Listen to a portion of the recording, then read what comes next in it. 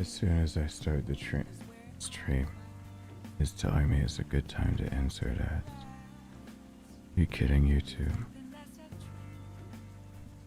No, I'm not hitting the damn ad button.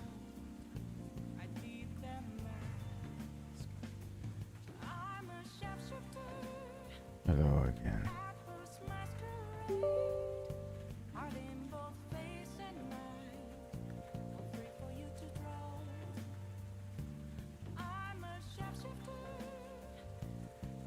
Hey Bolsky, hey Amara.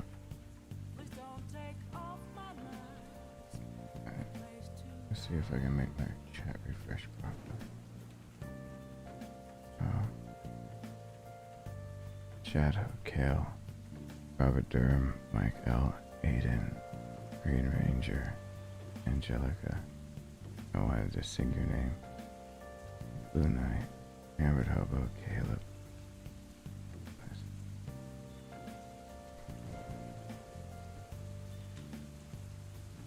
Hey, Kevin.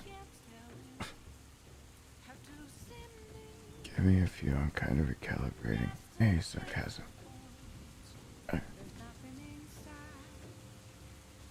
I've beaten the full challenges, except for the ones from Mercenaries on PC.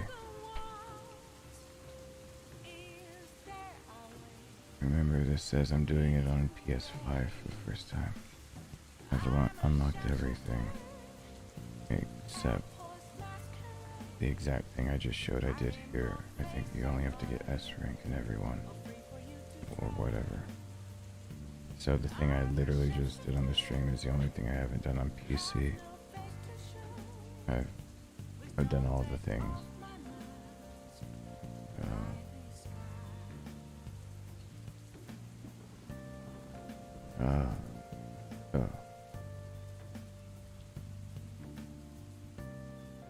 Excuse me as I calibrate a little more.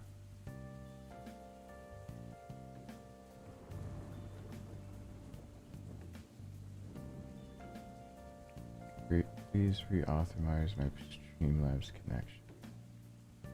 Okay. I'm definitely not trying to be Barry White.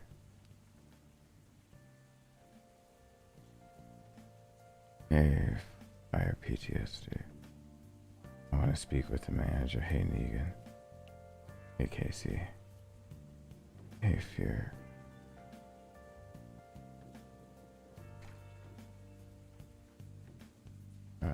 Hey, Darth. Test out the Ashley armor. It makes a hell of a difference.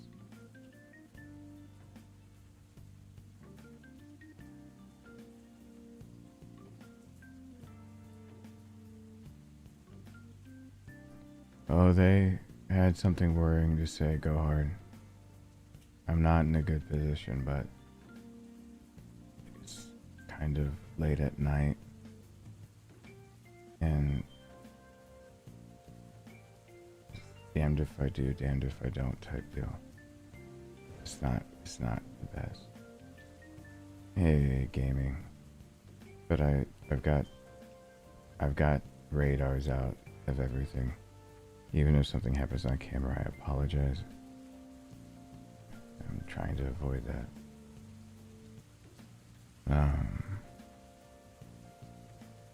I made a mistake that was very well pointed out to me that I basically need to be ingesting a lot more fluid to replace what I'm bleeding. Oh.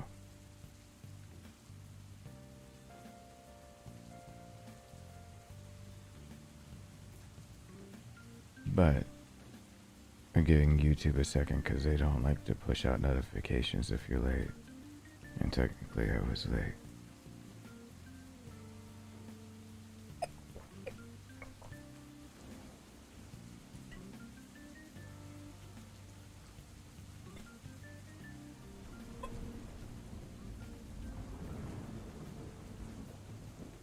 No, not Isaac Hayes either.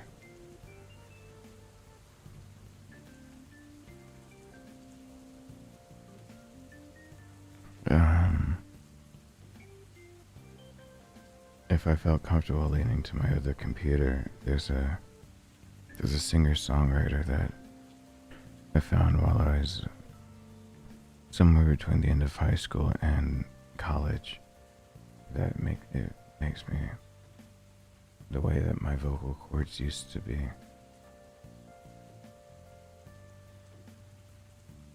That right now, the way I'm speaking makes me think of it. I don't know if that made sense. My voice is deep and sexy. We don't have all the slip and slides in the chat right now. I think Emma's still a command. Okay. Noah, when is it coming? I'm currently going back through the game without deluxe features, without the briefcases, without extended map, because I figured out basically everything I was leaning toward to make the game easier was actually in the deluxe pre-ordered version of what I got. So I'm kind of rebeating things on PS5 and going back to the drawing board.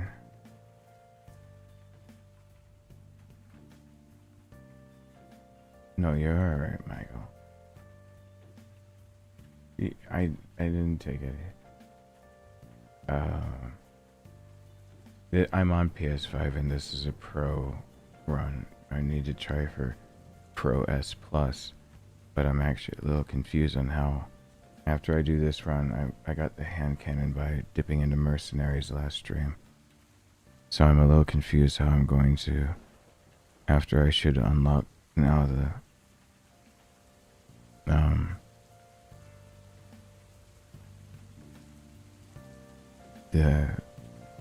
Thompson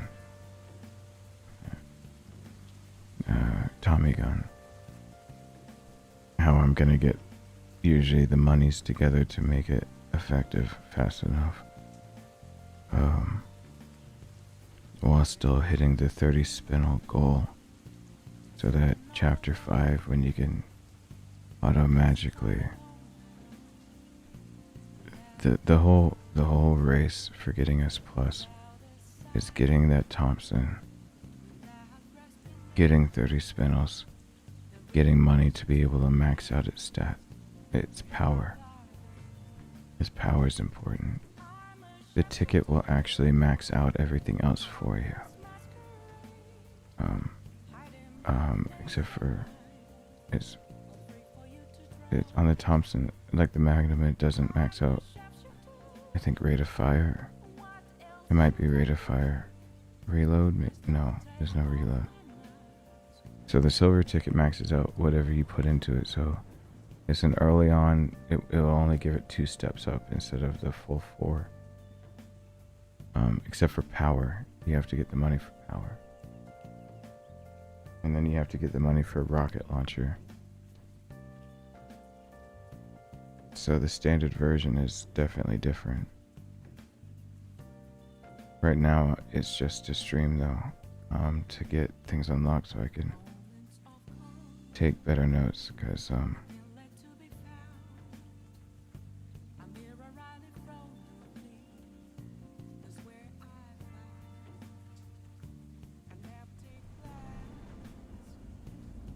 hey KJ, I can't go rest. If I get up for any reason other than I got 2 options in front of me. Either you're gonna see me on camera trying to power through and see my stats get better, or I leave this chair to go to the emergency room where they dick around with me for a while until they figure out that I'm gonna bottom out. That's the problem I'm running into. I'm gonna bottom out if I can't turn this around. Sounds like hyperbole and exaggeration, but I really wish it were. I really don't need to be. I promised Rowan I wouldn't die this week. I can't break a promise. So I'm not allowed to, so no one needs to worry. However bad it might get. Casey, I'll explain it more as I stream. The first stream I did, I explained why saying go to the emergency room is a little bit more useless than you think. It's not that easy. Especially the time of day. I have a GI bleed. But it's digested, and it's not coming from my stomach most likely. You usually have people that'll scope you when you get into gastrointestinal. You need specialized equipment to get through all of your intestines, or you need to get invasive, or you need to get lucky, or you need the imaging. They won't do shit at an emergency room if I'm not pretty literally dying. They'll stabilize. Emergency rooms are meant to stabilize, and then they'll give a referral. And so basically, if I just go, I'm paying $500 to lie in a bed and I'd feel a bit better. Because I'd get an IV. And as I even just discussed with the person that I talked to about some medical advice, I'm aware that a 10-hour drip that I would probably get is about the exact same as drinking 2 gallons of water. Which would really help. Because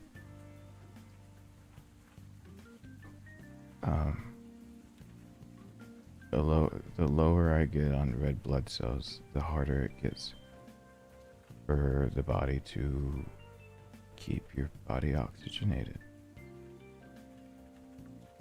Keeping pressure up is a good way to subvert that. All that an emergency room would give me is something that I regret that I haven't ordered. For those who haven't been around long enough, GI problems are the only thing that has been able to bring me down before. Infamously, I have died for 96 seconds before. They were going to call time of death, and miraculously, my mom was actually on their ass. And anyone that's in the medical field should know that you don't just get behind the doors of where you don't follow, even if you ride in an ambulance. You don't get to go that far. Their negligence of paying attention to their surroundings is why I'm still alive. My mom threatened their lives, but then threatened their careers, which was most likely the truth. That was 19 or so years ago. Right? 19 or 20 years ago. Experimental medicine from Canada later, and we finally stopped my stomach from bleeding out over and over. This is a little different. And I have other complications, so it's not as easy. So for example, going to the ER isn't as easy. If I go and lie down, I'm actually gonna hurt myself. Going prone right now is really bad. I'm streaming because talking is much better. It's forcing me to try to cycle oxygen. If I just go and try to take deep breaths and fall asleep because of low blood pressure or bottoming out, I could literally die in my sleep. That's reality. I need to see my system bounce back, or I would have to sleep in an ER to make sure I don't bottom out. Thank you, Hammerrock. So, oh my god. That's a lot. Jesus Christ, guys. I will play that. Love lurking and learning in your stream.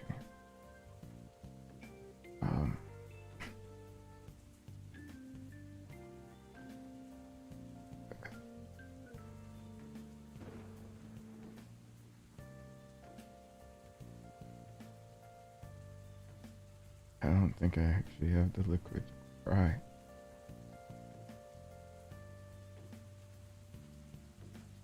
Thank you so much. I really appreciate that. I'm gonna play it. I'm gonna put on the headphones. This is not me griefing. This is exactly what I did when I got COVID. For those who haven't been around long enough, let me give you a little story about that. I actually do have some medical experience behind me. And I'm not just flying by the seat of my pants completely. I'm a bit more knowledgeable than people give me credit for. One, I'm studying to be able to pass 2 separate tests. And one can get me basically more than halfway to having my license to be a registered nurse. I'm studying for that. The other one, it would be part of my entrance to med school.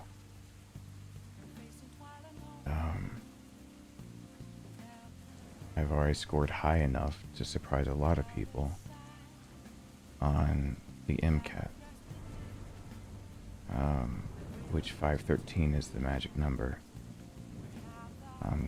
Getting anywhere to the 490s without having gone to 7 years of college apparently is pretty much miraculous. But that's just called I study. And I'm trained in trauma care, field trauma care.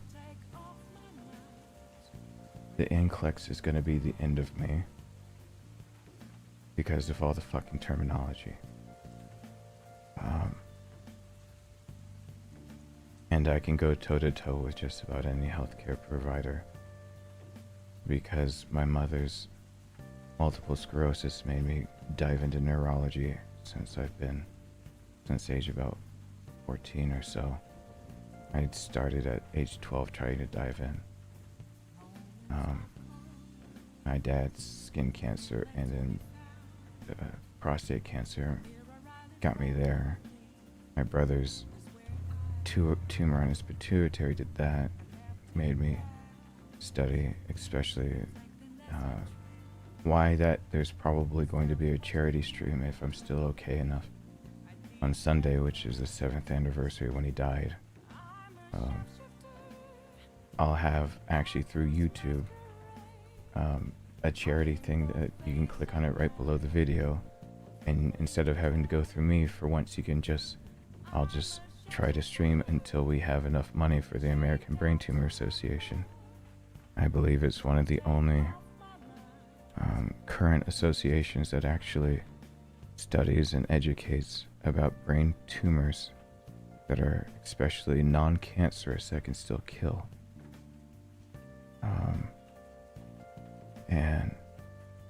And so, because that's what killed my brother, we'll go through that. And I don't shirk from things like I left and stopped the last stream and called somebody else for medical advice,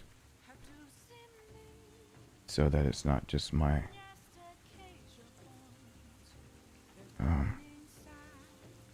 I say that because if it looks like I'm just trying to sit here and it's not helping or doing anything, it actually is. A story you guys might have missed if you're newer. Let me just inform you of how I already didn't die because I stayed in a chair and was on YouTube. We kind of had a pandemic. We're still in the middle of it, no matter what Biden declared. Hospitals would say otherwise, and world rates of death due to it would say it still counts as a pandemic because the virus is too new. So Let's get straight that politically being declared no longer a pandemic and being in the scientific world being declared a pandemic are not two different things. So we're still in the middle of a pandemic.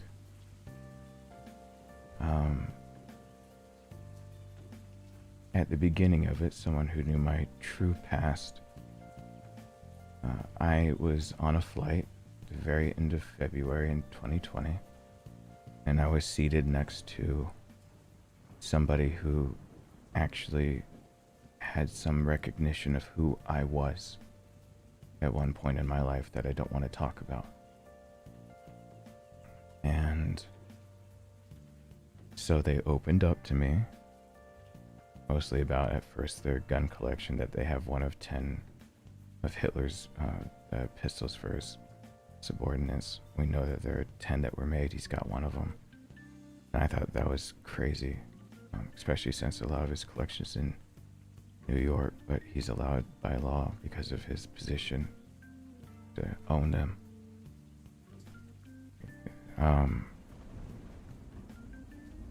But the topic diverged that he was actually catching a flight to get more training to go work at the CDC, that he was reassigned. And his assignment was to study into COVID. SARS is a big deal. SARS, most people don't really realize it. There is something called a coronavirus that is not COVID-19. That's why this is considered the novel. This is SARS-CoV-2. SARS is the important part. People forget about the SARS outbreak in China, and they went draconian to keep it in check. Kind of like people forget that Crimea was part of Ukraine and Russia waffle stomped that shit a long time ago. Like people forget all of history and don't study. So that like Ukraine's problems aren't new. But I digress. I sat next to him and I heard at the very end of February, we're talking the last days, 26 maybe? Sure. Of 2022, or 2020, 2020, that he's studying it because this sequence, and what he was referring to was the genetic sequencing of this SARS strain was 4 times longer than what you usually would find as a variation. And he was going to get more training on how he could help. He said he couldn't say much more than that. I understood the position he was in, but it did spark my interest that when you're talking about genetic mutations and things that are deadly, how long a genetic strain is before it repeats is important. To be 4 times longer than what China dealt with before it says a lot of things, and it infers a lot of things. A lot of things that I don't want to get into because, is this created? Is this something that was what? I don't want to give people fuel for conspiracy theories because there's actual science.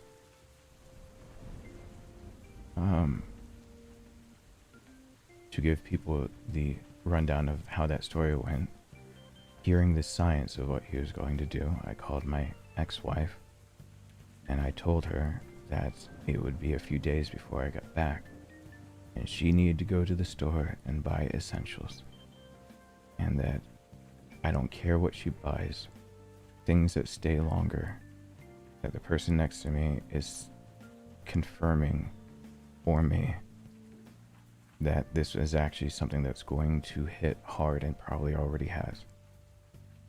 My ex-wife thought I was exaggerating,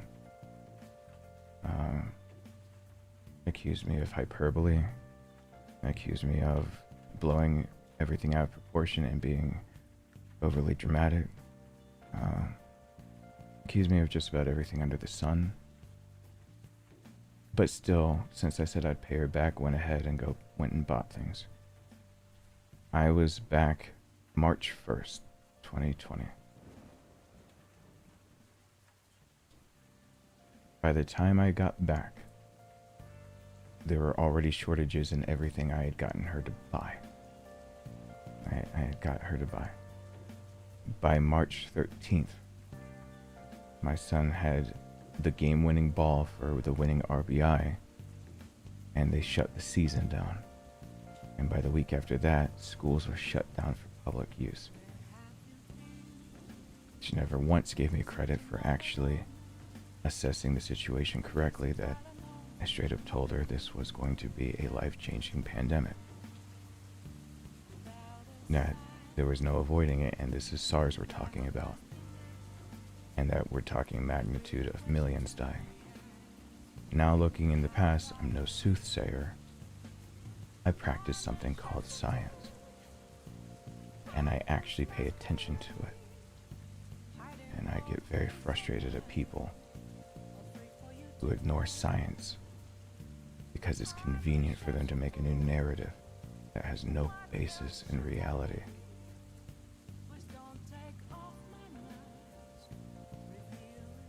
Because further along, she still wanted a vacation, my ex-wife. July, she wanted to go to Florida and take my son. She wanted to go to, literally, if you go back and track July 4th weekend 2020, there will be a hot spot, a warning in Florida about places to not go. The number one places not to go in the country at the moment. And that's where she wanted to go. And she was going the weekend after July 4th. And following science, since I could not convince her that was about the dumbest shit you could ever do, I made an agreement with her. And the agreement I made with her, and I kept it on YouTube, and you can, I believe in the live streams, see a few of them. The live streams playlist on my channel, I believe there's a few videos that are still actually stuck in there that I did not take out of it. They're marked day something. And it's because the agreement I came up with her is that she's doing something stupid. And that if she was going to act with reckless abandon, then the compromise I'd make with her is that my son could go on vacation. But I wanted her to understand she was putting our son in danger, that my son was never to be in a public space that was confined without a mask for more than 15 minutes. Because that's literally why and what happens. The particulate can stay within 6 feet of you of while wearing a mask. And 15 minutes is the normal human body tolerance of mechanisms that kill things like a virus that you don't think about as much. Like your saliva and your tear ducts and your nose with mucus there. That those systems will eventually fail and become the conduits for infection. Especially if you have droplet, because this is something that was between aerosolized and droplet, is some type of airborne particulate. And its most annoying feature was being able to stay suspended. The agreement I made with her back then paid attention to science and anatomy and how body responds to this, was that she could take my son to Florida, but I would have him at my house for 2 weeks after that to quarantine. Because I asked her specifically that if she still had meetings that she planned on showing up to. Meetings for her being a teacher, in which she said yes. And I said that my son would have no part of that. That he was going to go somewhere where it was likely he could become infected. And I wouldn't put the pressure on him of infecting others while she takes him to a school that if she was going to act recklessly, she would be the one to get people sick and not put that on my son. I was once again called paranoid and hyperbole of overreacting. She didn't like the idea that he would stay with me so long, but I told her that was my term for a vacation. And my son was good about it. Apparently came home and told me that they weren't necessarily wearing masks the whole time and went into indoor places like she promised she wouldn't. And he actually stuck to the rules. Unfortunately, I was a bit more right than I wanted to be. I had day one of where I was kind of joking that it was self-quarantine. Because while I was joking, I was trying to show people the importance of the science behind those things. That you should just be safe, respect your fellow man, woman, anyone. Just respect other people by trying to make sure that while a sickness is spreading, you're not part of helping it spread. In the middle of day 3 stream of my son being back, I stood up. I got very dizzy and sick and realized I had a burning temperature, 103, 104 degrees. Day 3 stream. Called around to try to find a test because I knew I was very sick. To get it dead set. The only contact I really could have had that could have given me COVID was my son.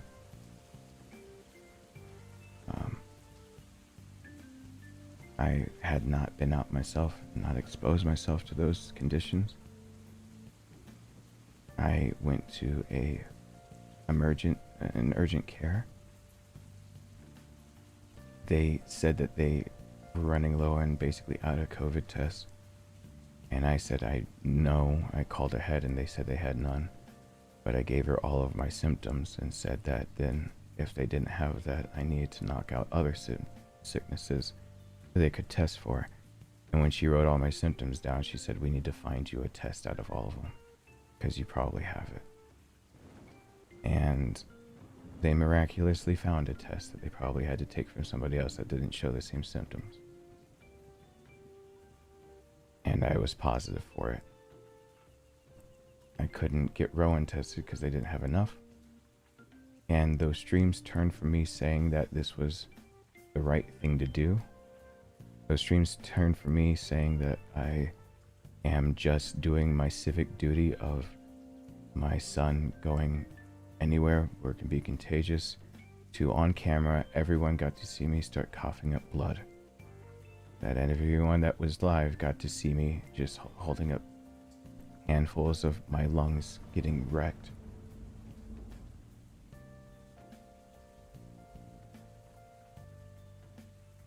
Now, back then, people kept saying for me to go to the hospital too, or to lie down. And I kept streaming for a reason. Twofold. One reason I kept streaming was to show people the reality that we're in.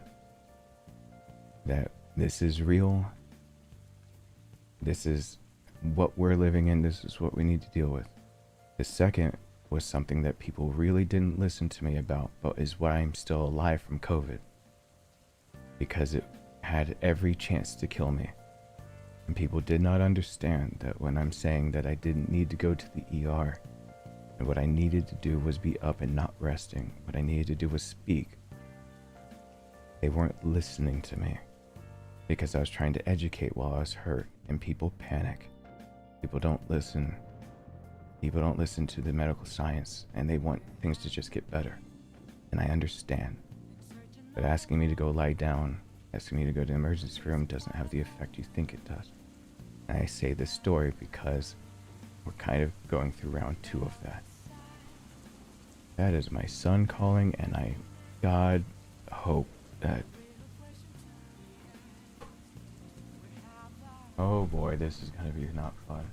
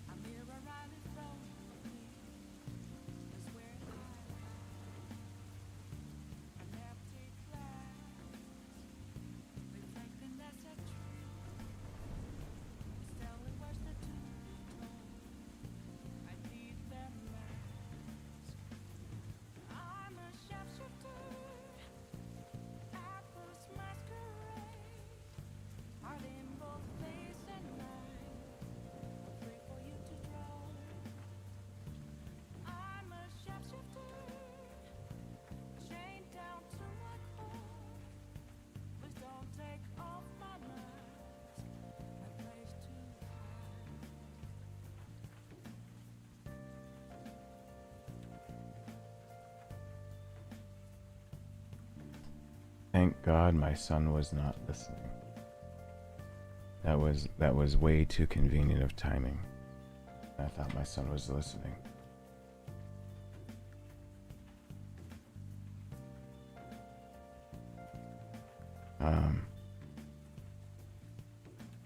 To finish that story of I'm not just sitting in a chair because I'm trying to grief, or whatever they call it when people sit and try to act pitiful. To finish that story of COVID wrecking me,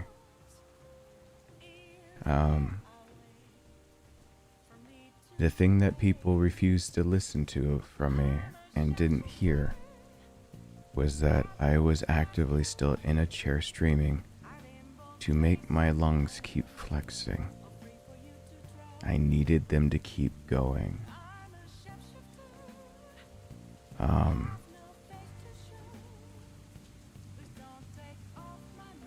And as much as people kept telling me to lie down, it came to pass where me sitting in this chair actually is what kept me alive. It's no stretch to say that it absolutely made sure I stayed alive. I lost function in a third of my right lung. They thought I'd lose function in half of my right lung.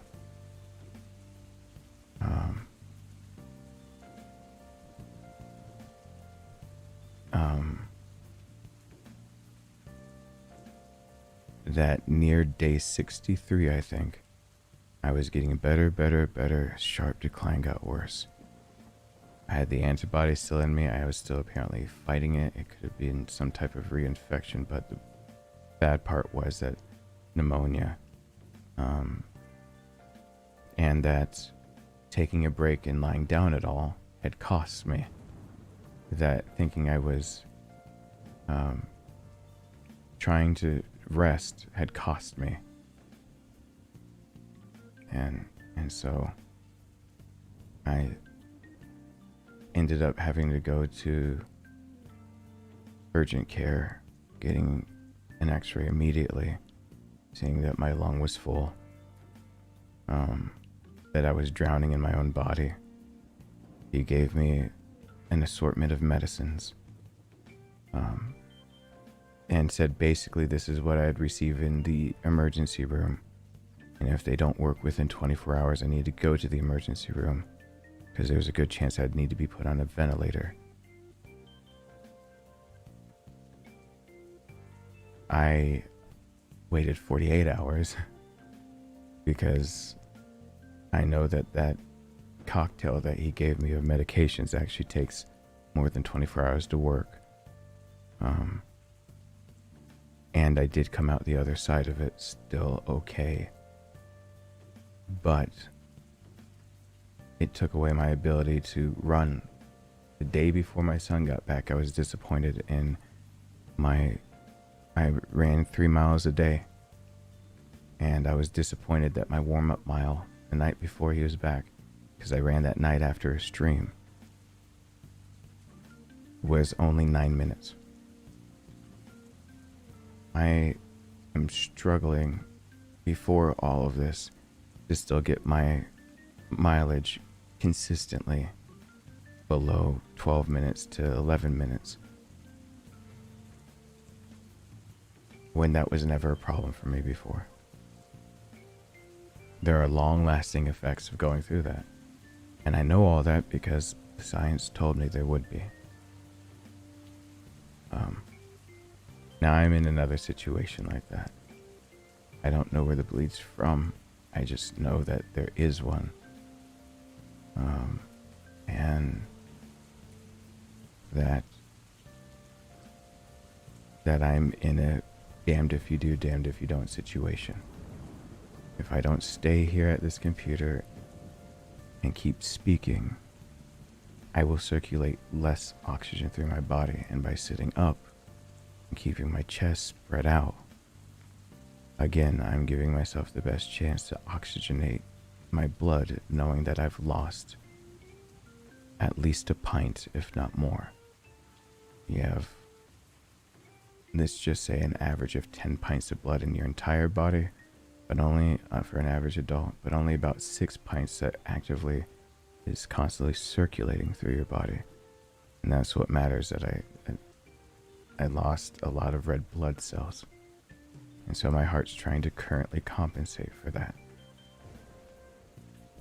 And in trying to compensate for that, while my blood oxygen, while healthy blood oxygen should be 96% plus, my blood ox is hitting 89 to 91%.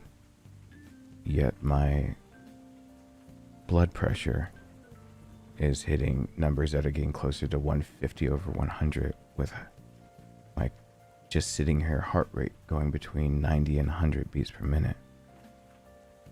Those are all symptoms that I'm going to crash soon. That it can be a pretty dramatic thing. And that's why I called. And I got confirmation that I'm, yes, in a good amount of danger. And that I need to get more liquids in me, speaking of which. And that I might need to go to the emergency room, because that would be the point finally that specialists and specialist equipment that might not be there that could try to help diagnose faster would be brought in. I know the closest hospital that has what I need is actually 40 minutes away.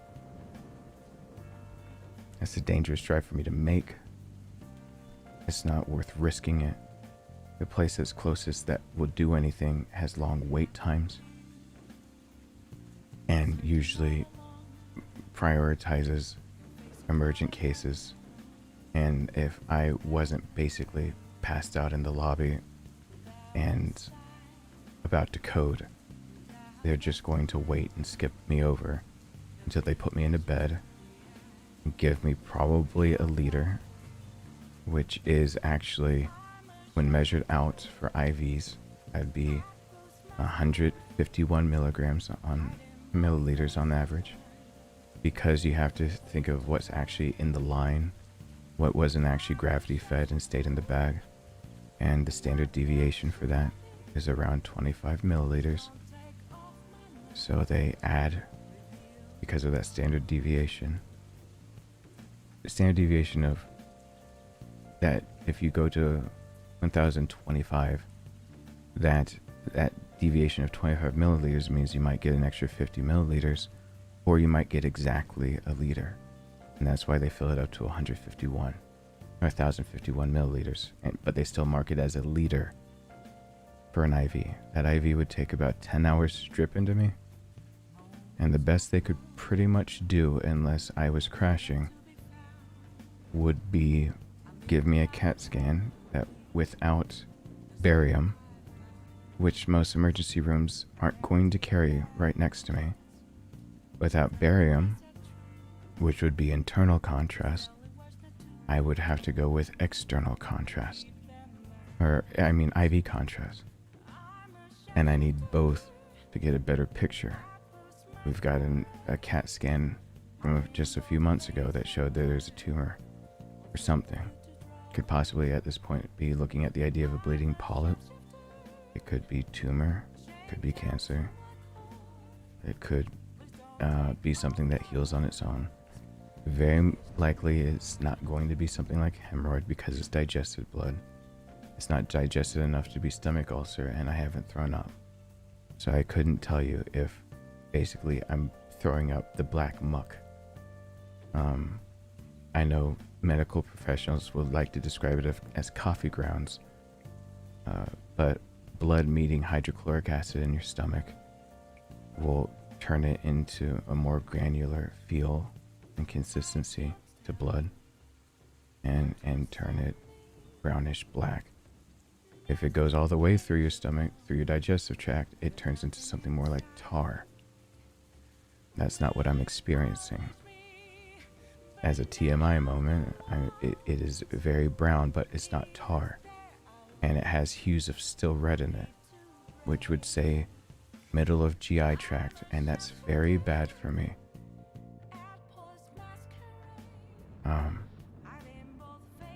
It means that I need actual proper equipment,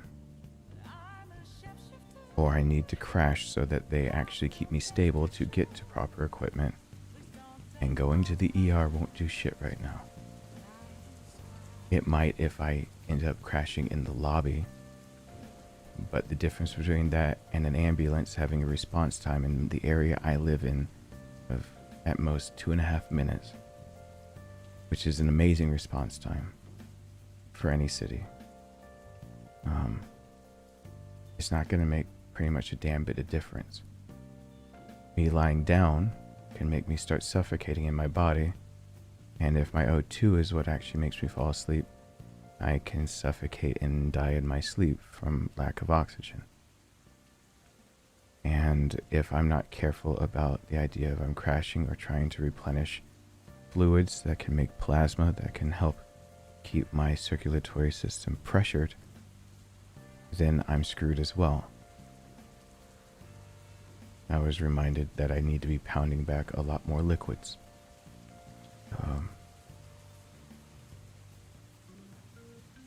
This is, suffice to say, I could go on for a while about exactly what I'm doing, exactly my knowledge, exactly the basis for it. But I already have also now another factor. My urine can't be tested properly because of passing kidney stones.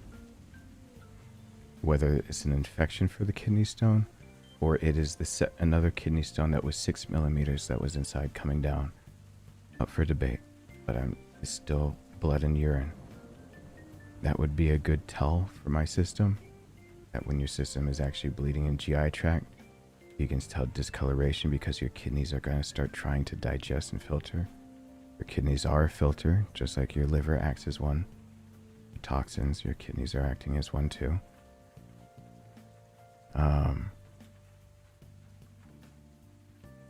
And dizziness should be able to tell me. But pressure already blew out part of my left ear. I need stents to be able to make my sinus cavity work better. Pressure made my ear start bleeding, and that takes a little bit of time to heal up. Of course, it's not a blown eardrum like people think. It's not the kind of perforation that requires surgery.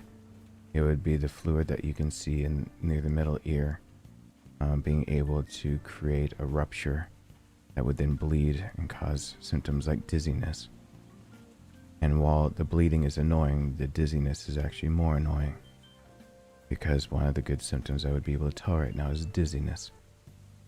So with me not being able to check my own urine, with me having pain from kidney stones, these are all third variables, with me not being able to tell whether it's dizziness from healing for something that'll take a few weeks, for me to be my left ear all healed up, from the idea that I already have abdominal herniations, where my abdominal cavity is in two places much thinner than it should be, and one place is actually perforated. It's through and through, and my intestines, about 3 inches of it, are sitting outside my abdominal wall. Between all of those things happening all at the same time, I don't have a good indicator, nor would any doctor have a very good indicator of what's happening unless they could see the active bleed or be able to scope me properly. And that's not going to be found at the Wellstar near me. That's probably Northside Hospital. I know the hospitals near here. I know the equipment they've got. I'd probably need to be about 40 minutes away. And Wellstar would only basically stabilize before they either got a specialist there with the equipment or decided to transfer me. On top of that, it's nighttime. So for those that think that in an ER you actually have doctors like neurologists, endocrinologists, anything like that doing some rounds at nighttime, you're sadly mistaken. I'd be stabilized by, probably looked over with the condition I'd be in, by a charge nurse. I'd have an RN probably looking after me, but it probably need to be checked over twice because vitals would have to have someone looking over their shoulder to, and they would have to basically try to advocate for me to force a specialist to come back in because they're off the clock somewhere around 5 to 6 p.m. So you're asking a GI doctor to be convinced to come back into a hospital when the case isn't critical. He'll have me wait anyway. Can't you die at home? Yeah, but I have symptoms to look for and ways to reach out to 911, and I'm not just winging it for that either. So if that answers all questions, that I really do know my shit, that I really actually do know how the medical system works, that I do know my symptoms and know they're dangerous. I know they're even deadly. I know they're deadly because the GI bleed is what caused me to have a screwed up Georgia system to have them write a death certificate because they tried to call my death. And my mother being close enough when she shouldn't have been is what threatening their life, but then threatening their jobs. And it's because I am O negative. I was not reacting well to medications for anti-rejection. You don't just naturally take other people's blood and it just work. At this point, the first thing they'd do to get things up would actually to be not what people think of as a bag of blood. I'm lacking red blood cells, but they'd worry about pressure first. And in this instance of knowing that nutrition needed to be able to get places, but I have enough red blood cells, this would be a case where they'd probably want to reach for plasma if they actually had it available. Now that's a specialized case of the idea of when you're repressurizing the circulatory system, what do you use? A bag of blood that you donate isn't as effective as you think because your body will reject it, but it will act as a temporary stopgap. That is if you don't have enough red blood cells, you don't have enough platelets, you don't have enough something else. I almost said white blood cells. That's exactly what in your body will start attacking the blood that you're getting put into you. Plasma would actually work better if an IV did not do enough. And your body can recreate plasma in 24 to 48 hours. That's why you can fact check me on that one, that you can go donate plasma right now. Every half year they must do a physical and make sure that you're okay. They need to do a prick test to make sure you're iron, you're not anemic, everything. But after 48 hours time, you can go right back and donate plasma again. Because your body can recreate plasma. That's not what I'm in trouble for. I've bled out a lot of red blood cells and that carries oxygen. If I let my respiratory system relax while I'm technically hypertensive and have a low O2 stat, I'm looking at the idea of going into shock. And that is very deadly. I do not want to die in my sleep from shock. I do not want to die. My brother's 7th anniversary of dying is around 11 p.m., 10:30, 11 on this Saturday. My parents can't stand to bury both of their children, and I promised my son that I won't die. This would be the first lie I'd ever have to tell him, so I'm not going to make it a lie. I will live. I will figure it out. I know a lot of people say that and it sounds like famous us words. I don't know how many of those people promised their child and said it with their whole heart, knowing the medical circumstances. And I knew I was making a promise to my son that I can keep as long as I'm careful, as long as I'm keeping myself checked on, as long as I'm not making any stupid mistakes, any novice, anything. This is when I say you should learn about your body comes into play. The average person would have already gone to rest on a couch. And to be quite frank with you, if you lose a pint of blood and thought you could just sleep it off on the couch, and your blood pressure and your heart tried to start compensating for that, and you weren't putting nutrients in, you just closed your eyes for the last time.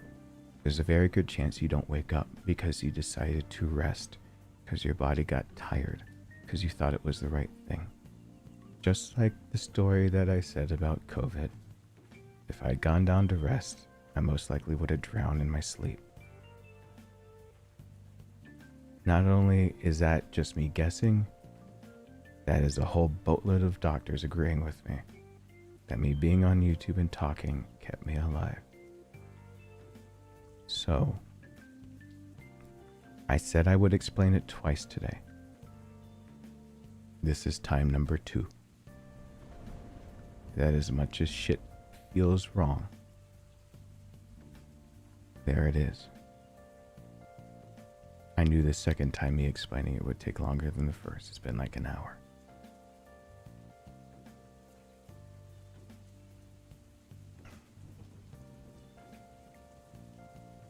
So, it's not to be dismissive of anyone. It's not that I'm ignoring people saying that I should get rest or take care of myself. Sitting here at the camera and talking, even explaining what's going on, is actually vital to me right now. If I wasn't at a camera, I need to be up, sitting up, and doing breathing exercises. There's a little contraption that I could go find. I think I still have in the closet. I need to be sitting up and blowing into it. And it is to exercise your lungs. There's a ball on the end of it, and you can see how much pressure you're able to blow into it.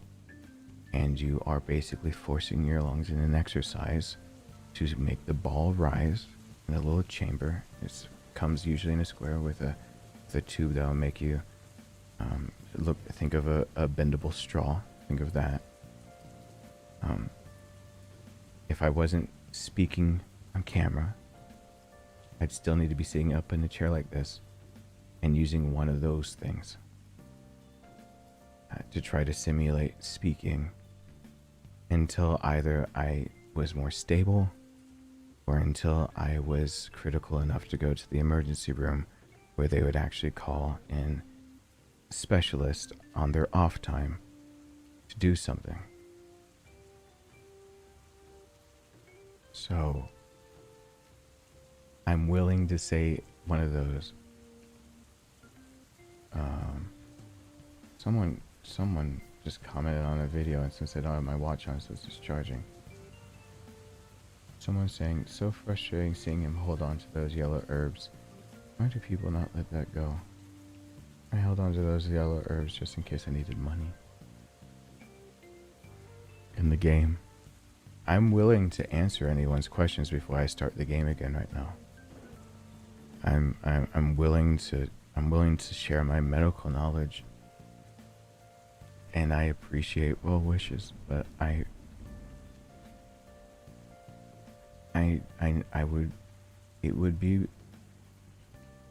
know Alyssa is busy, otherwise she would sit here and go ahead and say yep to everything I just said. It would be a bad idea for me to think that my best thing to do is to go lie down on my back and get rest like that.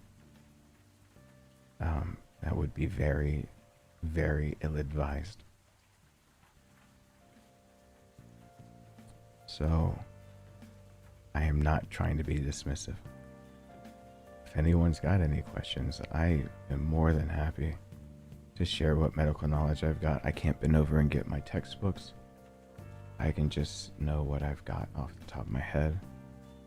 And surprisingly, what I know off the top of my head is enough medical knowledge to get me scoring into the 490s on the MCAT, which some med students who are studying for it, pre-med, would be really damn jealous of that score. And the NCLEX for having to memorize so much terminology to be qualified as a registered nurse is going to probably give me an aneurysm. But I need to follow my own advice, get a lot of flashcards, and probably get a few pocket guides. But you're free to pick my brain for about 2 or 3 more minutes here, and then I'll play. Thank you, Shadow. My brain is just a thing. I'm a medical Christian. Could you make a video on all you've learned from your religious studies? YouTube doesn't like that as much. That's why I need to cut it out of the other one. Maybe. That's a possible. I think if people could learn about other cultures and religions, that a lot of conflict would stop, because there'd be a common understanding at the base of all of it that we're just human beings doing the best we can to navigate this world. So I wouldn't be opposed to making a video like that. I just don't know if it fits the niche, if people would like it, and if YouTube would accept it, given that there is literally an advertisement tag about what it can be publicized that talks about religion, saying that if you mention it and talk about it, that you get demonetized, and they can't push that to the people that are subscribed. But I mean, I've considered it many times. I just wish my brother were here to help me navigate how to write that. He used to be a writer for a few YouTube channels. I used to help write. One of the most prominent one I can think of is back in the day writing for Planet Dolan, when top whatever lists were kind of new. Coming up with cool facts for them, as well as working with Screw Attack, which now is, people have heard of Food Theory and Matt Pat. He was part of Screw Attack. That guy with the glasses, which is now Nostalgia Critic. The Spoonie Experiment. Those are all friends of my brother and I when I was younger. I don't have any of them to help me either at the moment to look over something like that. How will I sleep? Sitting up. Even sleeping if I feel okay with it. My chest hurts really bad right now. That's not a good sign, but it's to be expected. I'll sleep sitting up.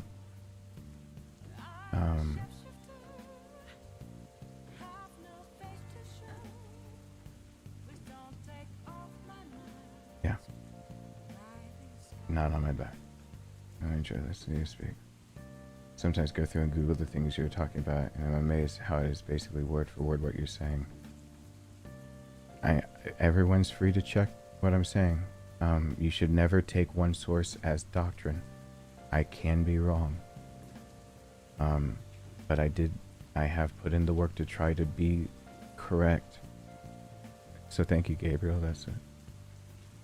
Nice, Wait, how problematic will it be when you have to end up actually sleeping? It'll be an issue.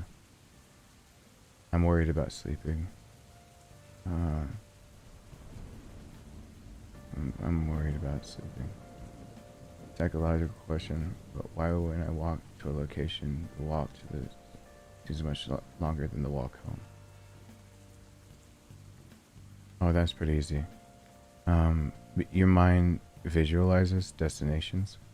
So this is the same question of why do people buy treadmills and not use them, but those who jog outdoors actually are more likely to keep up the routine. When you're on a treadmill, you can step off at any time. This is all a true story. Absolutely.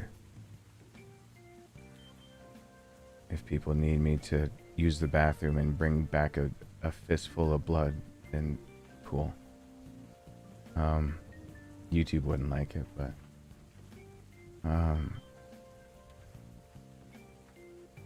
because I'm actively bleeding, it's not fun. So when you go to walk to the store, your objective is to go to a place that is actually away from your comfort. to obtain an item that is a comfort that you just left. The psychological answer to that is the same way as the treadmill. People can easily step off a treadmill if they have it in their home. They have to have a willpower and determination to stay on it because their comfort is right there. When you're walking home from the store, you have not only the item you obtain for comfort, but your goal isn't a place that is away from comfort, it's back toward. And your brain judges sensory around you and time based on your expectations and basically the feel-good chemicals. And it feels a lot better that you're near the end of your goal and it goes faster than when you're at the beginning and it feels slower. That's why the work day can feel sluggish, and then all of a sudden you get past like that hump in the middle of the day and it goes faster. Because when you got there, you had the whole day ahead of you. When you get past halfway, you have the goal in your mind, and so it goes faster. Members only kind of video? Maybe. Your side rants are probably my favorite parts of the stream. I'm glad they are, Pac-Man. You have one of those posts that allow you to sleep sitting up? Yes, I do. I have a few different ways I've learned over time to make sure I stay up. If you sleep sitting up, would you sleep for like 20 minutes and wake up for a bit and repeat? Breaking up sleep like that would be harder than you think.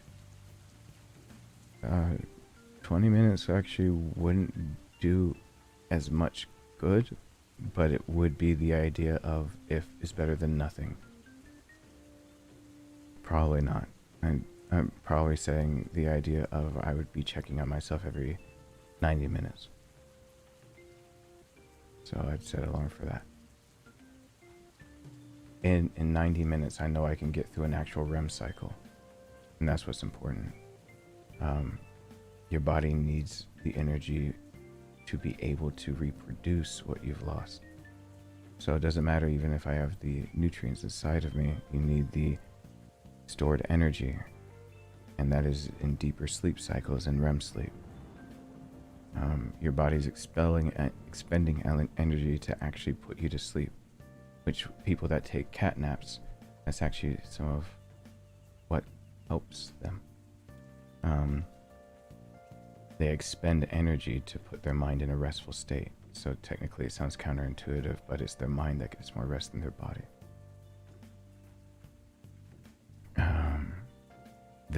We have a third CC. Hi there. Or maybe it's the other CC and they just spaced it out. Alright, that was a lot of questions, and Emerok an hour ago was extremely kind, and I apologize so much for pausing it. Alright, hold on. I got an idea. Hear me out. I got an idea. Hear me out. What if? Hear me out. What? Oh my god! Oh god! Ah!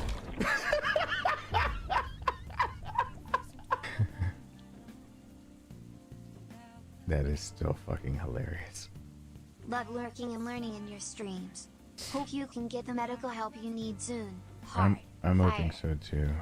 I thank you so much.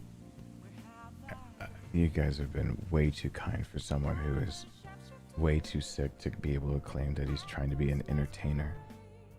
The best I can do, I mean, I kind of came onto this stream with the expectation I was doing it more for me, so that I was staying healthy, and you guys have blown me out of the water with showing me that me just trying to be healthy is apparently good enough for you guys. I really, really appreciate that. Don't leave, I'm about to play, but I've been talking for an hour, so I do need to hit the add button so that YouTube doesn't try to auto-insert ads. And then let's go.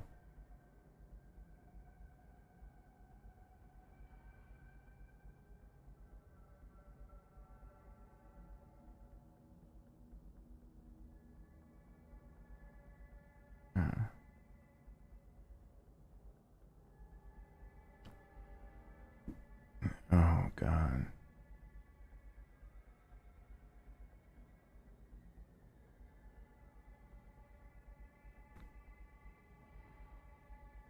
Gee, it has been a long time since I've read Leet speak. I am so... I think your name says gelatinous. I'm so sorry to know. I'm so sorry to know that you've also lost your sibling. This sucks. My brother was the other half of how I thought of things, so... Now, I'm playing a video game.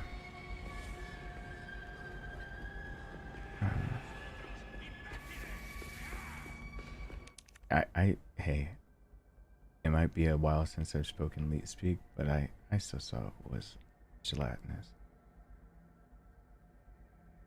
I appreciate that. I don't see. I feel like I need to draw it out to make sure that we've got CC, and CC. Working as a nurse has actually really opened my eyes to just how limited specialist hours are. They really are. They clock in, they clock out, and you gotta drag their ass back in there.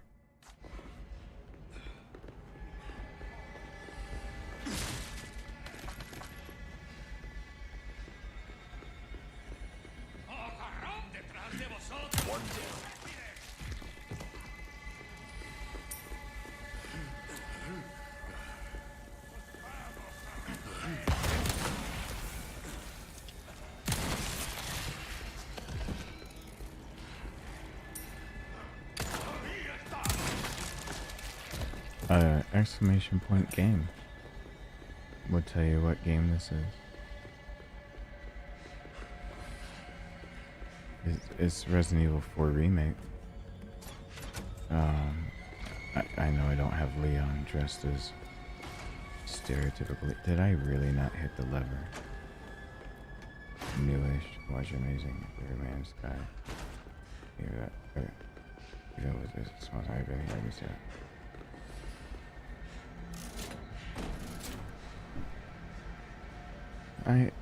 I like to think that my channel staying small does have a few perks. I'll be falling in line soon enough of having to give into YouTube's algorithm of doing certain things. But as it still is, I do encourage those that have a shield next to their name to go find an old members post that whatever they want to be called by, what their birthday is, and one unique fact about them to fill that out. Because as many individuals as I can remember is what I'd like to remember. I do know, by the way, his reload for the Red 9 is correct. Almost. The Red 9 has an internal mag and modified Mauser C96s. They were modified later to take external mags, especially when they started being chambered in a rifle instead of rechambered to 9 Parabellum, which is the Red 9 that it stands for. So it does take a stripper clip to reload the internal mag. But he makes it look really easy, and it just so happens that the stripper clips that are meant for the Red 9 are kind of finicky. And it almost feels like you gotta bash it a little bit to start it. So there are a few animations that just people ask me about, like, what do you think about the weapons or this, that, the other. I'm like, oh my god, a pistol can't do that. Not even the Desert Eagle, the 50 A&E, yeah, a 50 cal American Express can't even do that. The only way I can think of bifurcation happening, which is ridiculous. I mean, it's not funny to think of someone bifurcate, but it would take, I'm just thinking I don't think it's Winchester that first did it. There's a company that did defensive rounds of the P series that I can't remember the designation. And the defensive rounds are a slug at the front You handle yourself pretty well. with 4 to 6 buckshot behind it, I Sure you're believe. just a researcher. I'm just And an average guy. Happens to be quite the ladies' man. and even that, still, the combination of a slug that does massive damage and the buckshot trying to shot doesn't spread nearly as much. Effective ranges for a shotgun are actually, even with buckshot, keeping a tight pattern, about 50 yards. After you, I insist. Such a gentleman.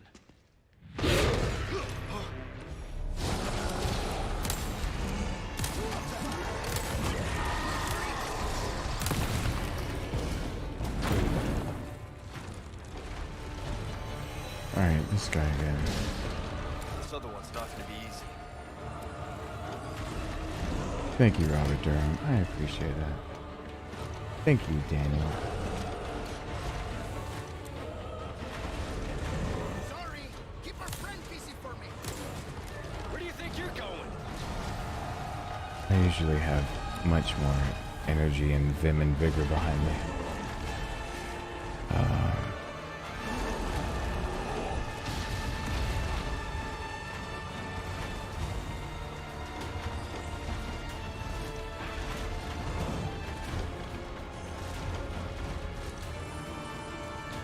Leon!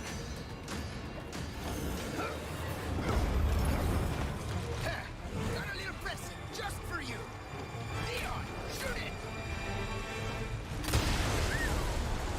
Beautiful! Just as planned. All right, let's finish this guy off. He only needed one shot to finish him off the first time, and this thing was so inaccurate I couldn't pull it off. Good night, Paul Goldner. Thank you for being here.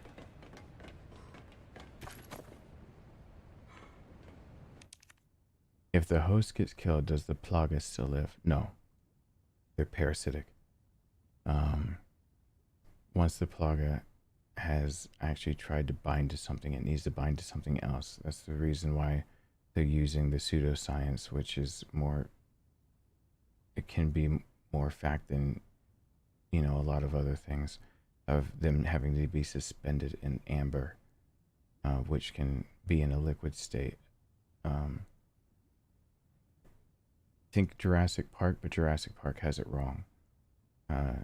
Something suspended in amber like that, the DNA wouldn't actually be viable. And most fossils, people don't actually realize that the fossil is actually the minerals that replace the bone.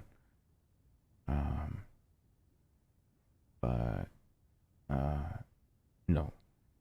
The plaga is described in this game as attaching to the nervous system or the main functioning system of its host, and that killing the host will kill the plaga. That is why in humans, that before the plaga has been able to mature all the way and come out of their head, stabbing him in the back of the neck actually kills him, because you're severing the spinal cord and they still need the brain of the human being to function the body. And that is why when some of them you're hurting and kicking the head off, they're surviving.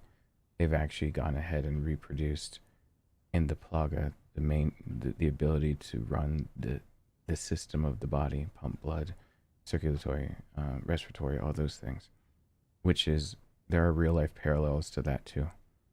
The plaga would probably have a limited time on their own.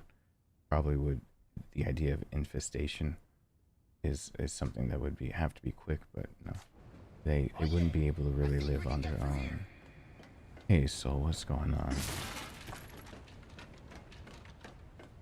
Which is actually a pretty good question on that, because the science in this game is, the science is there. It's just a little harder to.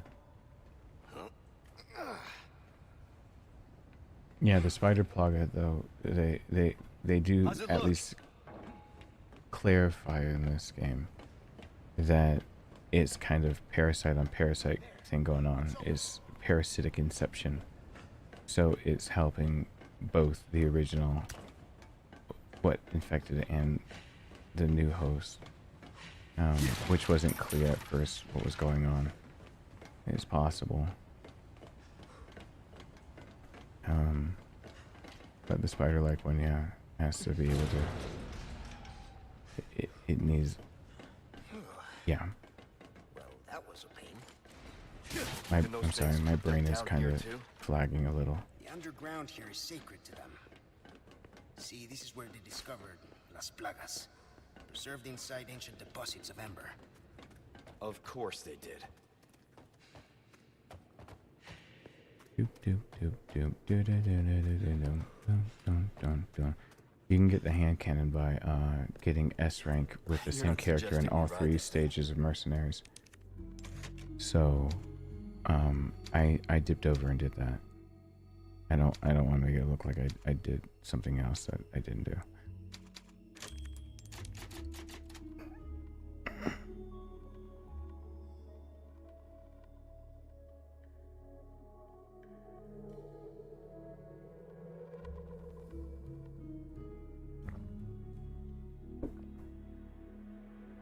I should be chugging water. I shouldn't be chugging water. I should be ingesting as much water as possible and not throwing it up.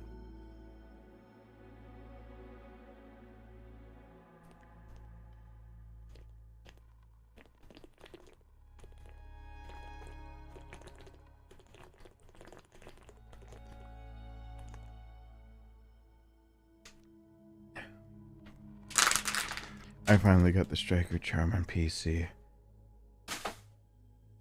I might have to be corrected if I'm wrong, but I'm almost fairly certain that at this point the charms are actually seeds that your game starts in, and there's a certain number of charms that you can get in a new game playthrough, and New Game Plus adds more.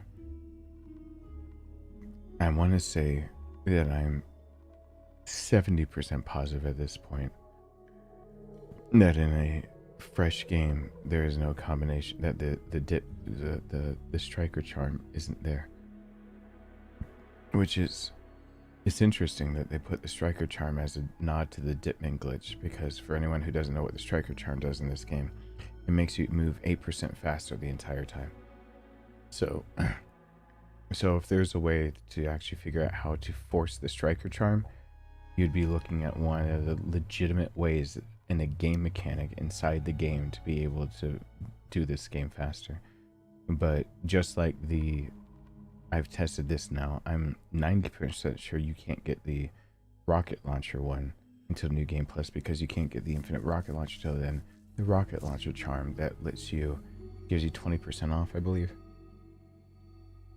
So I don't think you can do anything else on that.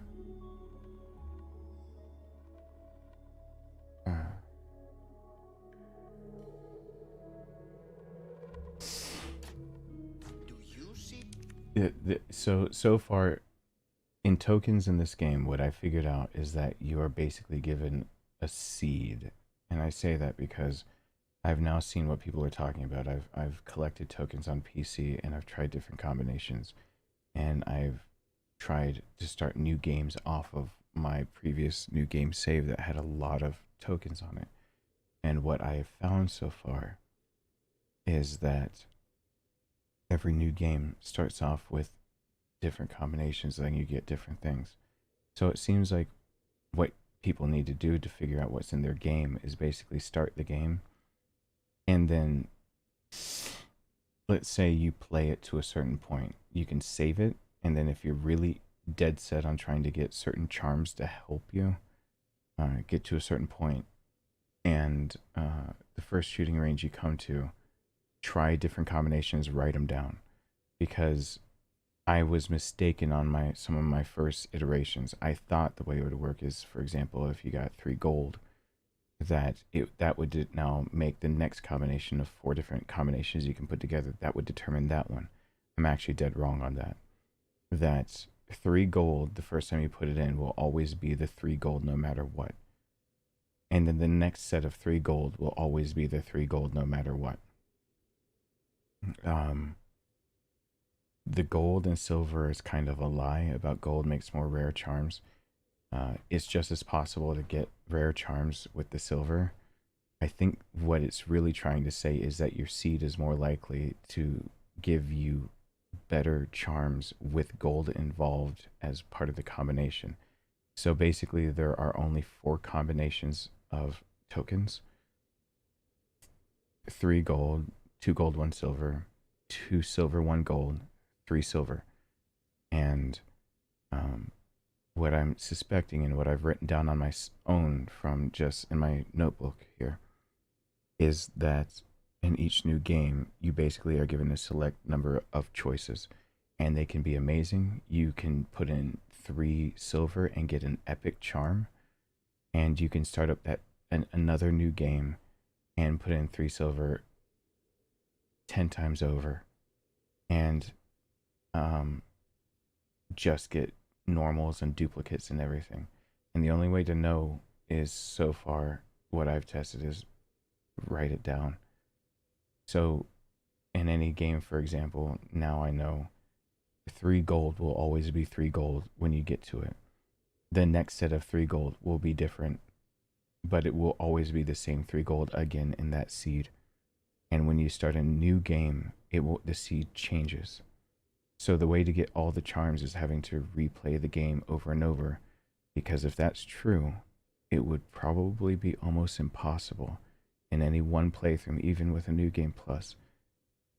Even if you had infinite tokens, there shouldn't actually be, theoretically, infinite possibilities.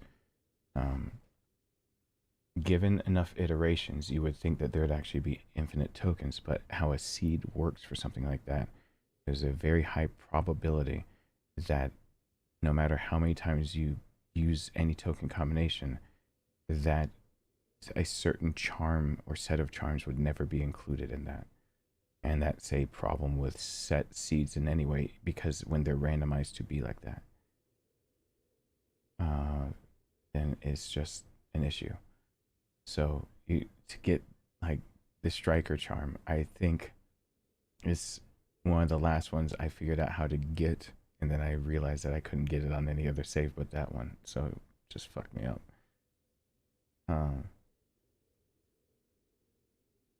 Yeah, my live streams are in the live stream playlist. They're not all stuck up there because YouTube is getting on to me about publishing live streams without editing them. Any other way? I say YouTube getting on to me, but there's more to it. That's the algorithm doesn't like it. Give us a push, Sancho. Who are Who you calling Sancho? There, it's moving. This should speed things up. That is dumb. GJD, that is dumb RNG. I do not like RNG like that. Oh, by the way, What now? hope Hope you like thrill rides. Let's see if I'm within enough to pass this part. We're going off the rails. No, we're not.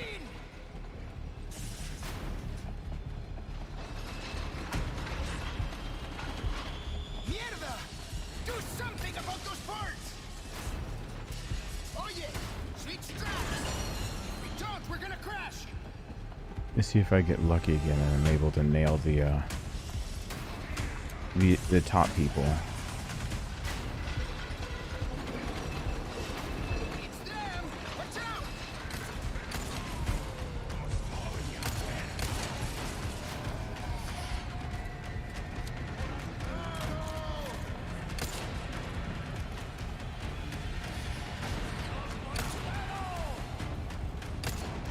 Up ahead! Shoot the board!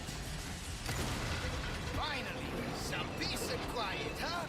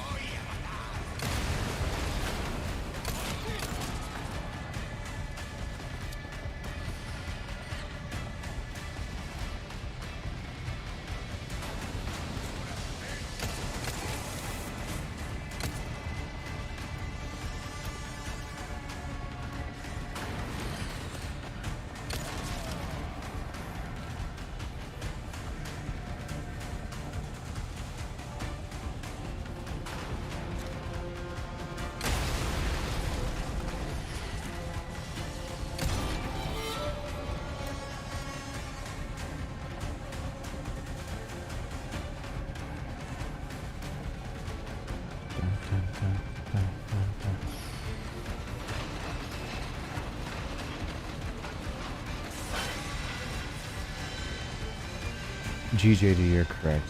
That is actually a criticism I do have of this game. That they made the shooting gallery more than just trophies. They made it important to the game. Things are just getting started. So your ability to possibly have an easier time at higher difficulties is now RNGesus. Not a fan of that. Not a fan of that at all. I don't like the idea that I can possibly get an epic charm in one playthrough that dramatically changes the way that I would actually try to play the game. I'm so glad I saved it. No me jodas. That would dramatically change the way I'm playing, and then get another that would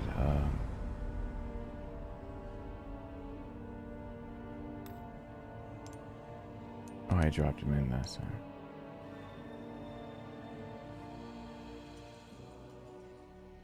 Yes, I have loved the fleshing out of the characters. My favorite is the one that I'm sad that got harassed the most. Yes, Ada's voice actress did so well. Stay focused. Did not deserve anything that she got thrown her way. Took direction amazingly. Just was, I think, so great all around. I tried to reload. Dang it. And she got so much hate that she had to delete social accounts and then had to remind people that, you know, for anyone who doesn't think the race card is at play, I think they're highly mistaken on how this world works. So it's just sad. But I do think the characterizations are one of the best things. If people I feel sorry for people who do not think that half the problem is not the race card.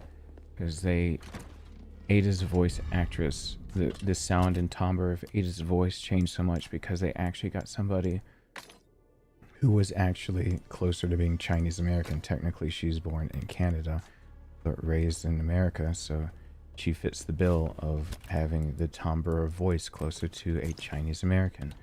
Where the original voice actress for Ada, who everyone was like, you should have, is a 60-year-old white woman and sounds like she's not Chinese American. And then she was told and given voice direction to be more stoic so that they could actually help characterize Ada later on. That basically she was given voice direction that this is a Leon that knows that she's duplicitous. This is a Leon that knows better. That in Resident Evil 2, Leon wouldn't have known any better, and Ada was wearing her persona of being this person she wasn't. And that was uncovered by Leon. And now that Leon's seeing her again, she has no reason but to deadpan him. That she has possibly feelings of what she thought about and all these other things, but she's got no other... it makes more sense story-wise that she would kind of be more deadpan and more stoic, and the directors asked her to bring back emotions and to be more stoic. And so between the idea that she doesn't sound like a more bright, cheery 60-year-old white woman, and the idea that she took direction and did exactly what she wanted to, or exactly what they wanted to, and given they even hired her for the position because she played the live action version of Ada, which is considered one of the only good parts of the live action, her acting and her voice there, you can hear that she changed her voice because the directors hear she didn't just phone it in. And I am very disappointed in humanity over that one too. Yeah, it was twofold. She doesn't sound the part because people are used to a white voice actor. I don't think people know that the timbre of the voice is actually partly designated and dictated by your genetics, your race being a big factor. So you can try to mimic the timbre of a different ethnicity, but you're never going to nail it. I take that back. You can train yourself to nail it, but I mean, you have to go out of your way and be very well trained. And then for her to just do what she was asked, and then she had to defend herself with basically some of the hate mail saying that she doesn't sound the part. She's actually Chinese American. it's just awful. Roses are blue. Thank you so much. That name doesn't seem as familiar to me.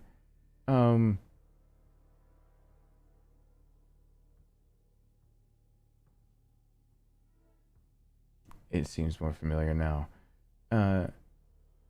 Wisma, Selatin, Sweet Star, Kino. Welcome to the family. Thank you so much for that. I appreciate that so much.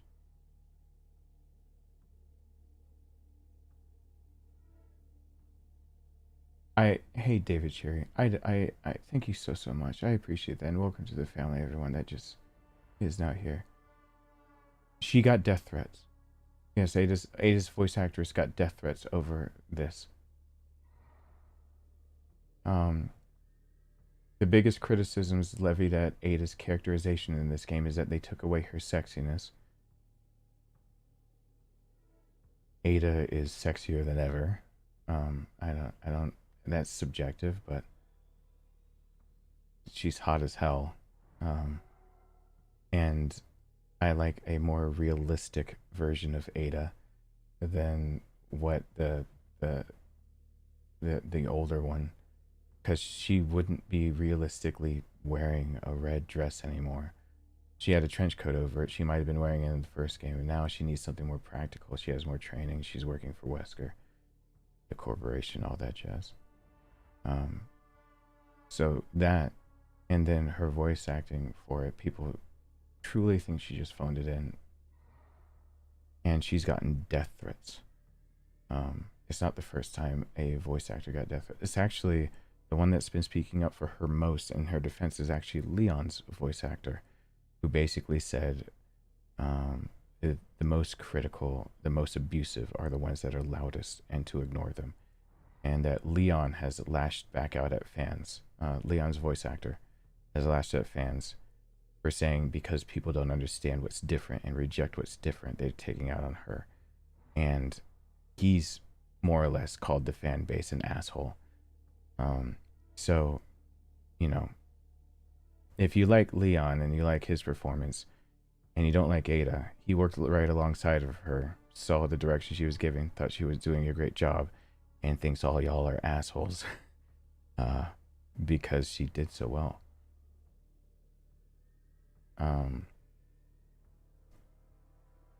Spy turtleneck wear. It's more form-fitting, and it makes more sense for different environments. We're talking about being in Spain. Leon, if we recall, showed up here wearing a bomber jacket. So obviously, a turtleneck makes sense. If Leon needed to wear a bomber jacket while the police officers wore heavy windbreakers, it's cold. It's at least cold enough to actually bundle up. She's wearing a jackass rig, a shoulder rig for her pistol. I didn't see where she's keeping the grappling hook.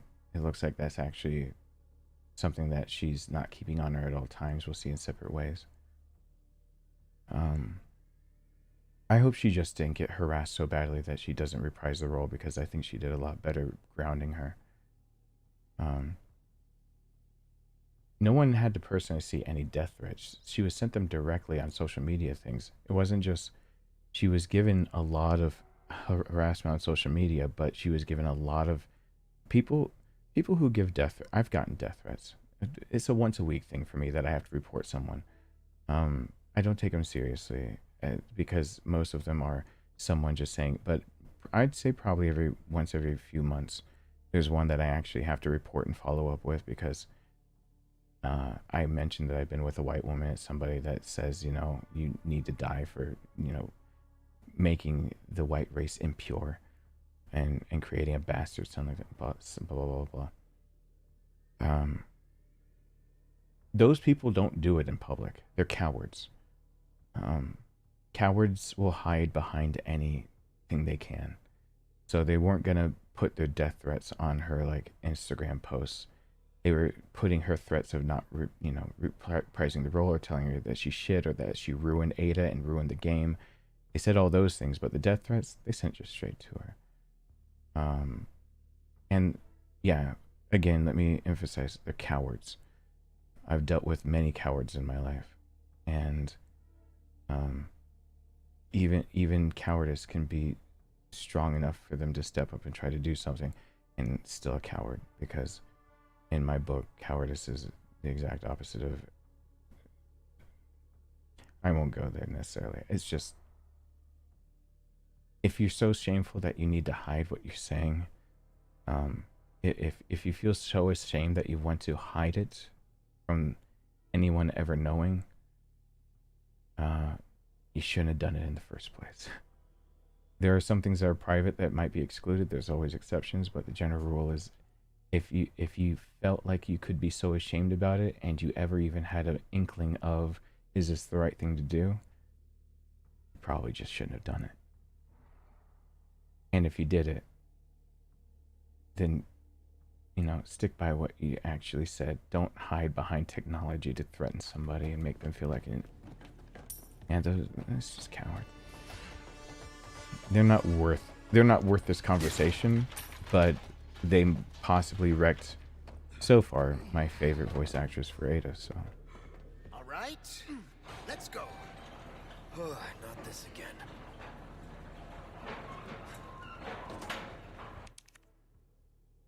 It's almost like the RE fanbase got a taste of ruining Remake DLC, that they are going out of their way to ruin every game.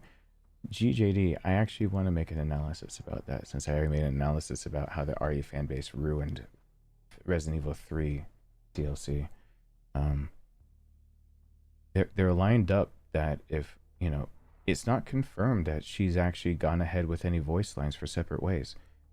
Yes, they've done Separate Ways.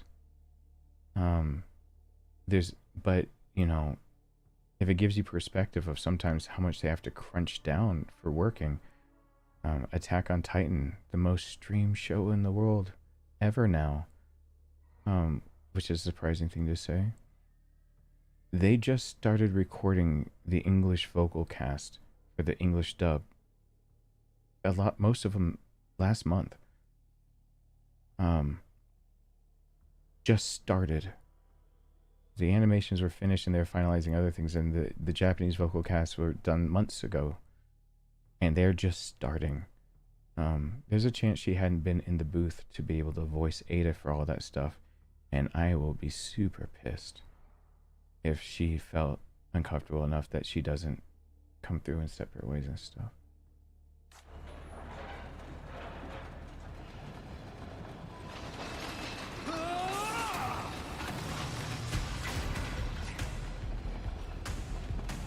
Even more so that it looks like they were lining her up for her own game. And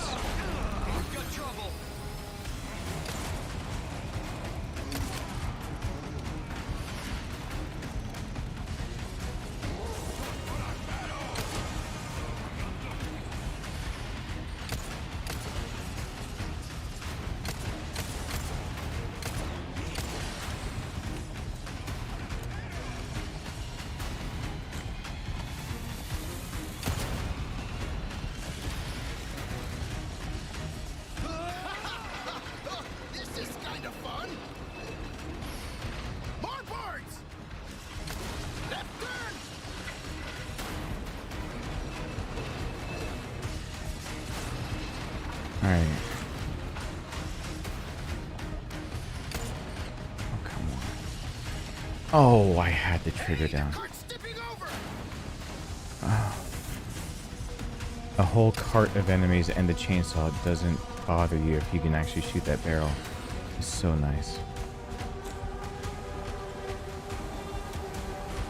Now I gotta deal with them all.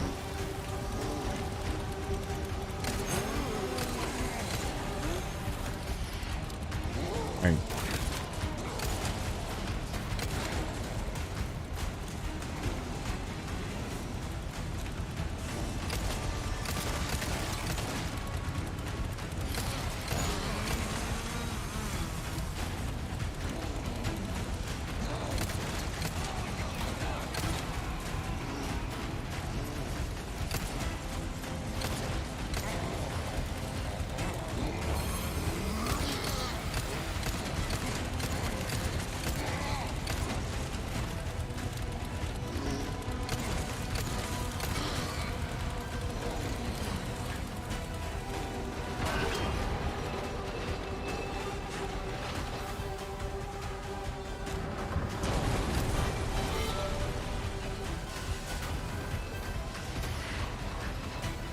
By the way, I don't mind that the Red 9 does not feel all that accurate. The Red 9 is a very crappy pistol. I mean, it's a mediocre pistol or it's a mediocre carbine. But it's like, it's meddling no matter what you do with it. It was forged out of necessity to be redone in 9mm. It's just, it's horrible. I don't like the Mauser.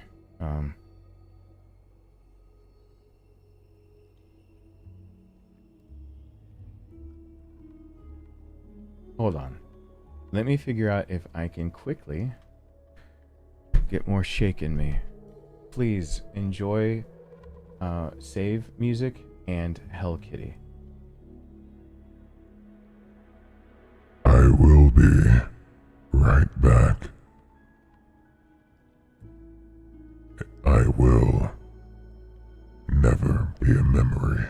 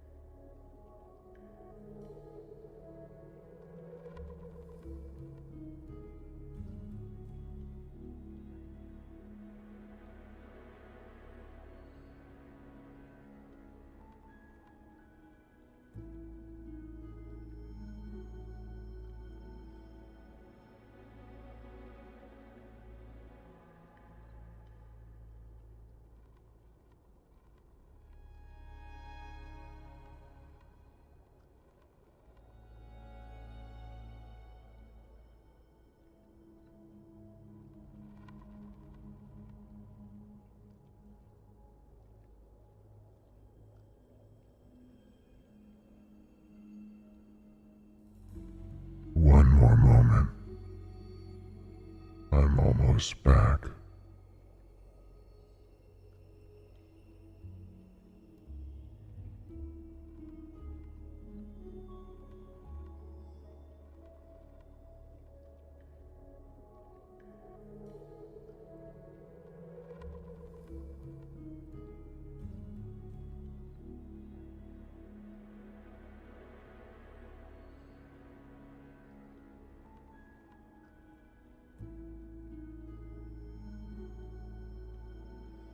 For real though, I'm just taking my blood pressure and everything real quick.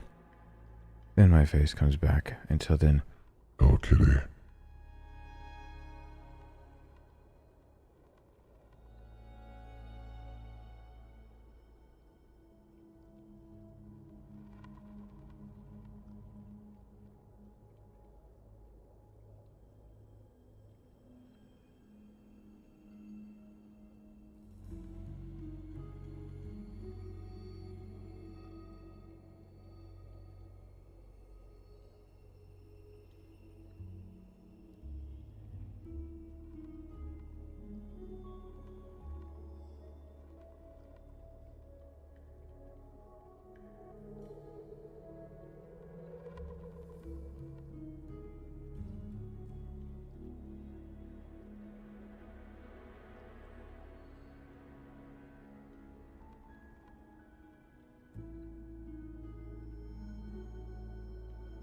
Hell Kitty double checks readings.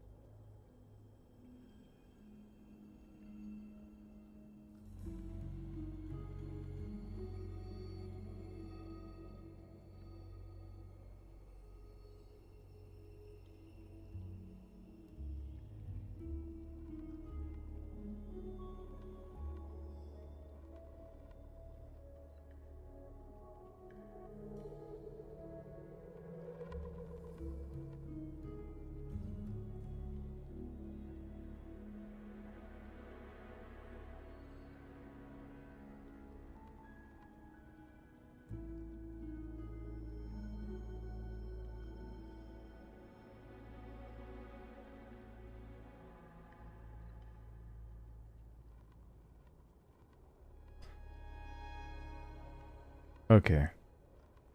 Oh yeah, I'm about to hit the ad button. Don't leave. Otherwise, YouTube will decide when ads should play and probably interrupt actual gameplay.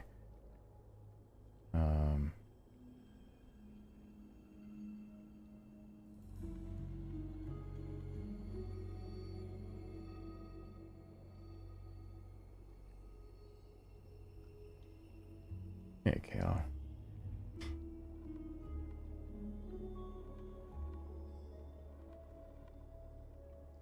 I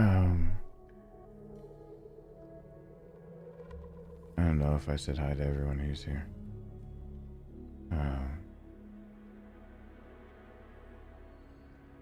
One, I've always said comparing things, one has to lose. And second, we didn't even get everything that we could have gotten because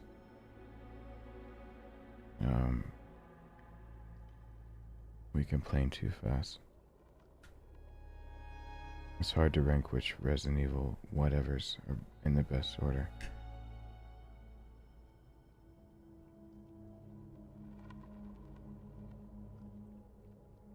Good news though. My blood pressure barely has dropped and my oxygen has barely gone up. I'm trying to move a little bit, but the first time I got up was hard. About fell over about 15 times. Let's see, where's my watch at? Because if I fall over, my watch is fully charged. I was about to say, if I fall over, I should have my watch on. It has an impact sensor.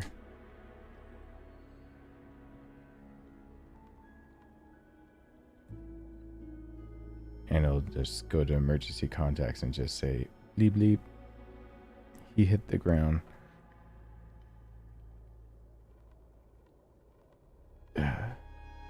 So yeah, no, small progress is still good progress. Good night, Go Hard. Any progress is good progress. I agree with GJD on that one. Let's get on that lift. Okay. I already went on that tangent once before. People want things so many times in better graphics, they stop appreciating that it was good as it was. Oh my god, it hit. Hold on.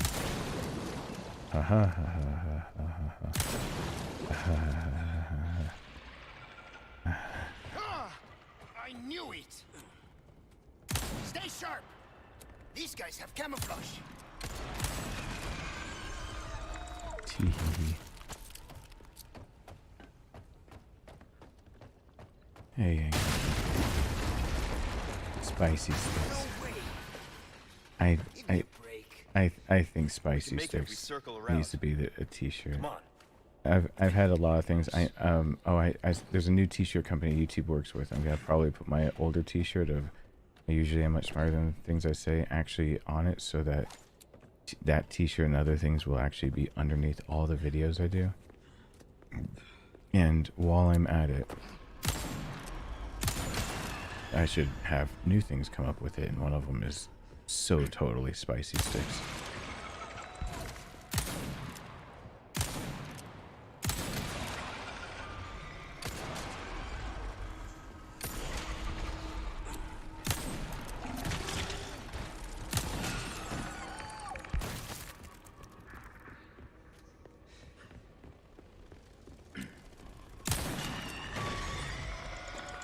I have no idea what possessed me to call them spicy sticks, but I really like it.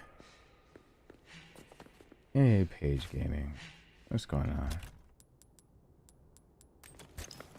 And trust me, I feel like I was possessed to say that. Like, they've got spicy sticks. I actually edited that and heard my own voice say that and went, did I really actually say that? Like, that is, it's not really. And I just kind of accepted, like, yeah, I did. I hate insects! Take care of them for me, would ya? How about you open fire instead of your mouth? Hey, I'm the brains, you're the brawn.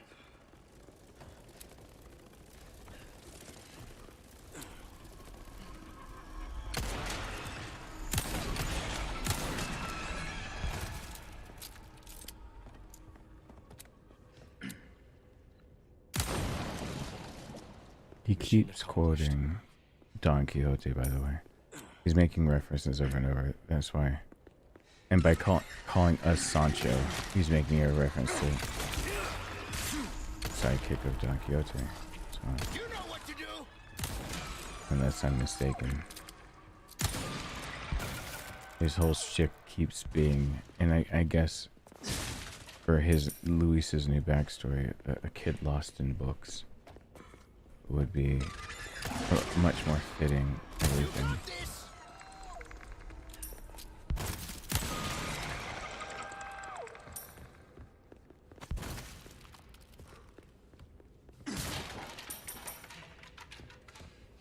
That reminds me of the just Spike Spiegel type voice. He was a man lost in dreams, who lived in dreams. Yeah, there you go. I can't calibrate my voice for even anything close to Steve Bloom unless I do that episode 5 or session 5 Ballad of the Fallen Angel. If it's for Mal, I'll drink it myself. Then I'm like, okay, I'm getting close to that more natural, deeper growl.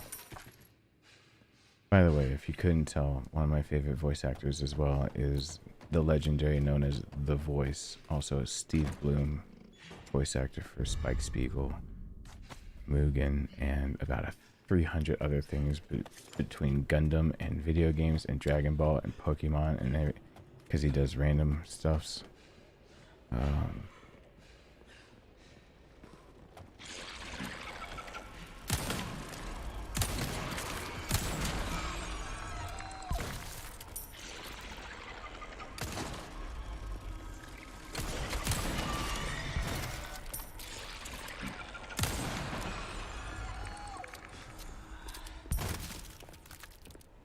As well, of course, someone I'm not even looking over, and Troy Baker will probably get brought up. It's fine. Yeah, for Wolverine. Did it again. I've got something new. Good as new. Time to knife fight. Easy work. And instead of this shink, this can actually be important.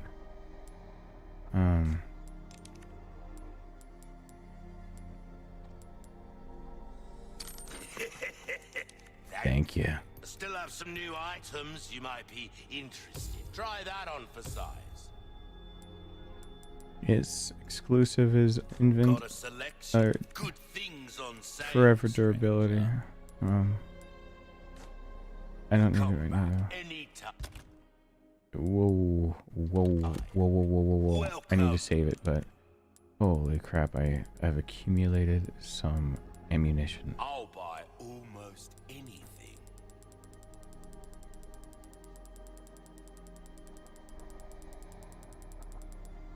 That's a good amount. Thank you. Oh, I should have selected everything. I'm losing time.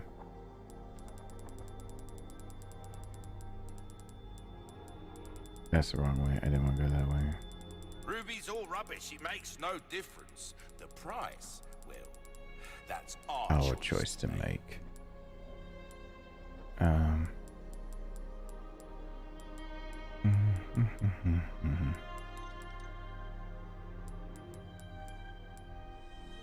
A deal well struck. Pleasant Okay. travels. How much time? 2 hours, 30 minutes. That should be just fine. I keep getting worried, but that should be fine. I think because I saw somewhere it says it did what people say it doesn't. I got confused. What's going on? Using the building sword still less S plus rank on a fresh run. It's like required for that. Is basically a requirement for you to use us the weapons. I've done it with no bonus weapons, and it's basically I need to teach how to speedrun the game because it's a pain in the ass, and I don't want to teach anything but how to do, you know, fuck all those any percent or the glitch runs or whatever. I found glitches on my own. I hope they get patched, and I hope all those records get thrown out. Where the hell? Are you being controlled by that cult? This has nothing to do with them. I'm a free man who made a choice. That all you got? They killed us all. Without mercy. Only devastating power. What's wrong? Wanting to see myself. Krauser!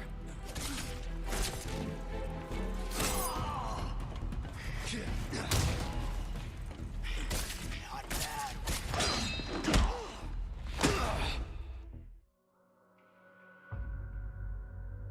Your voice sounds like every evil villain in every game. Every evil villain in every game. Are you sure about that? You want to try my voice? How about I go the whole, boy, read this for me.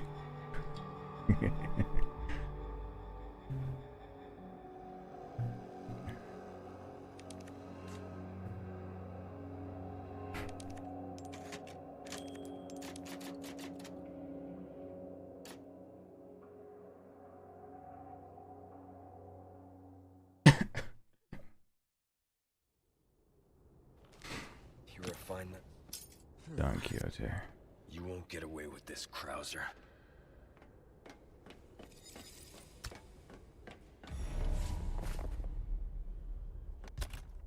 I need to take more voice lessons.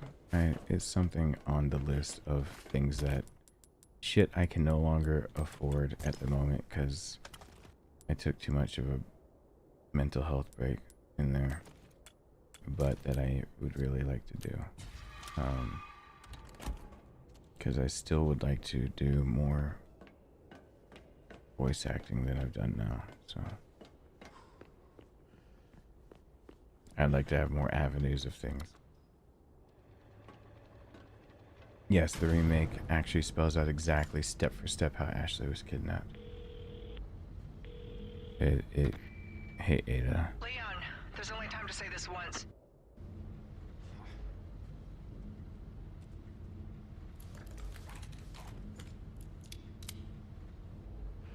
Yeah, it details exactly how she was taken, which is nice. It's very nice. Okay, let's go get that golden egg real quick. I got a golden egg. I was gonna go for the I got a golden ticket, and my body was like, you can't push from the diaphragm hard enough to actually sing. Shut up. And I froze up a bit. Whoops. I'm nervous. I don't want people to hear me be bad and sing bad and be bad and sing bad. Dang it, I hit the reload button.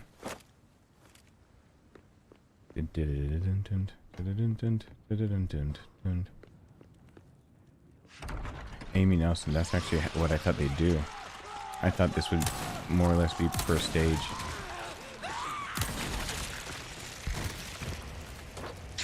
Whoa.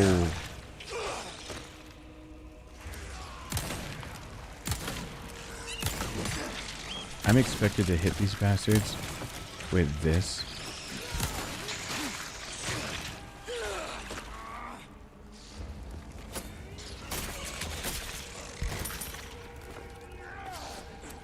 One down.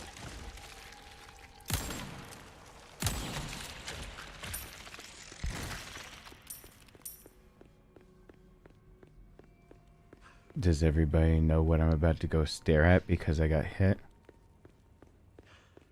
Everyone, what are we about to go look at? Welcome back, Katie. That's actually how I thought it would go. What are we gonna look at? They'll expand on mercenaries. They did it for Village. They'll do it for this. We're staring at a cloaca. I go and get the other stuff. We all of a sudden care about chickens again.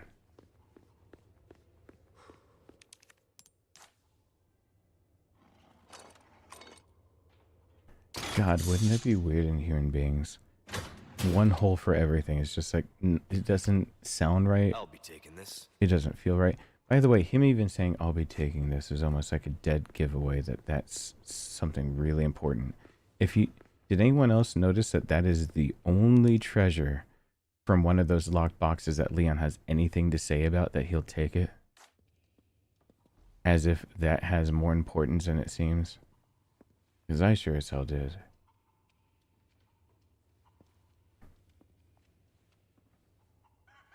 Dude, if you're not... I will go back to the fountain and be able to get health faster. I have health kits. I have... Thank you. Just give me the... I need the damn egg. Thank you. Okay.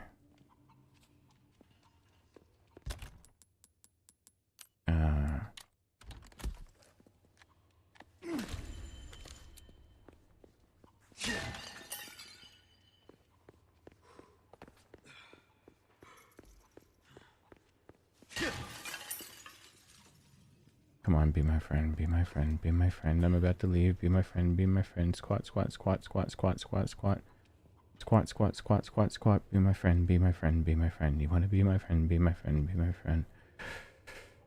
Be my friend, be my friend, be my friend. One more time. Okay, 5, 4. Thank you. You're my friend. We were always friends. I always thought of you as my closest chicken friend. All those other chicks meant nothing to me.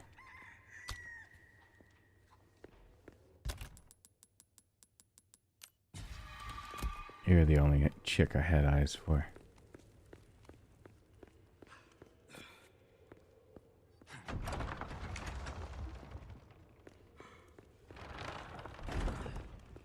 I am actually still testing whether I can leave the computer on overnight type deal, and if it's possible that while I stream capture or capture, like, you know, on my capture computer, so I don't have to watch it the whole time, if it's possible for them to lie an actual golden egg. I doubt it, but part of me wants to think that there's such a small chance that you'd have to take so long and no one would feasibly wait it out. Son of a bitch. This is what I get for talking. I was too busy pontificating instead of just playing.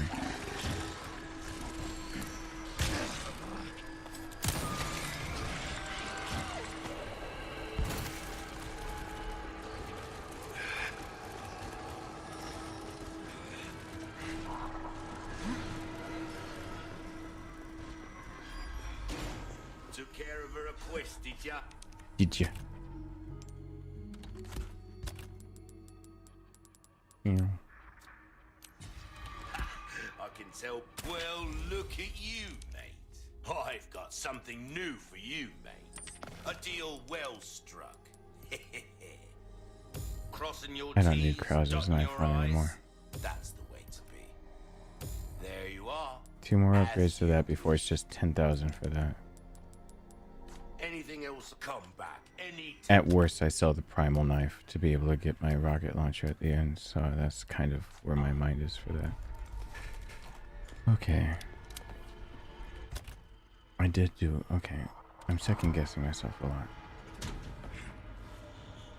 I'm not gonna go back. There's other stuff I could do. I'm not gonna do it. So I can make sure I kill him. Hang in there, Ashley. Air fryers cook raw chicken wings beautifully. Yes. I have an air fryer and it saved my ass from the idea that I can't eat solids, but my son can. Even if he's vegetarian, you know what it also cooks? Cauliflower buffalo wings.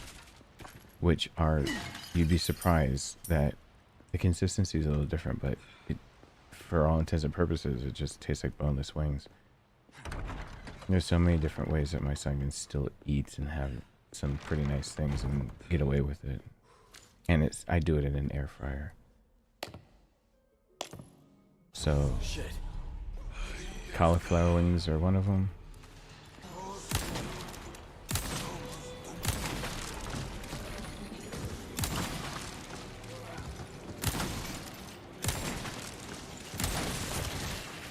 Yay, if I fire in the general direction, I'll hit it.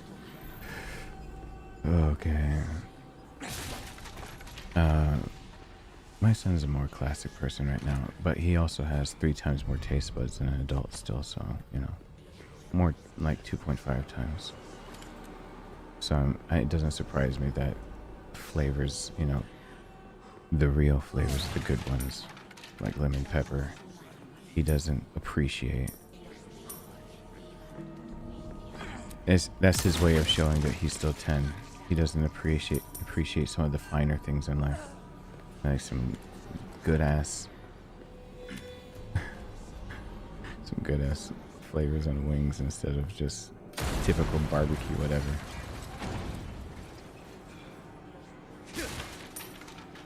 Wait, how do you find what out? Getting some whole hand. Let me put right. Yeah, he just says barbecue.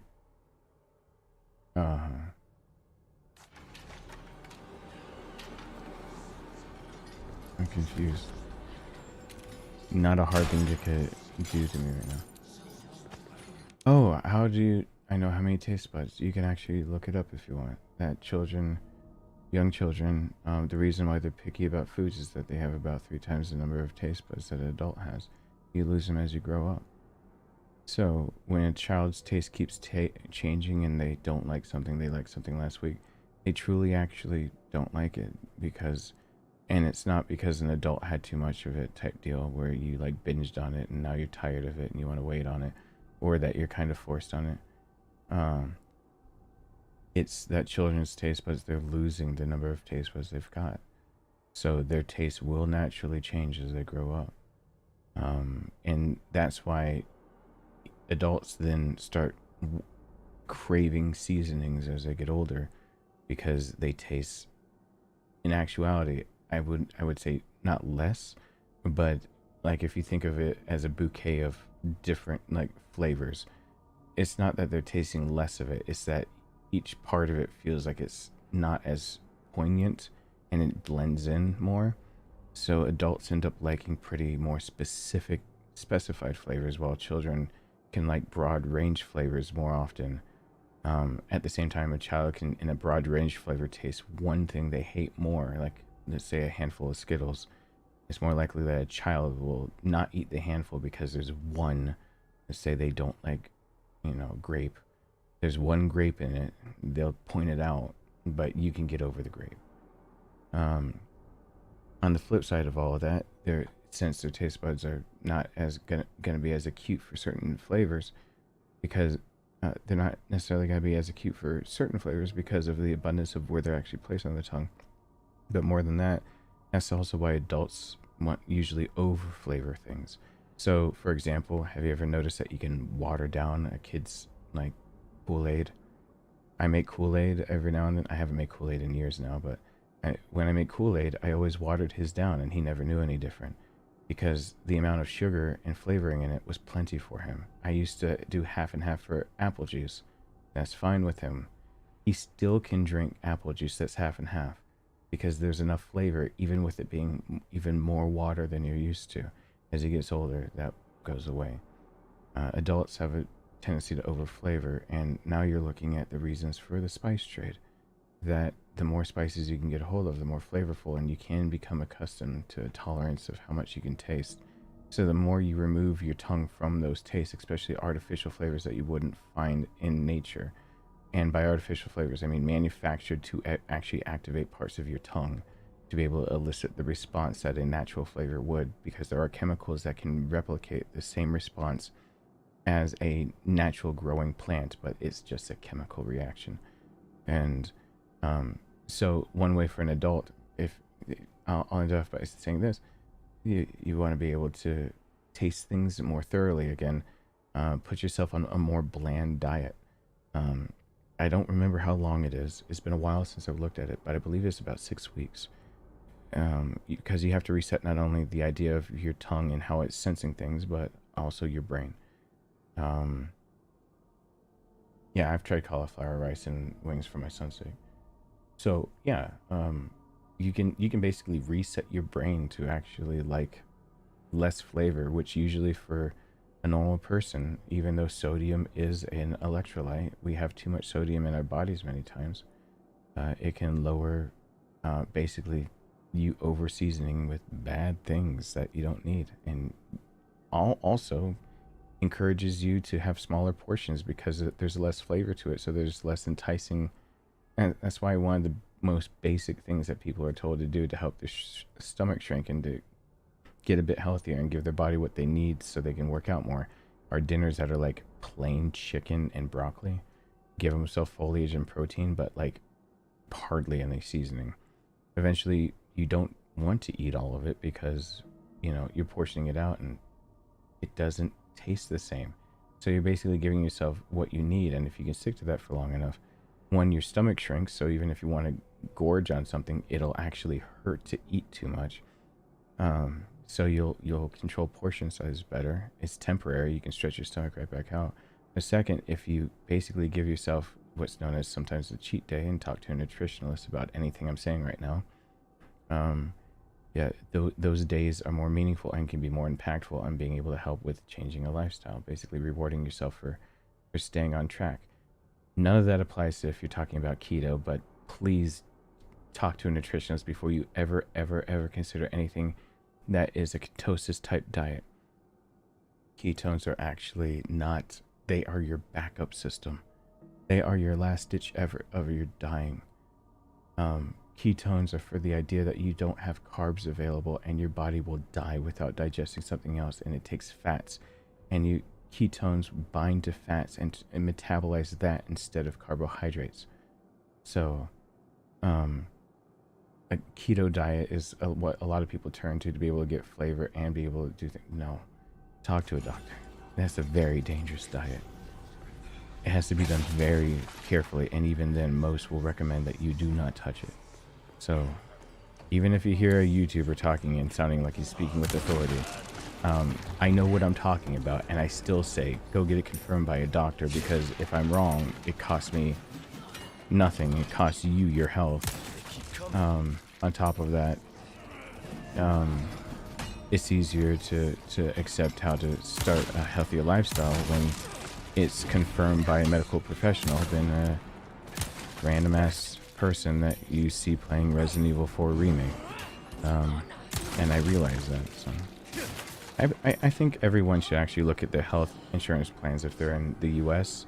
Most health insurance plans actually fully supports, usually on average, because there's a lot of now emphasis on health insurance plans being proactive. So there's a lot of plans that actually support things like therapy and stuff like that underneath your health insurance. One of the things that actually is supported in almost all health insurance plans is usually on average 1 to 3 visits to a nutritionalist per year. Isn't that a thing? The answer is yeah, that's a thing. That really is a thing. That usually if you have healthcare and you pay for it, you probably already have the means to be able to talk about your health, because you know your insurance company would much rather you get your diet under control and live a healthier lifestyle than pay for your hospital bills for you wrecking your body. So yeah, everything I'm saying, you can probably get a free. And you know what? Most of them, because of COVID, a lot of regulations changed for health insurance companies about televisits and whether they're actually they used to cost extra to do a televisit. It used to be seen as a privilege, and after COVID hit, it was seen more as a necessity. So on top of all of that, you probably can talk to your nutritionist with a televisit. Use your iPhone. You're basically FaceTiming a person that will give you knowledge and take notes, and you tell them what you eat, and they give you small changes to start down a healthier lifestyle. It's as simple as that. But as a generalized thing, yeah, everything I'm talking about, whenever I say something medical, make sure you're double checking me, because your specific needs can be very specific. I can talk about something and then I have somebody that is hypoglycemic or anemic or something like that, and I don't know, diabetic, and I'm definitely not fitting their needs if that's the case. I'm definitely bad advice, and I'm aware. So the best I can do is generalize.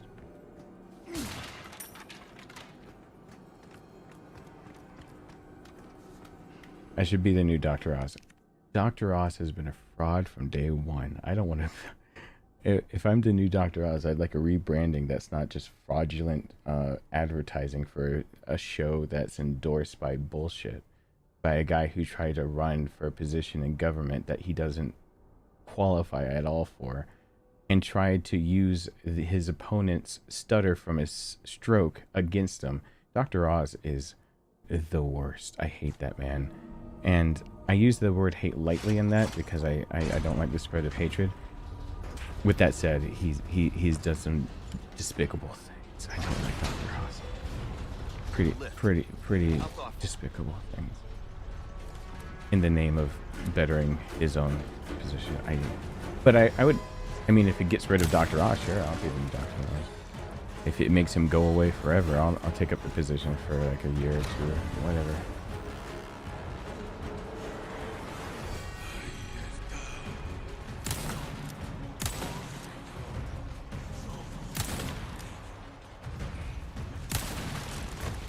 And cannon doesn't hit shit.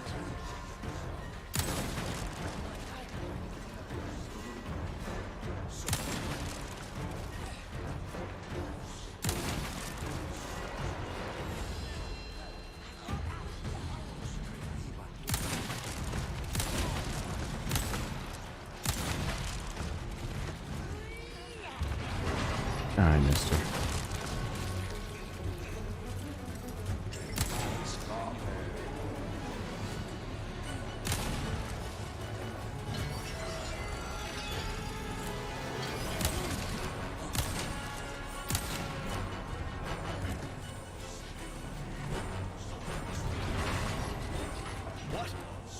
Wait, where'd you come from? Whoops. I'm not paying enough attention. They have an order. You get used to it. I'm over here botching it. I think I'm making myself a little dizzy.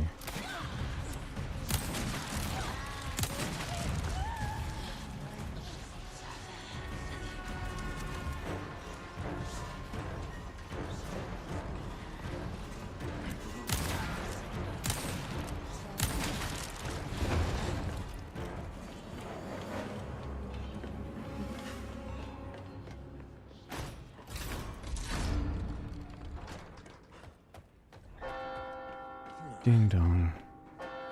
Ding dong, the witch is wed. Red? Dead. Which witch? The wicked witch. Ding dong, the wicked witch is dead.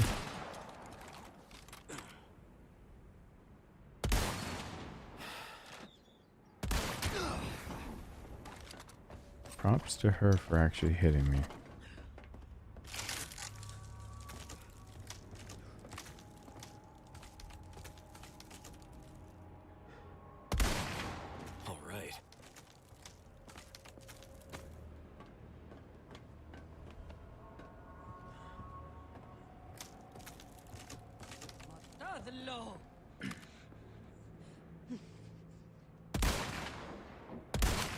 Don't turn your back on me.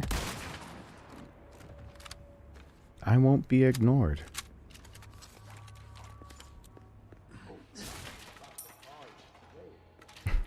Is the merchant in here talking to himself again? The merchant talks to himself a little bit. Let's be real. That guy gets lonely. You just hear nothing. What the fuck for? He's like he would work well as an intercom for like a tram or an airline. What the fuck for? He doesn't even care if you're there. He's just like, no, I do it for me. Yeah, he has to look in the mirror every day and he's like, people like my wares. People like my wares. People like my wares. And he's just repeating it over and over and you're like, are you okay? He's like, people like my wares. He's just crying. People like my wares. That's our choice to make. It's our rubies. Rubbish. It's our choice. I'll get more customers. Just whole self-identity wrapped up in the idea of if I get something out of his coat. He on his off time he's looking at bigger coats to be just like, I might need to sell more wares. He came back today. Dear diary. Dear diary. My best customer came back today. I think I might get a new jacket. I wonder if he'll like it. Sincerely, me. We're starting to get an idea of your. Might want to take care of any leftover errands before I don't know going why this way. I'm kind of losing it a little again. I'm flagging a little. To live the rest of your life wondering. He's still talking back there. He was finishing what he's saying and I was running around. He's like, spend the rest of your life wondering, what if? Am I right? I'm just like, dude, I can't hear you. I don't know. Maybe you'll run the what if? I don't know. And so. You are nothing but an extra in my script, Mr. Fuck. I turned to the left for some reason. I know better.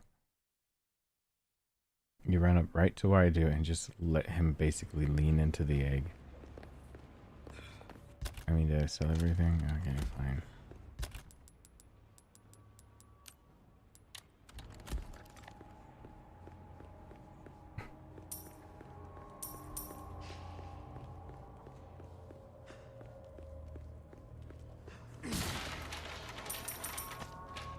Ooh, I got a velvet. Yeah, that one. I was hoping for a spinel. And so, Those barrels can have a spin on. You are nothing but an extra in my script. You were.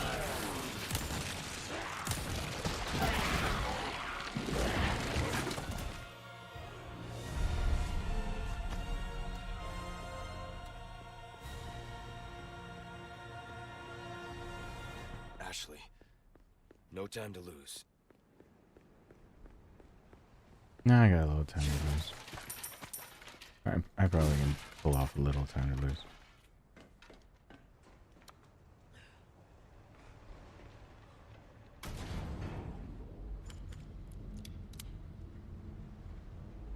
Propose to the merchant with the ammunition. Okay, peeps. Alright. Good night, Mike L. Thank you for being here. Oh god. Excellent job. I thought that was Mike L for a second. If that tells you the type of joke I thought of. Krauser, where do you think you're taking her?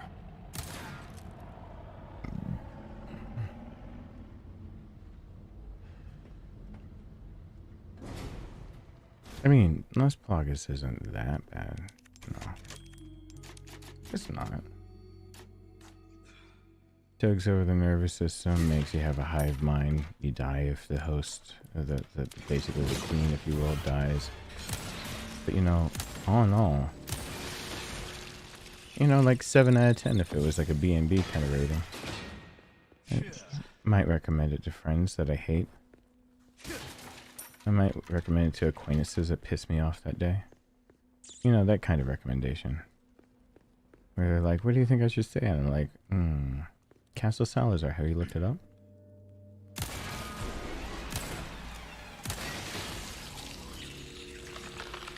Give it a try.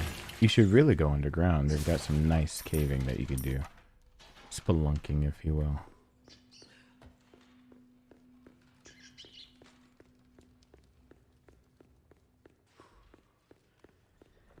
Oh my god. Did I just see it? Guess Ramon isn't as cracked up as he said he was. Oh god. Yeah, you can blow the helmet right now. He's a shell of his... Oh god. Jesus. This... Save us. This... The jokes. No. No free will. No more adulting. 10 out of 10 would recommend. Say it like that, yeah.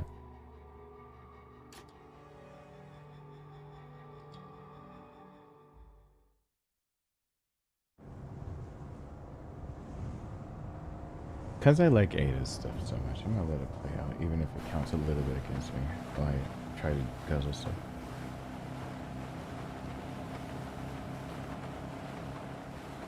You look like you've got something to say. I have something to ask you. But I don't think I'll get a straight answer.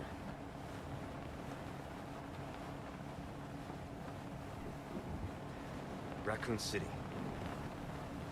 You know, after the incident, the world changed. Try to save one person, 100 others die. I guess I changed too. You? Leon S. Kennedy. You haven't changed. You just think you have.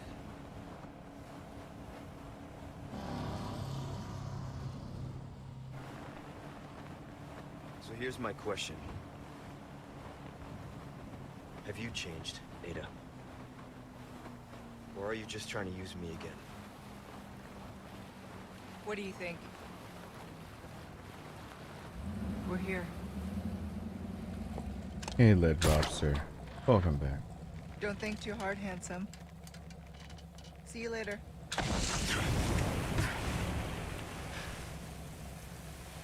Hey, Lead Lobster. Thank you for earlier. Story of my life. I really hope I didn't chase you off with my... I started a tangent, and I felt really, really bad that I didn't thank you properly before it. And I was asking if you're here. I see you're back. I'm sorry I didn't more properly thank you before you left.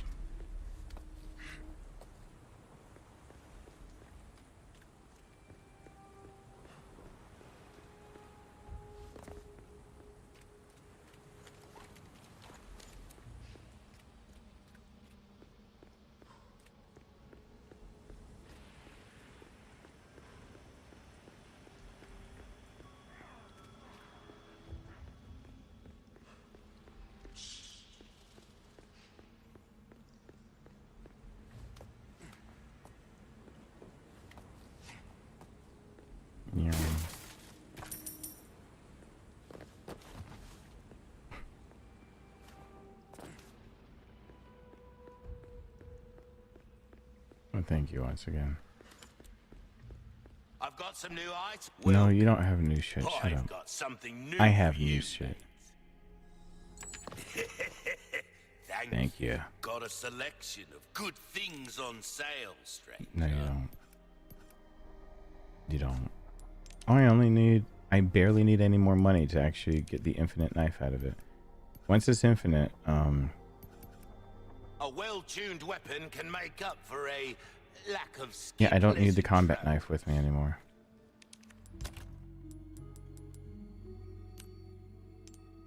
Its special ability is to be fast, and if you want to do a knife only run on this game, I would say that the combat knife is just ridiculous at 1.5 times speed. Things usually can't counterattack at all, even on professional. So that I found, and I'm going to do a knife only run. I'm going to have all 3 knives available to me. And so basically once I break the other 2, I'm down to the primal knife. But the reason that the primal knife has less power, but I'd still use a combat knife, God, it attacks fast. Krauser's knife penetrates, so you can actually slash to death the regenerators without being able to see their insides and use Krauser's. So they all have an upside, and I like they actually thought about the idea of the width and depth and the type of knife. Again, a splash of reality that lets me keep immersed in the world. I say as I run around in a pinstripe suit, though I've owned one of those before. I don't believe I bought that particular one myself, but I owned it. Damn it. I used to take a lot of pride in the idea that even if I felt bad about the way I looked, at least I knew how to dress, and that I tried to dress like a gentleman type deal. I don't know how to describe that better, other than it was just a matter of I always felt bad about my looks. I've already been through that tonight of talking about that, of the ridicule I got for things like skin color, and being able, you know, you can get ridiculed for a lot of things, but not many people are gonna be able to successfully ridicule you over a sharp suit. Now, I made my own money when I was younger and I could afford it, but I miss stores that are closed now. If anyone's ever seen an S&K menswear, my suits mostly came from there. And S&K's menswear is one of the last places where I felt like I could truly actually barter, because people walk in stores and believe that prices are set in stone, and I'm like, nah, bro, they're not. Most places you still go to still have leniency on what they can actually do. Even grocery stores, they have it's for special cases usually, and those who can't afford, people on food stamps, those that they know are like a one-time thing, or to acquiesce, like because they have a budget for what they're doing basically. So they have a budget for being able to, but that's not what I'm talking about. Even I'm just using an example as most of the times, while it seems like things are very, very stringent, there's usually leeway, and I used to barter like a motherfucker. I mean, trying to say balla on a budget type deal, it doesn't even get half to where I was what I tried to accomplish. And I felt better in a suit when I was younger. And so, you know, I'm mowing lawns and doing all that, and one of the first times I ever noticed that the new mall that's built near me has a nice new suit place that would, spinel, let me barter. I walked in there. I didn't know they would let me barter, but I was gonna try anyway. And you know, they have prices, and I'm like, nah. First pair of suits I got was a black, and then another, I can't remember what the other one was. And what I talked him down to is knowing, I told him I knew the thread count, I knew the actual brands, I knew the quality, I knew the price specifically. And with inflation, I guess the price would be higher now, but basically, I bartered with them by saying, I know what you're selling. I know your margins. And so they had to deal with a teenager who's going in there and just saying, like, I know how business works. And then usually they can brush that off, and I was just like, no, you're not brushing me off. I walked out that first time, $150, 2 suits, shirts, vests, ties, full suits, not just jackets, whatnot. So, like, you know, that was one of the first times, and I have one of those suits still in the closet. I've worn it quite a few times. I had the sleeves and the pants taken in a way that they could be taken right back out as I got taller. And yeah, still one of my nicer suits, because you can start a nice wardrobe when you're young, as long as you keep in fashionable taste that won't go out of style. I wouldn't recommend buying some fucking cow stripe polka dot whatever bullshit,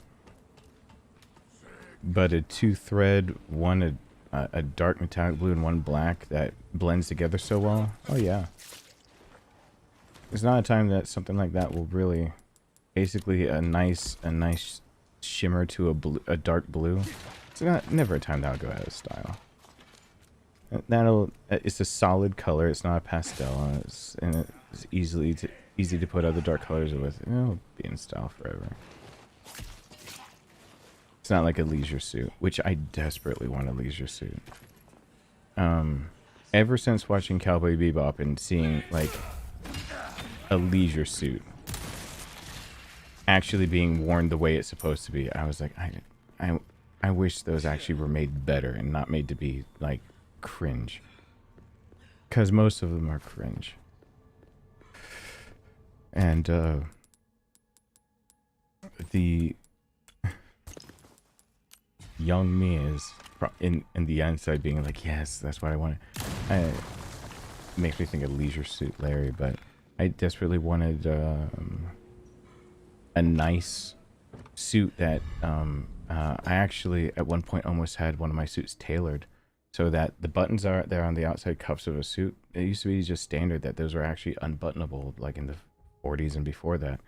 And there was a, you know, they started sewing those things up. You were able to roll up like the suit sleeves, and leisure suits came out of the idea of trying to make comfortable suits. That's a 60s, 70s thing that really went awful. But as it stands now, a current leisure suit is just a suit that actually has a little extra fabric to move around in and has the normal buttons you can undo. And I absolutely would like 1 or 2 of those, more like 2 or 3 actually, so that I can go out the door and feel like I'm dressed nicely, be able to roll up sleeves and roll up jacket sleeves as well, but make it actually look good and do contrasting colors. First time I ever saw Cowboy Bebop is when I was like, yeah, that's a good contrast. That's a blue and a yellow sitting right there. It like, it's striking. It's good. It doesn't look like it's so out of place. It's got there's like Spike Spiegel's look of being based on Lupin the Third and things like that. It still looks pretty striking. Of like that's, and it's a nice look.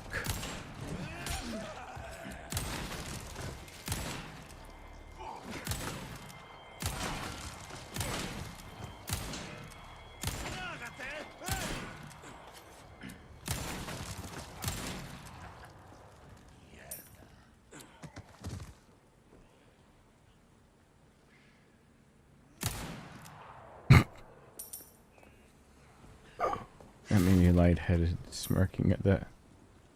He just flew backwards. I yeeted McFleeted his ass off that bridge with 1 shot. I don't care what this is supposed to be that I'm shooting him with. That's not what happens. But it is still funny to me that I can yeet McFleet his ass right off that bridge.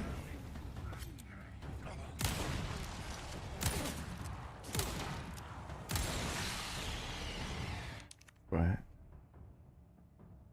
And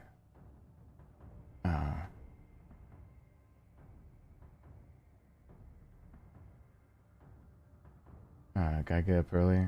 Tristan, I hope you have a good night. Thank you for being here.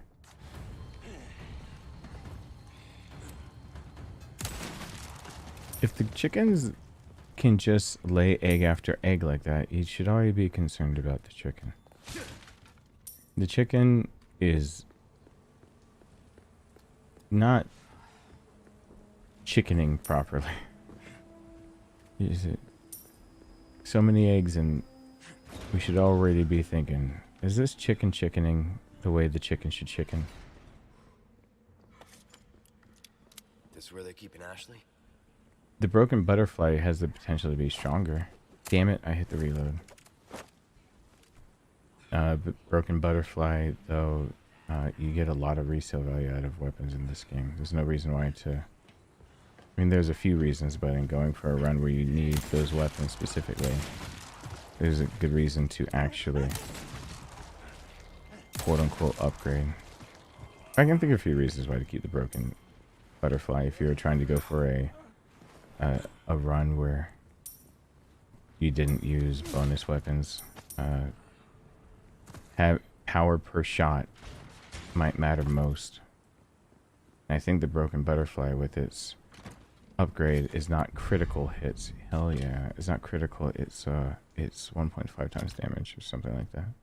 I might be wrong. My brain is starting. I need to keep drinking liquids. I'm kind of losing it a little bit. I don't know if anyone can tell because I just realized that I'm rambling a little too much. It's good to talk, but I don't. I'm just yap. All right.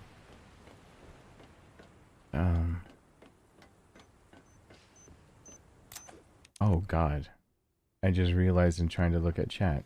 Yeah, I am kind of a little out of it. Let me get some water. The fireflies are getting worse. I call them fireflies, the sparklies. I tried to look at chat and this is just a whole sparkle in peripheral. I got 3 water bottles lined up here. Yep, pause, water break. Oh, let me hit the add button. I see over there. Hey, Alyssa.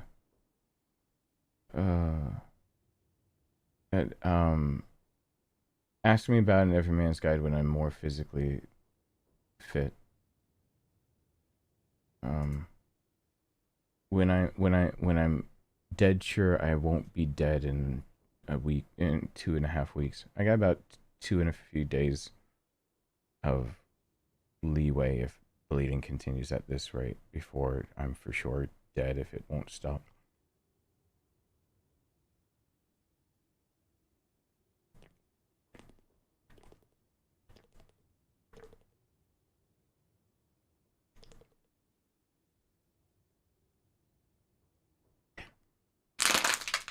I know it's weird, but I crunched the numbers on the limits of the human body of if you don't go into shock, how long could you live? And it's either I stop bleeding or I die in 2.5 weeks. It's weird because you have to do a calculation of blood loss, blood rate of being able to make plasma, which actually helps repressurize your circulatory system, and then average in how much blood you're actually losing. That's actually the plasma that you remade that you can keep remaking. And then if you have a proper diet to be able to replace the plasma and get the electrolytes and proteins and everything back into it, then you have a system where you're actually exponentially losing less red blood cells, but there's a point of break where all of a sudden you can't oxygenate your body. But then I also factored in the idea of by moving your muscles, you're actually squeezing out the oxygen that would be stored in sedentary muscles back into your circulatory system of the 6 pints that usually goes through your body. And I did for sure figure out that if I don't go into shock, if the bleed just continues on its own and I don't do something about it, it's like 2.5 weeks. As a loud ass car for being 11:44 p.m. So I do some weird type of calculations when I'm sick. I'll tell you, I do have some idiosyncrasies. I know one of them is I haven't met anybody else who calculates their possible lifespan based on based on their current situation and what they're willing to do about it. And that's a, I think that's pretty much me. I think that's just me.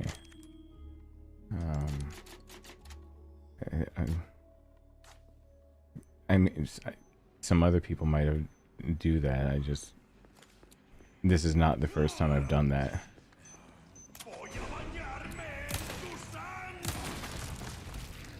Sadly, this isn't my first GI bleed by far.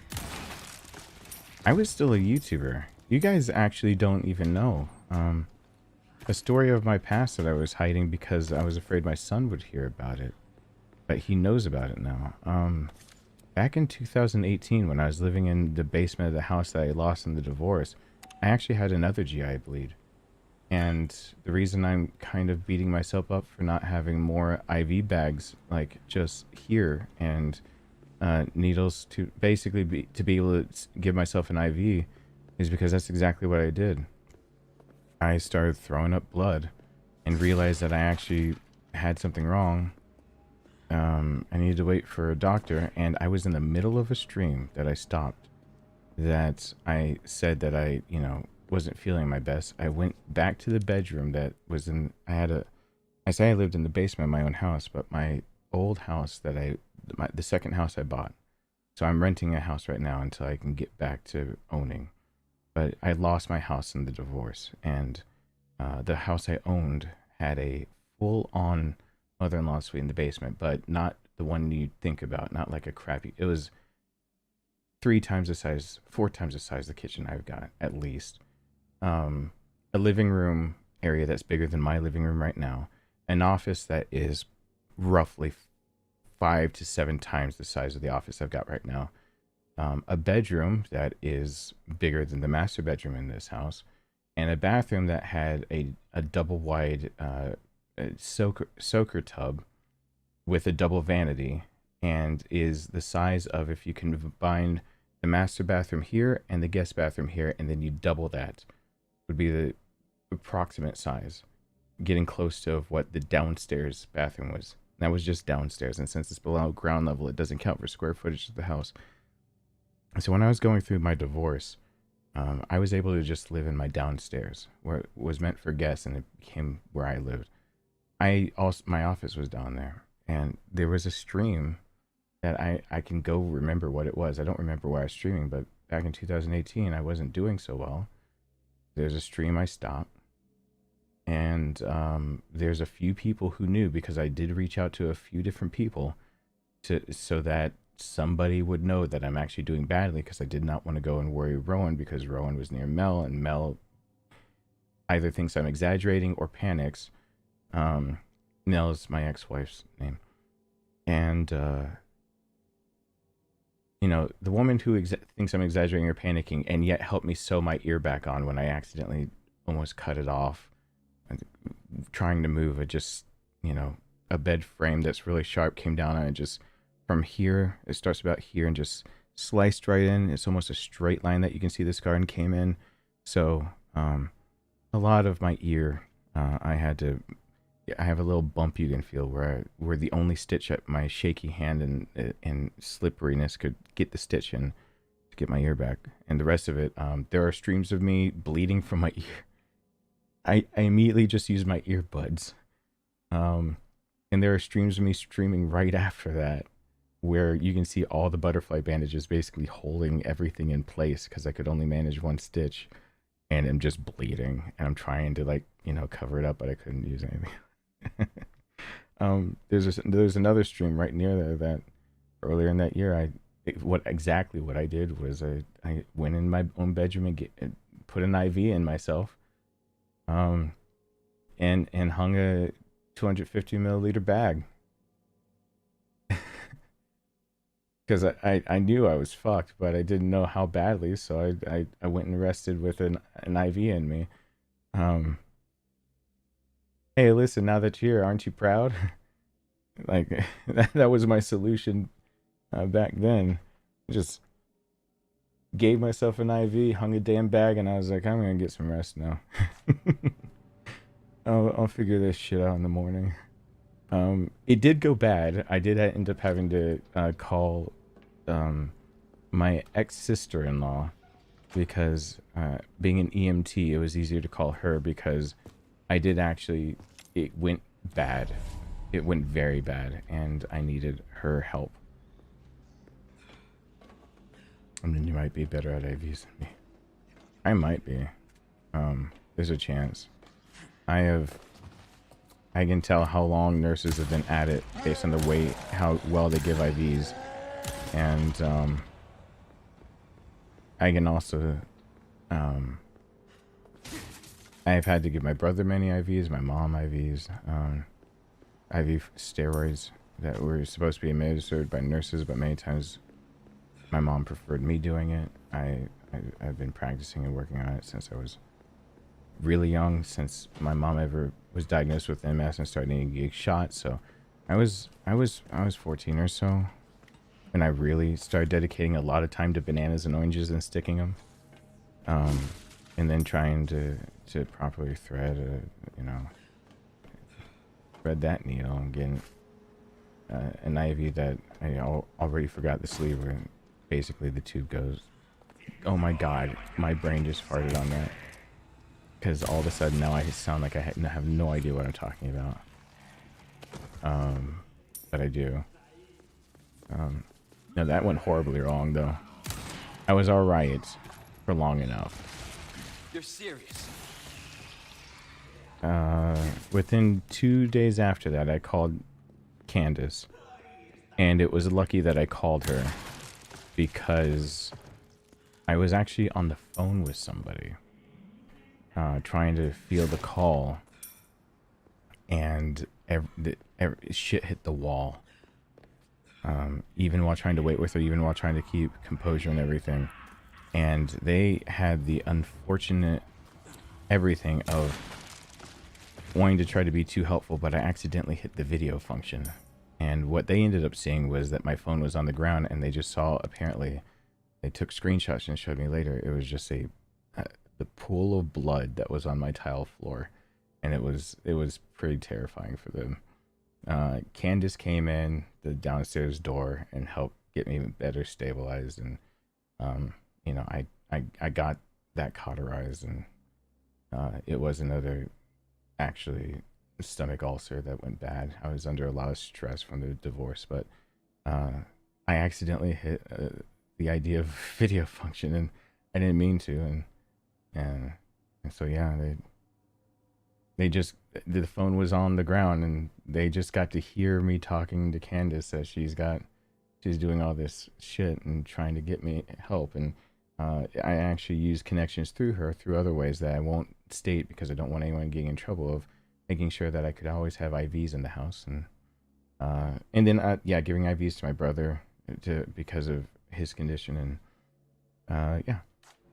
I got very used to, you know, I have more than once actually pissed nurses off by actually taking it from them and giving it to myself, because they're saying, excuse me, you can't do that, it's not sanitary, not whatnot. And I was like, I don't need you to poke around in my arm to try to find it. Like, I know exactly where it is. Your first strike when it comes to me, if you're trying to give me an IV, if I tell you which arm to use that day, I actually know which arm is going to be better.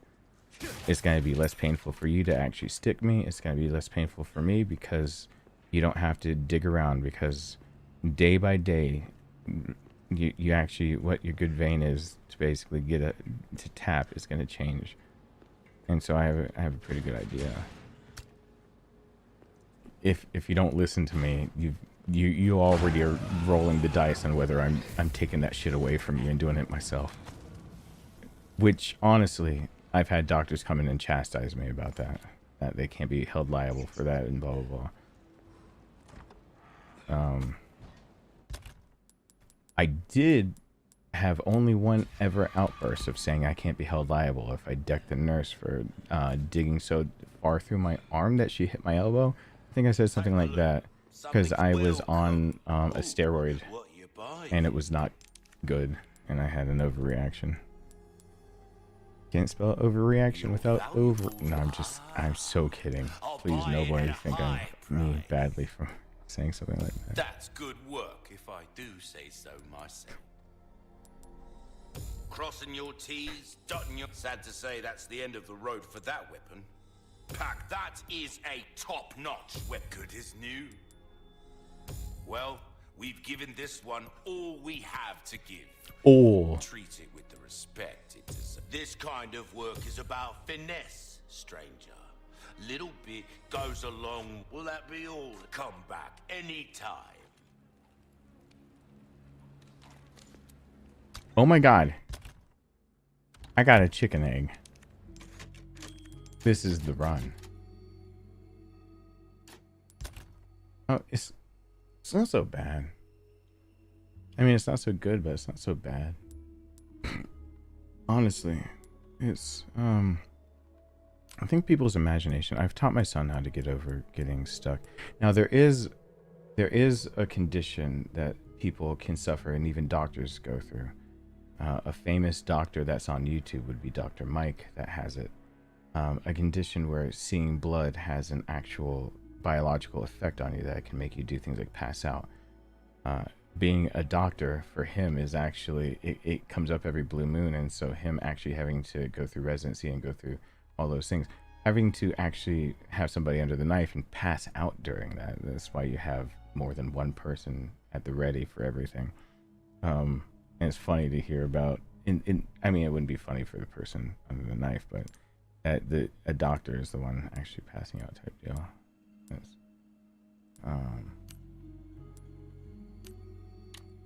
That's a real thing.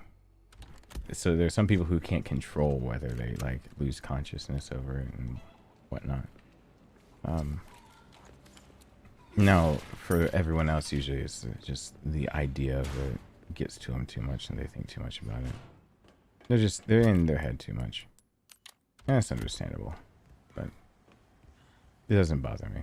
I mean, I'm sitting here trying to shove liquids into me so that I can avoid getting scope from both ends, knowing that it would probably not yield the results needed to fix anything. Just so that I can hold on long enough to actually see if the bleed stops or actually get a proper referral so I can get a proper set of tests done.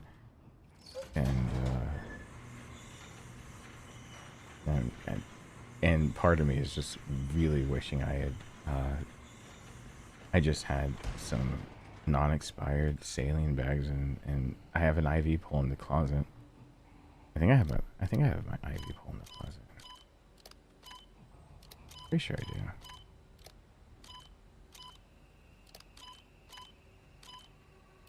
Oh shoot.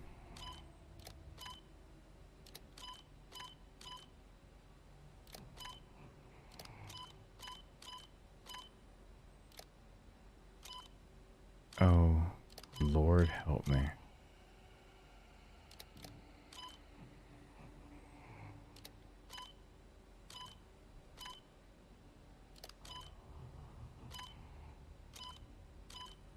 Oh, I need to write these down. Oh. I'm about to need some Jesus. Because I'm gonna need somebody who has the temperament of a saint. That thing wasn't about. I forgot the first one and the second one. I have the third and fourth. The 5 and 6. They're right in front of me.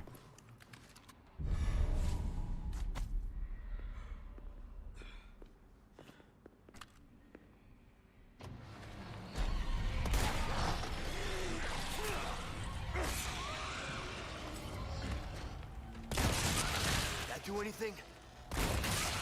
I should just show using Krauser's knife. Krauser's knife honestly is the easiest way to kill these guys. As long as they start on the ground.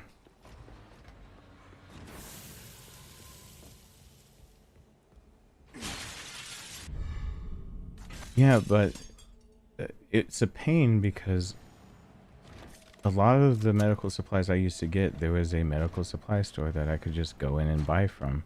And usually you needed a license, but through other facets and training, I was allowed to be able to purchase supplies, which is fine. It's not like I did anything illegal. Let me just get that clear. I just don't want to encourage people to try to go off and be their own doctor. That would be a bad move. But it was always convenient for the idea of, like, dehydrated, I can give myself an IV, whatever. But if things go really wrong, the first thing I would know is, like, you know, I'm getting proper fluids in me, and making sure that, you know, I don't have things go critical and spiral fast. And it seems like, you know, it's such a simple thing, but yeah, PSA, don't be your own doctor, for sure, for sure. Even as I'm doing things right now, I don't want to just trust my own judgment alone, because I'm afraid that my judgment might be flawed. No, it's probably a PSA that I actually need to legally say at this point. Do not be your own doctor. Just because I did it does not mean you should do it. You should consult a medical professional. Probably something YouTube would appreciate me saying. Shit, again?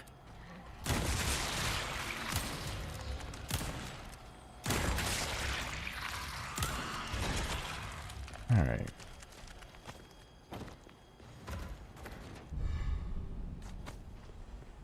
A gold shipwreck.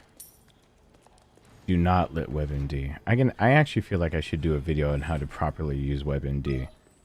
Because I actually had to teach my son how to properly use WebMD because people can pay to put ads on WebMD. So I had to teach him exactly how to avoid the ads and get the real information, because that's a database that doctors use too, just under a different name.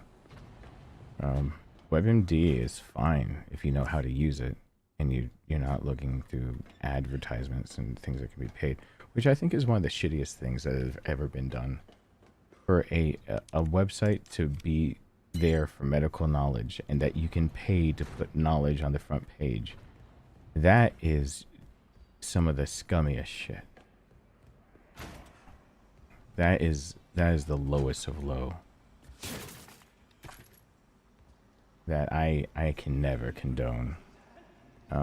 However, while I can't condone it, I also don't have a good way around it, given that the database of knowledge in there, when used properly, vastly outstrips what I can get a hold of without. Oh my god, his upper section was just suspended for a few. He's just hanging out, literally. I don't think I like that statement. Okay, so for those watching this Dirty Harry-esque Magnum, which is not, I can't remember which Magnum Dirty Harry used anymore. I think it was a 6-inch barrel. It might have been a Smith & Wesson. Knowing the time period of that Dirty Harry was a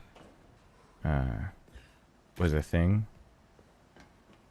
there's a good chance it actually was a Smith & Wesson. Not like a Model 3 or something, but like a Smith & Wesson probably.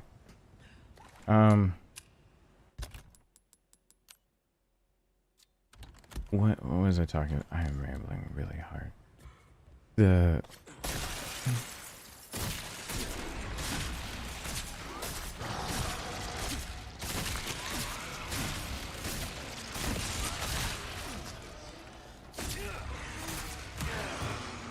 Alright, he pissed me off.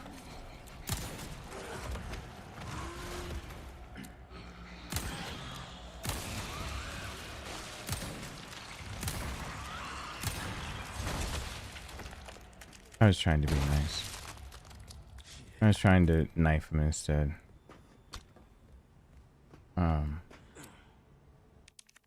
Smith & Wesson Model 29. It's just been so long. I'd have to look. It's been so long.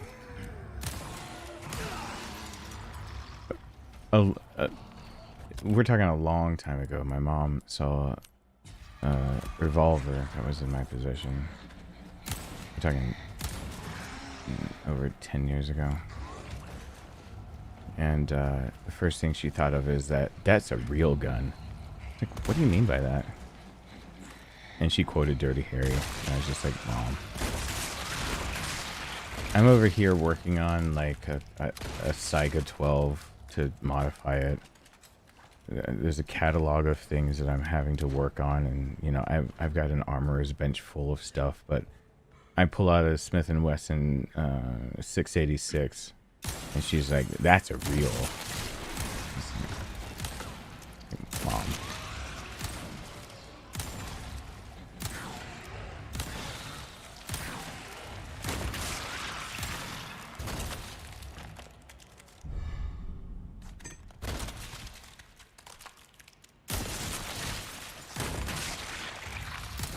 For all the things my mom's ever been through, all the things my mom's ever been through and ever done, having to deal with firearms is just not something in her wheelhouse.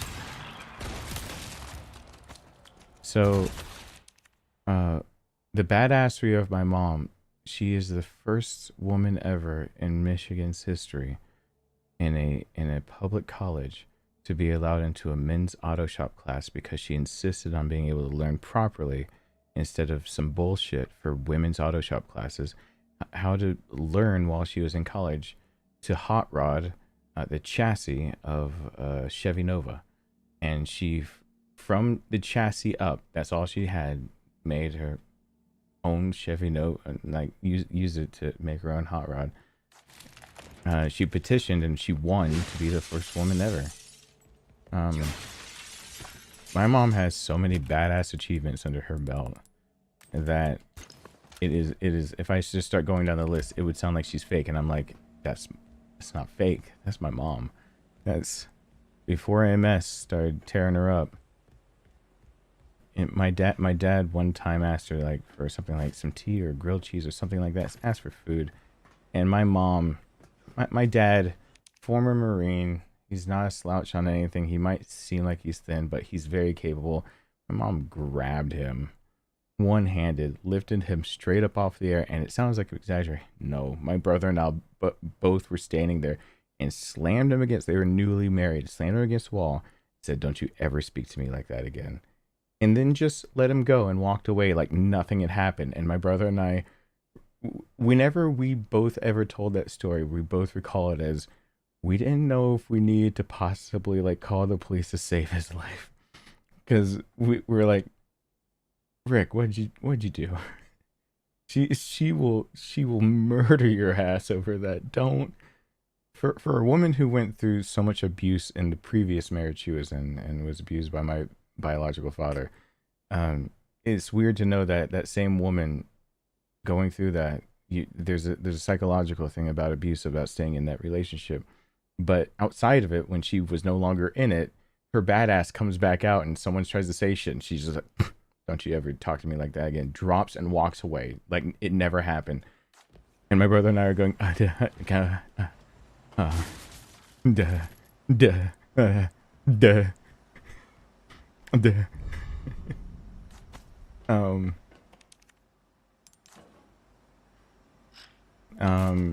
her friend pulled a prank. Her friend Jody pulled a prank on the college they went to, and my mom went to college to learn how to be a mom. She took child psychology classes. That's what she was interested in most. And so at the very end of all that, Jody decided with some other friends to try to paint a signature rock that was like a namesake for the college they went to. And they painted it pink. And they actually wanted to get someone in trouble for that was, you know, defacing property. And my mom was like, I learned everything I needed from college. And my mom like swears to this day, she's like, she knew it was going to happen, but she actually didn't do it. She took the blame for all of it and got kicked out of college. And she was just like, bye, I already learned everything I needed. So she just yeeted on out in her Chevy Nova with all of the child psychology classes they had, and just couldn't give two shits. Just took the blame for her friend Jody because Jody actually needed to be in school longer for what she was going for. So it's my mom being what people would call now probably like a true bro. Hey Jacob, what's going on? Hey True Devil Fox. And yeah. Ashley. That is why it's a little torturous to see my mom like decline so much, because my mom just was a straight up badass. Everything about her was just badass, and to see her decline so much because of multiple sclerosis, it is hard. Because did I mention badass? My mom was just a badass.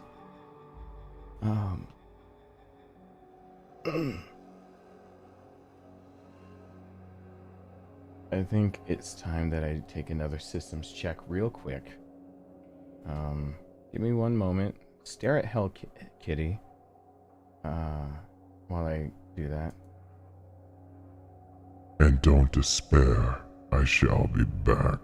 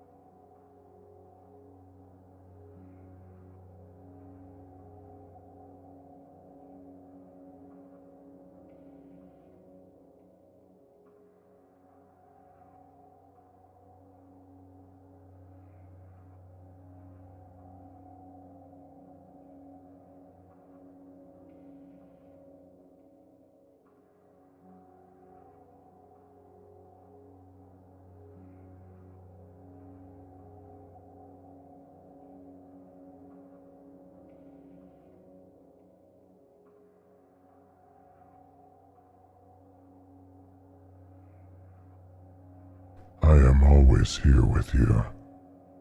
Do not leave me. Do not go.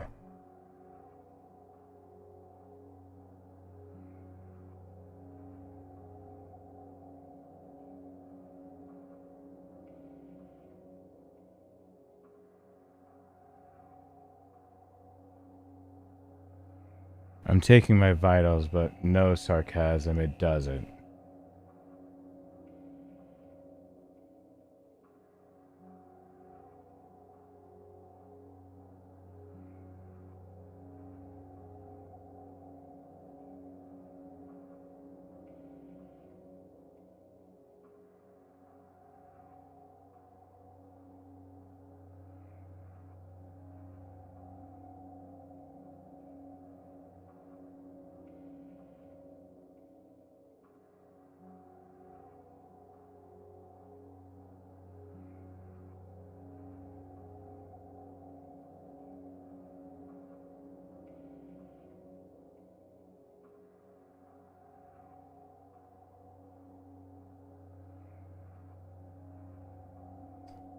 All right.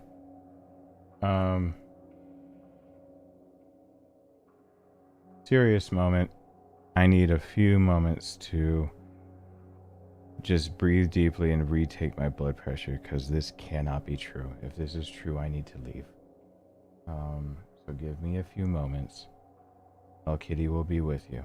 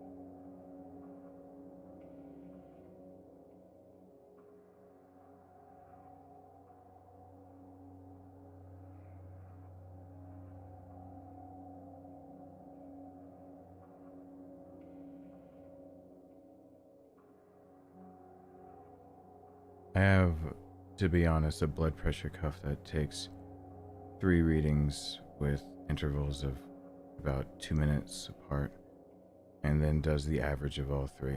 So that's what I'm waiting on. Give me a few. I was afraid that I started feeling like I had extra energy. That's not necessarily always a good thing, but hold on.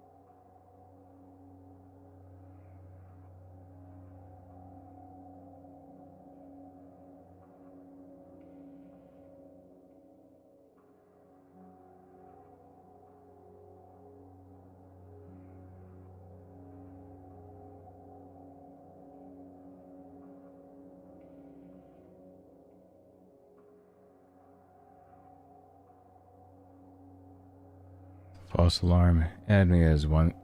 I'm averaged at 134 over 89. It had me at about 170 over 110. That scared the shit out of me. Give me one more moment, cause I had to breathe deeply. That just scared the ever loving piss out of me. Hold on.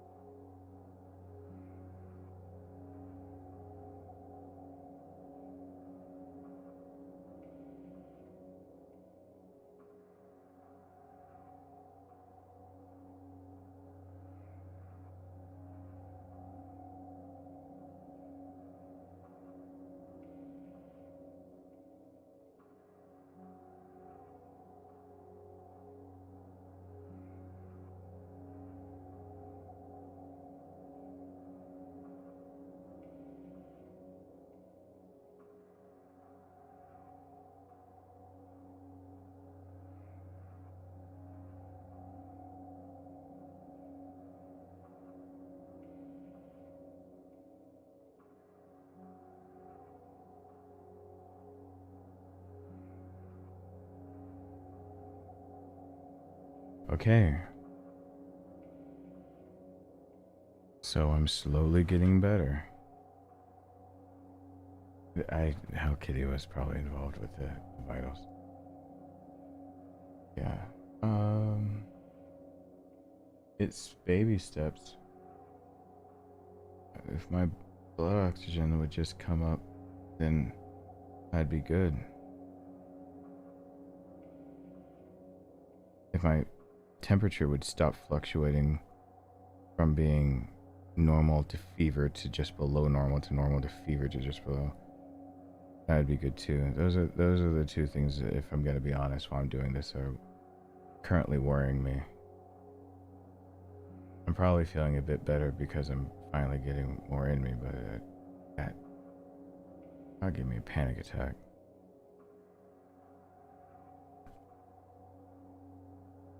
Alright, I need to finish this. This is important. I didn't risk trying to stand up and walk around it and everything this time. I just needed to check on myself. Sorry that this stream is just so weirdly paced. It is just better than the alternative. To be honest, I'm still really actually nervous about the prospect of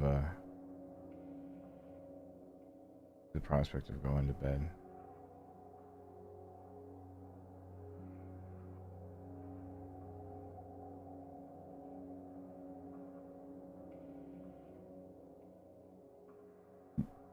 Jack, it's hard to describe how sleep right now is actually a scary thing.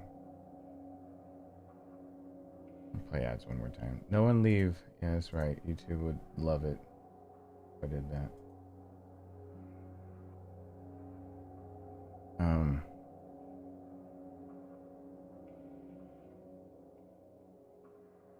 I wish it was as simple.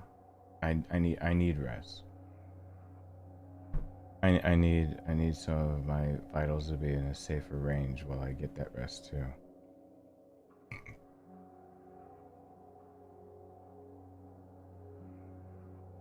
Yeah, it's you know, it's a give or take. I went on a bit of a tangent with the first hour of this second stream, but TLDR, this is actually more resting than you think. Because it's better than me sitting on the couch using that damn breath, the lung exerciser thing where I'm just blowing into it and watching a ball go up. I mean, I could stop this and just watch a TV while I'm having to use that damn thing. But that's not. I'd rather actually talk to people than just blow some balls. Probably not the best way I've ever worded something, but Now here's the real question.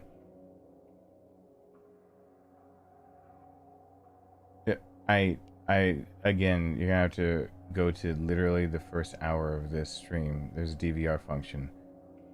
I am not going back over all of it. It's literally not as simple as I should go rest. It doesn't get to be that simple, and I appreciate the sentiment, but I can't just go rest.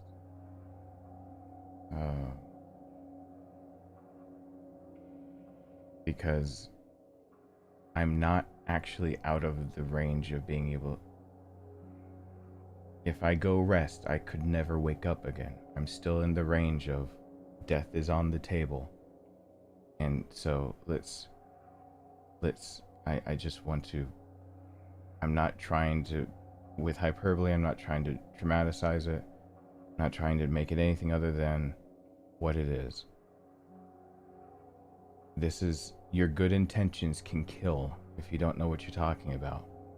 It's not as easy as just going and resting.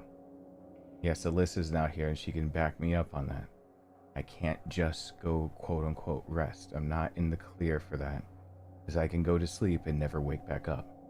That's still a valid possibility if I just go rest and fall asleep. I need to still be trying to ingest and giving my body a chance. It takes time to make more plasma. It takes time for your body to get enough. I mean, usually you're talking about the idea of 10 hours and things like, it's not that easy. I go sit on the couch. I'm using the lung exercising breath machine. I'm trying my best. I get a little dizzy and drowsy. I fall asleep. I run out of oxygen and die. That's a possibility until my vitals are in a safer range, and then I can risk smaller increments of sleep.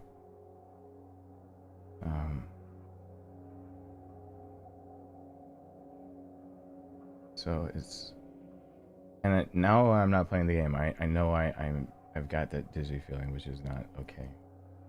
But I also got. Yeah, Alyssa, I spent a full hour at the beginning of this stream, and I actually was like saying like if she was here, she could help back some of this up, because I was like, somebody please, for love.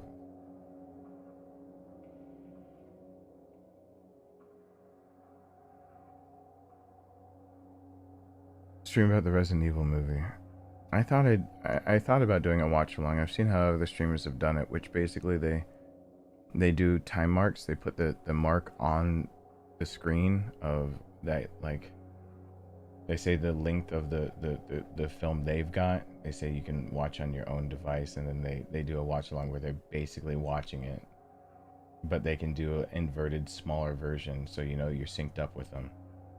And they just have a time mark that goes on, so you know like where you are in the movie. And I've seen how people get away with watch along type deals, not get them taken down.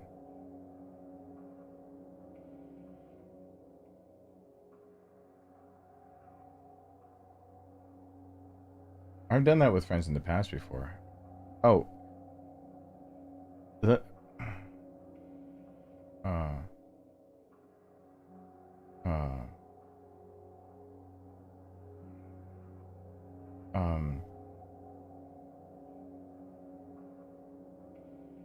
The Resident Evil CGI movies, some of them are actually really good. Like Damnation, I believe it is, where Leon gives up his US citizenship. That's actually a good one.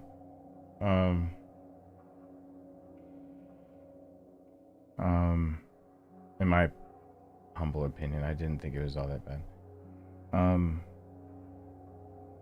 What was I thinking?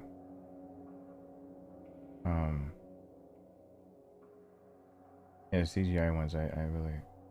Oh, I was going to ask a valid question. Because I don't feel like being on the line with, again, triage or anything like that. A GI bleed. I have to stay away from NSAIDs, but everything hurts. But acetaminophen is actually not good also if you're... Am I just supposed to not have any way to alleviate pain? Or... I'm confused. Acetaminophen. For anyone watching across the pond, it's paracetamol. NSAIDs could help tear open holes in me and make the bleed worse. But technically, acetaminophen also, you kind of need to be able to process that with, you know,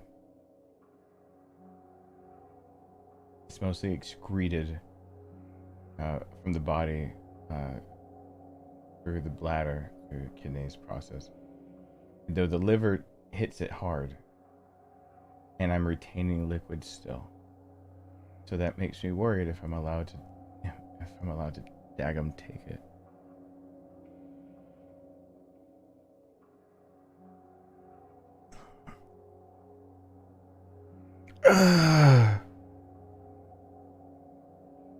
I'm actually double checking that too right now because I'm only looking this up and then I'm thinking I've got the other the cross-check thing that I pay for now. And then there's always the Davis's drug guide online that I can look. I was gonna look it up myself too, because I'm trying to think. Yeah.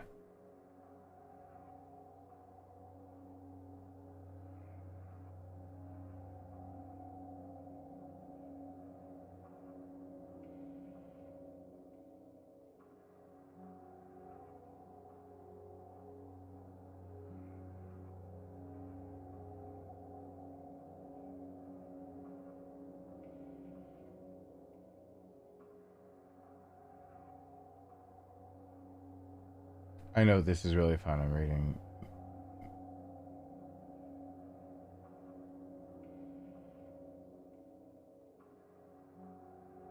And over here, look, being like, is past pharmacokinetics.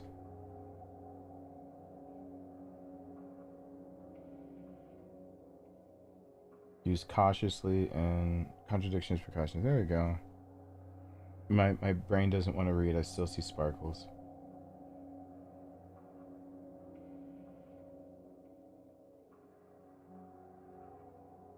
Yeah, if I had an IV, it would be whatever. Okay, doesn't matter. Metabolized by liver, but excreted by kidneys. That's when blah blah. Aspartame.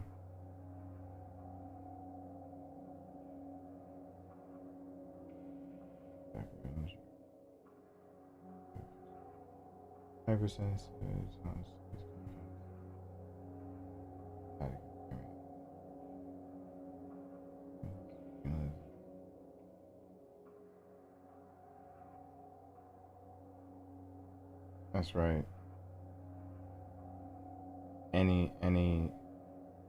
Anything with kidneys going on, and you're supposed to back off a little bit. That's true.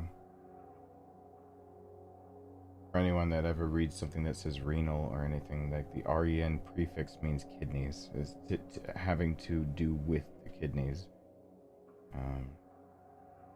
Malnutrition.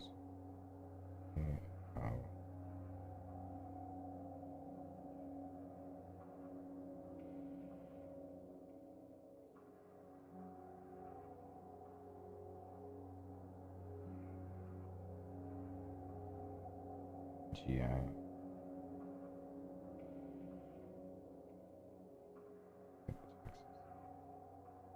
I'm not really supposed to be taking.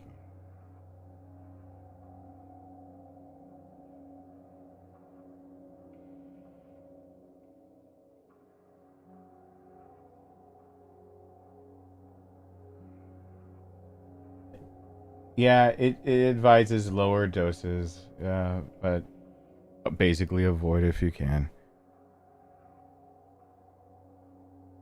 Too much pain though is its own problem.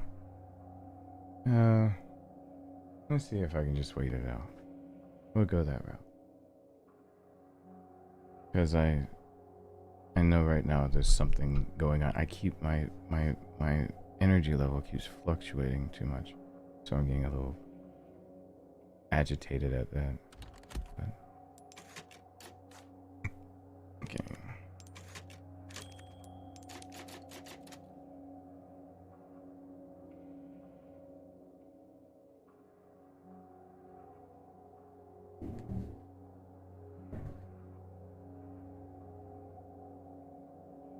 $4 dose in 24 might be okay.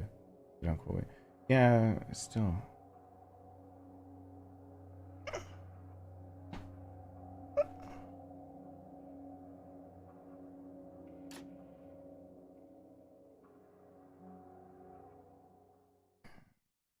Probably best to suck it up. I do like that scene that I just get past. I love the scene that you don't get to see it now. There's characterization stuffs. Now let's see if my freaking brain can wrap around what I'm gonna do here very soon.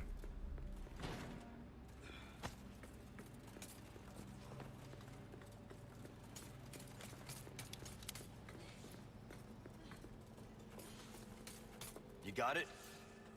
Hi, Grumpier. Duh. I haven't. I'm counting on you. This is my second run on a PS5, so I blasted through this on PC. But I had the deluxe edition with stuff, blah, blah, blah. This is the base game with no deluxe, no extended, no anythings. So it's a little different, and I'm realizing that a lot of the notes I took Master of unlocking. Depend on the version that you got, and I don't like that. So I'm kind of back to the drawing board of I'm doing it on PS5, so it's fresh, and I don't have all those things. And it's different. It's definitely not the same experience anymore. Got some new wares. Welcome. Got some rare things on sale, stranger. It's no small amount of money that you're losing. Anything else I can help you with? It's just staggering how much money Ruby's is all rubbish. It makes no. and what you're losing. I'll buy it at a high price. I still have some new items you might be interested in. Knife needs care every once in a while. It doesn't get any better than that. It's a veritable wood. Don't get. He's still talking. I swear he'd just keep talking if I let him. He's just gonna be, is a veritable. Like, where are you going, bro? He'd be sad. I'd be sad that he's sad. And give him a hug.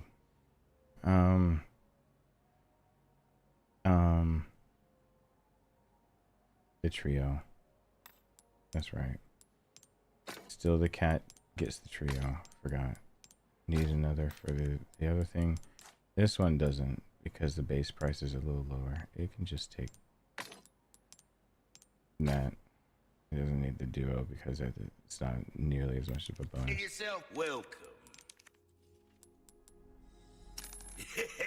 And I think that puts me right at the edge of I can buy the rocket launcher for the end. A well-tuned weapon can make up for a lack of skill, friend.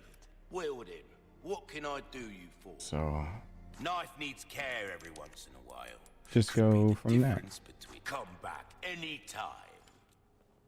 Cool. I'm gonna save it again so I don't have to do that. How much time do I have to beat the game? Oh god, I've got a ton of time. 7 hours being all okay.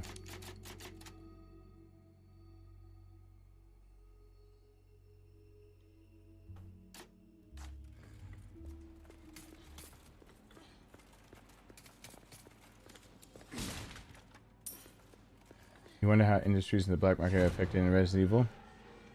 It's the premise of Resident Evil 5.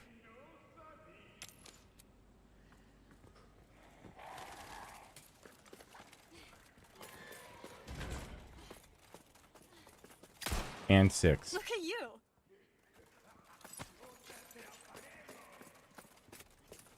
I mean, there's more to it, but It's a substantial amount of it.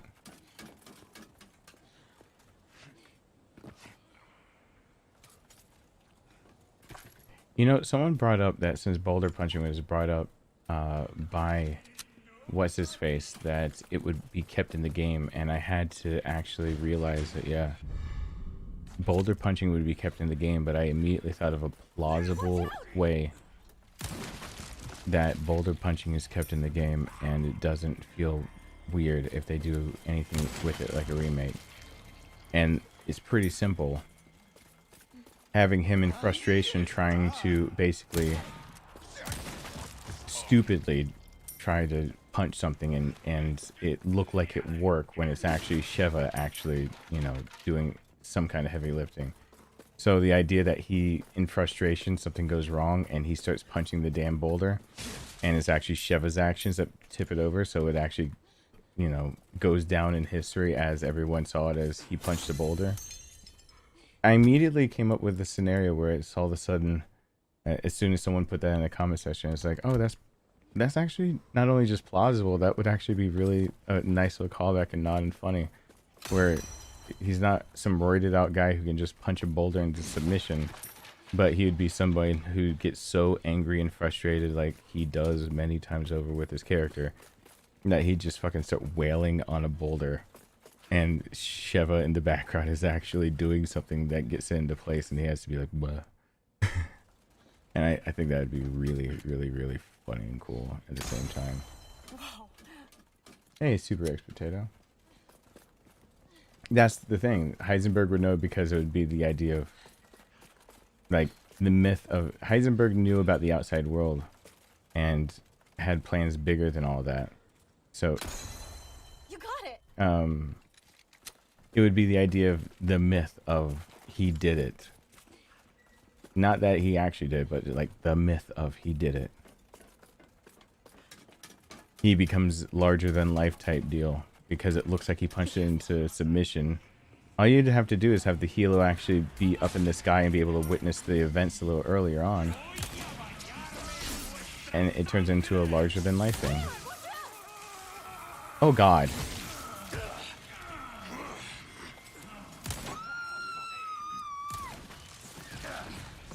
Oh god, this went bad quickly.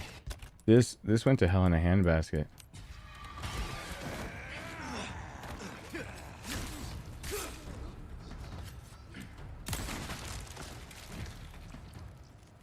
Darren, thank you so much. I appreciate that. I really do. You hurt? I'm good. Dadgummit. Thanks. So my mind's already made like a very plausible way that it could really, really fit in. Because it could, you could always, he did say that boulder punching asshole. That doesn't mean he was successful with what he's doing with the boulder. It just means that everyone knows he tried to punch a boulder into submission. Which, if you think about it in retrospect, is something that after the heat of the moment's gone and you kind of laugh about having your life on the line and shit going sideways. Okay. That everyone would talk about that. Did you really try to punch a boulder type deal? And it would make it much more feasible and realistic if they did that, went that route for a remake. It'd give it this grounded sense that would feel really, really cool. Of just, you know, making him into this myth that is willing to punch a boulder. Can I get a 5? Can I get a 5? 5 in the fishness. 5 in the fishness. Can I get a 5 in the fishness? Thank you, Darren. I really, really Can I get a 5 in the fishness? Darren. Words I didn't think I'd ever say, ever. Can I mention ever again?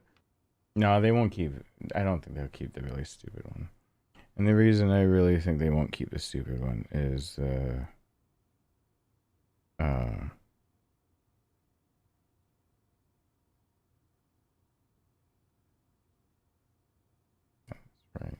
Yeah, I think it would be. I think it would be. I mean, they even hint in this game that Resident Evil 5 is being remade. It's just I don't see it on their financial reports yet, so I'm not gonna say anything. And no developers have come out saying that they were working on any teams. So, you know, unlike Code Veronica, where we know that it's in development hell and they was working on it. Unlike, you know, the sequel to 8, which whatever 9 would be called. Unlike the one that's an off-brand IP probably something along the lines of Dino Crisis. Unlike all those that we know that there are teams doing something. 5 has just been teased because of Wesker in this game.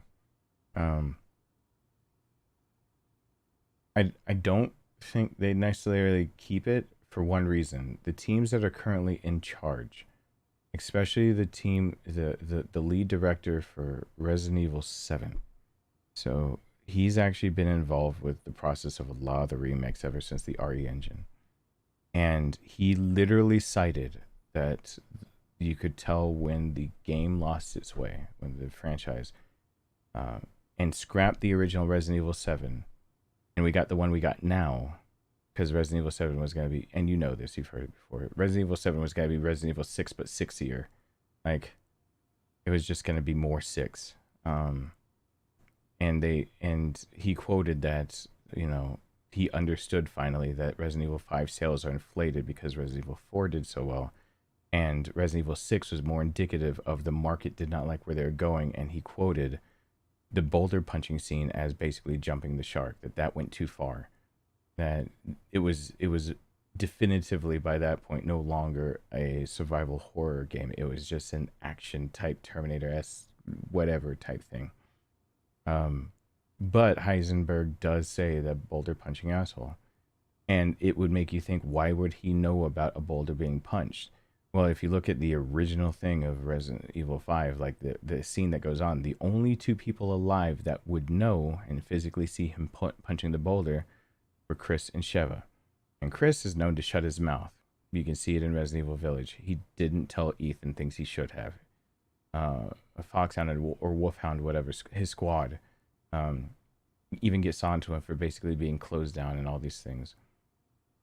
And so, and he after losing squads, after losing teams, after losing people, he's a vengeful person that goes in a cycle of believing his justice wins and goes in that thing. So the only people that really were direct witnesses were him and Sheva, but he's quoting it. It would make a lot more sense if it was something that him and Sheva could, you know, joke about or talk about, or that it was viewed and that they joke. It becomes something of like, it's there, but it's just not, it's not this quite the same. And it would give it a sigh of levity that everyone would get to see this ridiculous scene actually play out in a more serious tone, where it's him instead punching it in frustration. But, you know, it's almost like in his surprise, it actually works. And then he turns over to see it's Sheva. You know, it's just me spitballing an idea. Of course, I'm not one of the writers for it. But the idea that he's just sitting there in frustration that something's blocking his path and he's going to lose. You know, he's used to loss. The game is about him losing Jill. The game is about him losing his team. The game is about him. He hasn't lost his team like he did in 6, but the game is about him basically not being able to. He in the BSAA, he's one of the founding fathers of it because he lost a lot of people, and that, like Revelations 1, basically the loss on that and the creation of the BSAA. So I really do see it as something that like they could write in, of Chris being so adamant that he will save Sheva type deal or something like that, that he will do it, that he's willing to sit there and risk breaking knuckles. And after a few punches, like it actually like rolls over and works. And you see like the intervention of the Hilo with Jill in it or Sheva or something.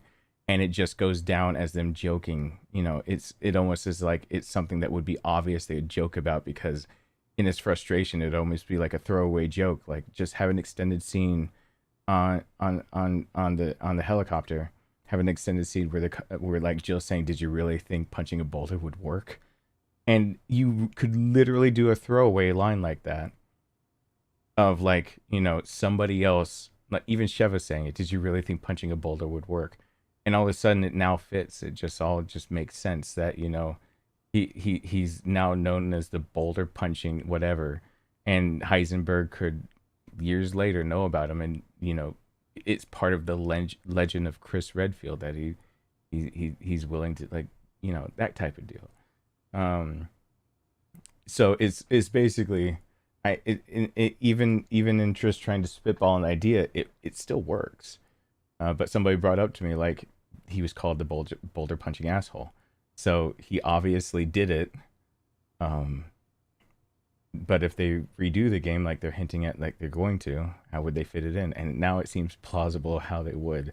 Basically, it's a joke of his later on, in a real panic and frustration of his, because like I tried to paint a picture before in a different stream, the picture of like how Resident Evil 5 can be fixed is basically the idea of, unlike Leon, who is like just supposed to be alone, whatever, it'd be someone who has to grow to trust a partner again because he lost his old one. Doesn't trust people because they always betray him. You know, bring up Revelations again, where he's betrayed again by his superiors, and that he can't get to Jill. He can't save people. He's losing, like, people die in Revelations. People forget that's part of his lore. He's betrayed by Wesker. He's betrayed by what? He's got a lot of betrayal and then wanting to know the answer and vengeance. It's even at the end of Resident Evil Village, where he sees the BSAA as using bioweapons and he wants to go to Europe. And that's literally, he went to the same headquarters. He even says to go to the same place that's in the general place of where he in Resident Evil went. And in Resident Evil 1, after everything happened, he immediately goes to Europe to try to get answers. And that's what actually lands Claire there at the RPD when Chris isn't. And so Code Veronica picks up the idea that Claire goes to find him in Europe. And now 8 brings it all wrapped around that he's going back to headquarters for BSAA, where they set back up somewhere, and it's most likely they set up there from what we find out in Revelations. So it would really fit for him. It would really fit the idea that, you know, a guy has to grow to trust and get so, you know, all you have to do is write a scenario where Sheva's life is on the line. And he's so determined to do something, but so helpless. And like the picture I painted, like the game can easily go from having, go back to being a survival horror with action elements, because they've been introduced with Jill and everything. Like how it could be, Jill could basically be how Sheva moves, and how you're moving with Leon more or less can be just more fluid with a lot of things, basically a cross of Leon and Krauser type deal.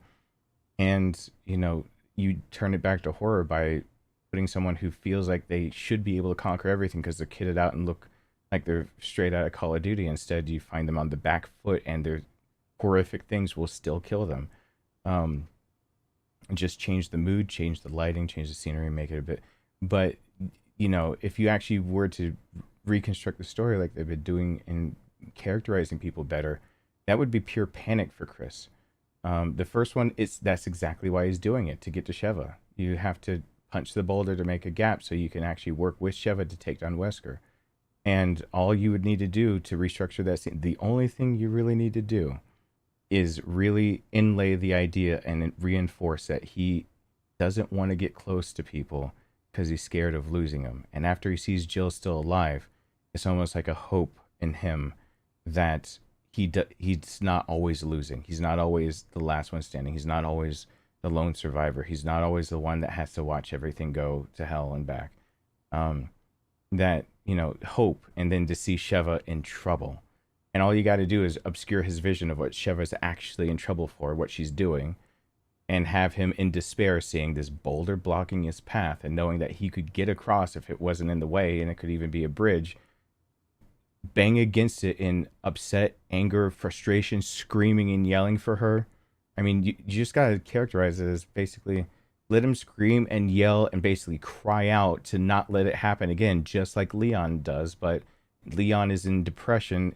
For Chris, it's in anger and vengeance. And then all of a sudden have the thing actually start tipping over and realize that, you know, on the other side, Sheva's actually been helping to make it move or something like that. Or the helo's been above and helps to make it move. Somehow have another mechanic in there that helps to make it move, that it's not just him being superhuman strength. And, you know, as long as there's one witness to it, just an extended scene of saying, did you really think punching a boulder was going to fix it? And it can just be something that just goes down in history, that he punched a boulder into submission. And all it would take is for, like, you know, one or two people to idolize Chris, which Resident Evil 6 obviously shows that. Piers idolizes Chris. His squad idolizes him. Wolfhound idolizes Chris. while they chastise him for not telling Ethan what happened, they idolize him. And so it takes only a few people to idolize him and know the story to all of a sudden put him on the pedestal of blowing it out of proportion, of knowing that he punched a Boulder into submission. And then Heisenberg all of a sudden knows that Boulder punching asshole. And I think it would be a really clever rewrite, right?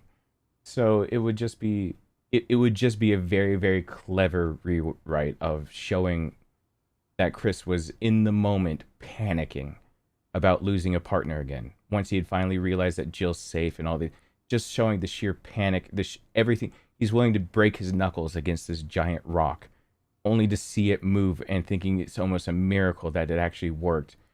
And to see over it that his partner or someone else, whether it's Jill or Sheva, that his partner came through for him for once. Instead of him saving his partner's basically saving him.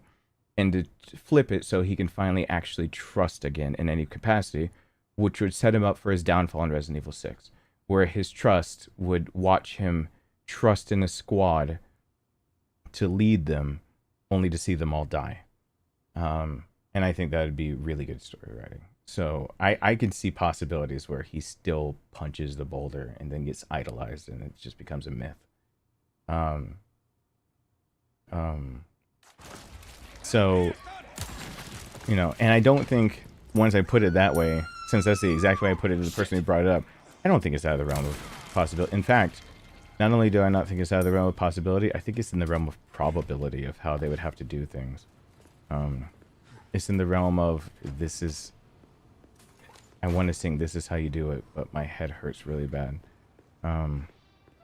It's in the realm of this is how you actually do a thing. You're serious? Thanks. Anytime.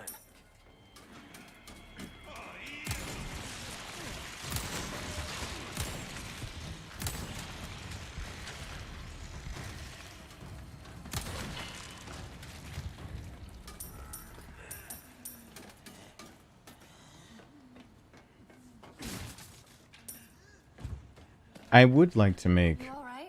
Yeah, no big I would deal. like to make a critique video on, like, a lot of the things I said were wrong with Resident Evil 4 were absolutely written into the game and fixed. I would absolutely love to do a critique of where I also thought Resident Evil 5 and 6 could actually keep the basis of their storyline and be built into Revelations 2, but mostly building into Revelations, other games like Code Veronica, and building into that. And then have, if I have a wide enough audience, because, you know, of course I'm going to have to make guides to get a wider audience and try to make it sure that I can just do what I'd like to. It'd be fun to be able to do that and then try to get Capcom's attention with it. To see if I can get any producer, director, anyone that's on the staff or team to actually comment back to it. Because it would be interesting for me to see if the things that I'm just spitballing here are things that they're already thinking about, contemplating, going through, you know, tossing back and forth. But I've actually started scripting out a video that'd be like that, of just, again, kind of instead of, it would be along the lines of me, I'm going to probably play 5 and do exactly what I did with 4, say what could be done differently. Because in my long ass stream for 4, where I said what could be done differently, they basically did every single thing I said. And I'm not saying that they're watching my channel. I'm just saying that it just took some critical thinking and some creative story writing, thinking, brainstorming while playing the game to try to express to people what could be done better in a remake, or what instead could be enhanced to make it so it's back to survival horror. And I would love instead to be able to get feedback from Capcom somehow about what they think about that. Because it would be another time of just being able to try to succinctly put together some thoughts and see if I can get the community together enough to get their attention, like spam them on Twitter or something, to see if they'll watch it. Because if I can make it into a 15 or 20 minute video, I doubt I can, but, you know, to try to paint them the same picture I've painted for you guys, and then get you guys to possibly be able to get them to notice it. It would be a really cool thing to be able to get developer feedback about that.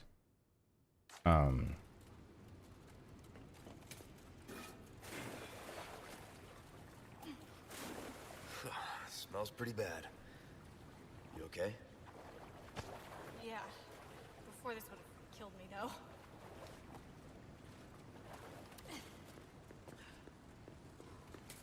We go at the same time, yeah? Got it. Yeah. Hide. No problem.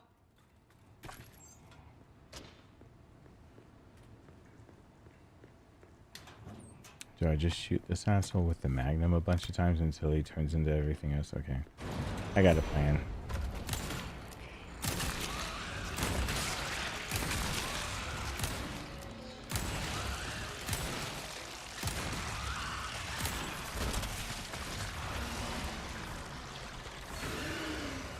What the fuck? Die, you stubborn son of a bitch.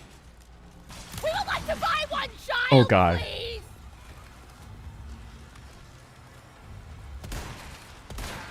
Come on. What was that? See, no, I don't want to go notice me senpai to the developers. Don't you do that. Don't do me dirty. Don't you do that to me. I wanted to say Ricky Brown. Oh my god. Got him. Ricky Bobby. Thank you, Sarcasm. I appreciate that. Jesus. Cuddly bastard. I absolutely realize adrenaline's physical effect on the anatomy of a human body. I also understand physics Get that lever. and inertia and coefficients of friction in both of them. We go at the same time. Yeah, okay. Okay. And all of that understanding comes together of it just ain't happening the way that we remember it. It's not.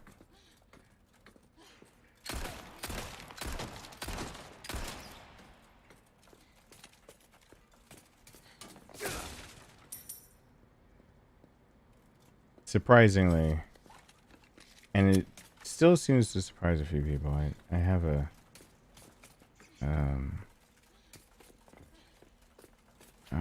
I'd say a decent grasp on a few of the... Leave it to me. I'm actually pretty good at this stuff. Yeah, basically Jesse Pinkman. Hi there. Nice name, by the way. But yeah, it just... Because it would show the raw emotion he has of not losing another partner, and it would be good character development, because we see that Chris in Village is getting good character development. To me, it's the idea of, why would you waste your time developing Chris in Resident Evil Village if you're not going to show the fruits of your labor for it? Like, it can't just be for Village. In my mind, they always are planning for the idea that they're going to be remaking another one. And when my mind goes there of thinking of it, I immediately have to think of the possibilities of, you know, how did they think about it? How did they perceive it? When I try to think through their shoes of how did they perceive the scene and I have to go back to the original team that said that was the breaking point. They know it's the... I have to think that when they wrote Village, they thought of Resident Evil 5 as a remake in mind and thought they could actually put it in and it be feasible. And with all of those notions in mind at the same time, that they thought it was feasible while, you know, making Village, it makes me think that, you know, we're just missing part of the picture because we're not part of the team that's developing it. And in missing part of it, I think the missing part would be exactly that they're trying to characterize him so much more that we just saw the tip of the iceberg of what they've got in store for Chris Redfield.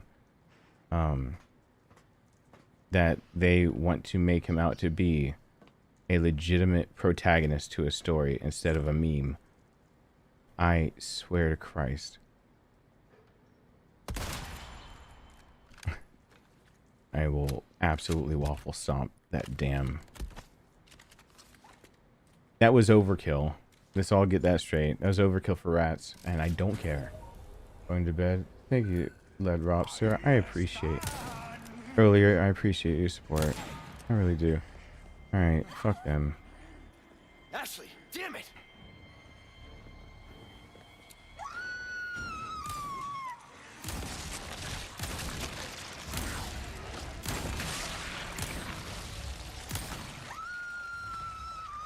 Ashley!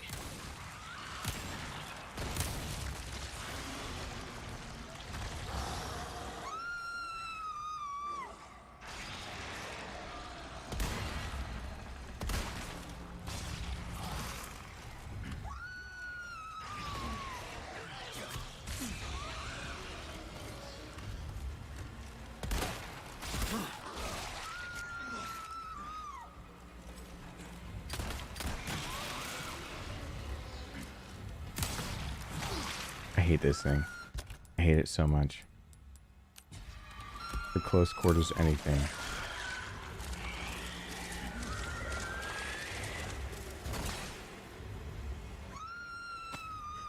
I love it until the moment I hate it.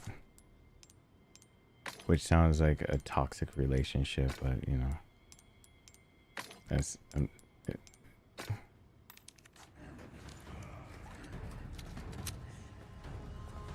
sounds like I'm going for a meme of a bad romance starts with whatever.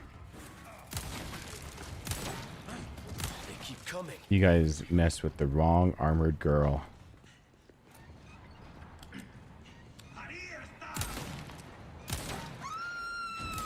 Can you guys stop? She's lifting a bridge for me. I gotta figure out a better way to stop them without the Tommy gun. This is professional, yeah.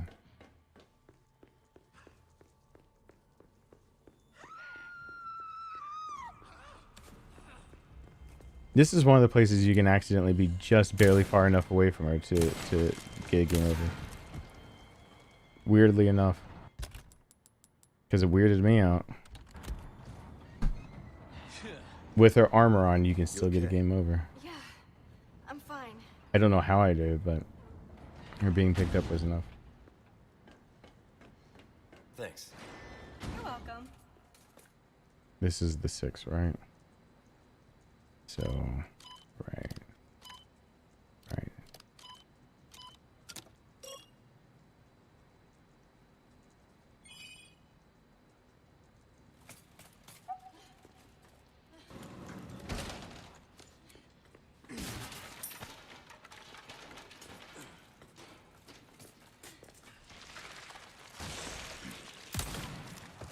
Give me a break already.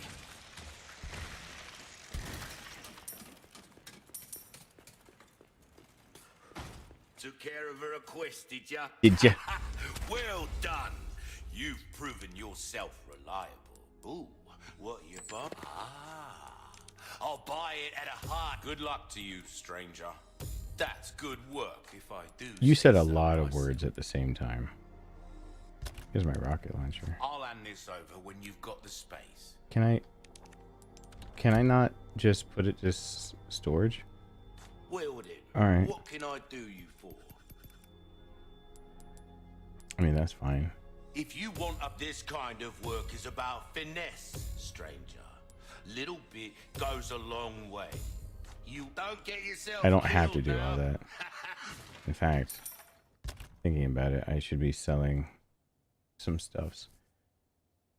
Or making some stuffs. Or using some stuff. Oh my god. Oh my god. Okay. Heavy grenade. We're gonna use the tangerines though. Let's just go ahead and commit to the tangerines.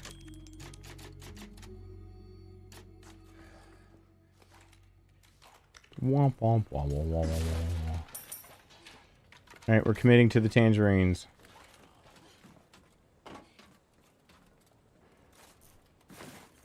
Thanks. I would have dropped you if you said skills. I'm not up for that.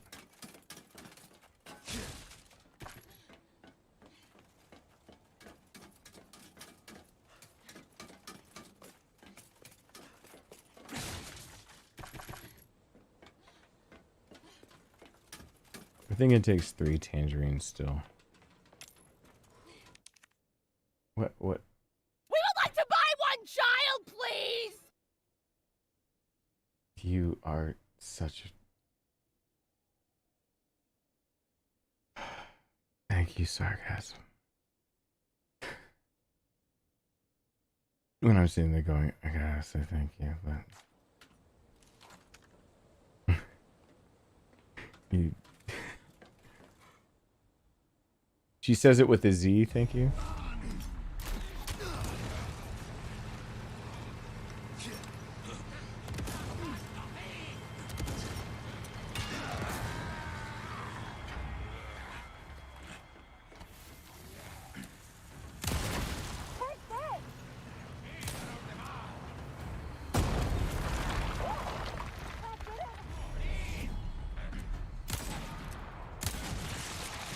I hate bugs.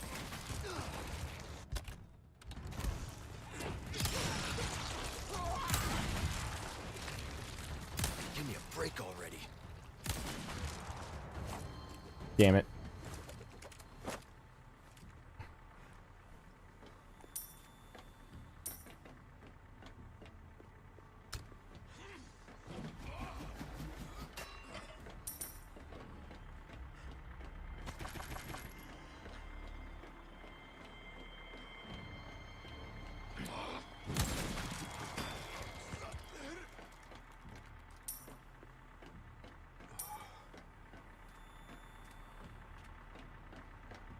Come on out. God, did you see me? That was awesome. How much time do I have? And now we're 20? Yeah, I can I actually think you go might find take your out the other calling. mark. Just in case I ever decide to use a save file again, I can go take out the other one. So I have the spinels for a few other weapons that exist.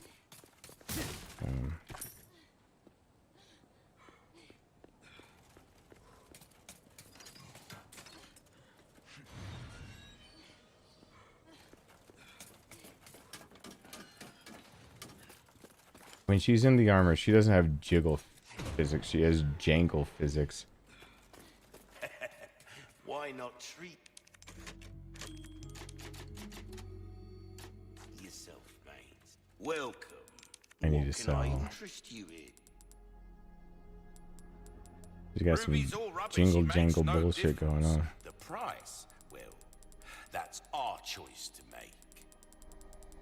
Yeah, someone actually said jingle jangle right after I said that. All right. You don't want to share a brain cell with me. I promise you, that place is scary. Every now and then I have to go visit the brain cell place. It's so weird. It is.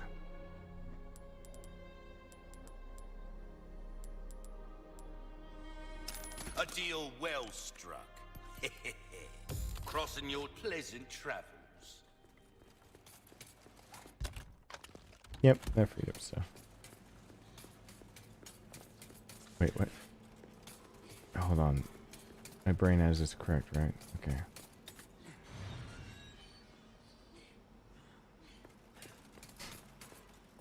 Hide. Okay.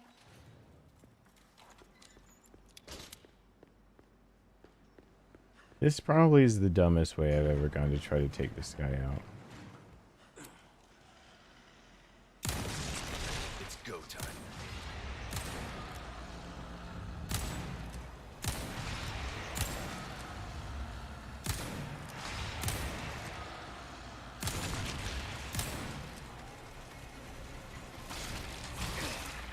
Oh shit. Hey, he found me. We're friends now, I think.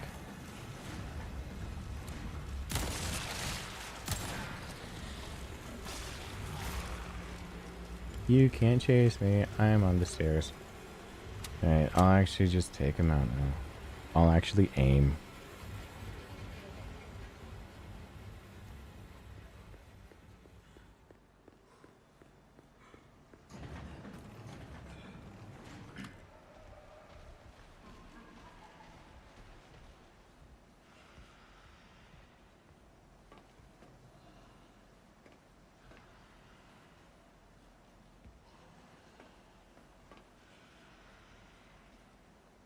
Oh, come on.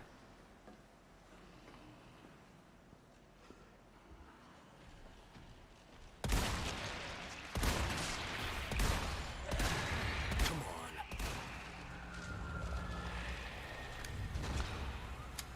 on. Okay. Alexandrite.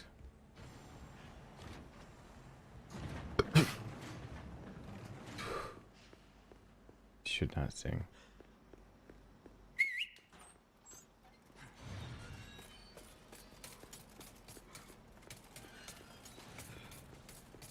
I'm not sure if his fancy reload has iframes. I actually have not tested that. I see you That- took care of a that would be request. pretty nifty, I actually. knew I could count on you. Ooh, what you buying? Good luck. Don't get yourself killed now. 30 spinels. And another ticket for a TMP for another run on this save, but it can't be for S+.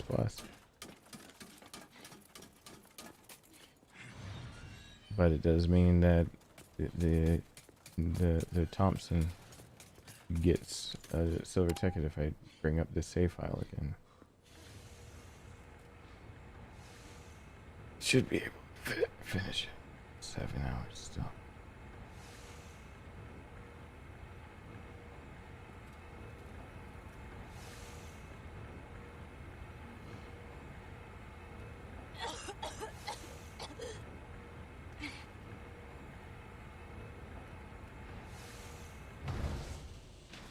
Hey Chadwick, that's awesome. I probably will actually go the route of on this, go hardcore first for the chicken head. You know, I was thinking, we work well together, don't we? I guess so. Right? Maybe someday I'll become an agent like you. What do you think? We could protect the U.S. from any and all threats. Is that right? After the Well, cutscene. either way. After she's taken. First, we have to make it out of here. You're no fun.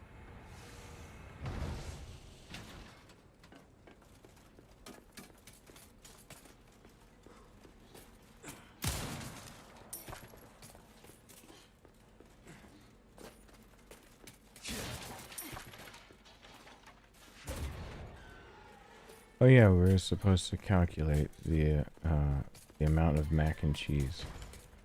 That's right. I sing a little bit and I feel winded from that.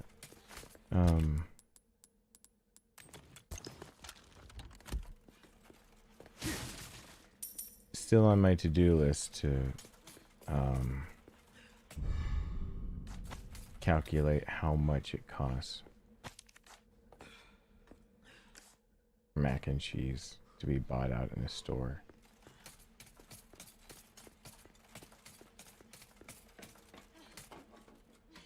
Oops, wait. Gotta check this out. Not gonna go over the how this is so cool again. Sadler, you bastard. Alright. Oh, I will pause it for a second. Because, yeah, right, I probably should have to hit the add button again to make YouTube happy, because you're probably right. Yep, the blue shiny thing is up there to say to do it. So it doesn't interrupt people. It's nice to try to figure out little breaks in it so that people can at least get caught right back up instead of having them automatically placed. Okay. Hopefully that didn't interrupt anyone's experience too much.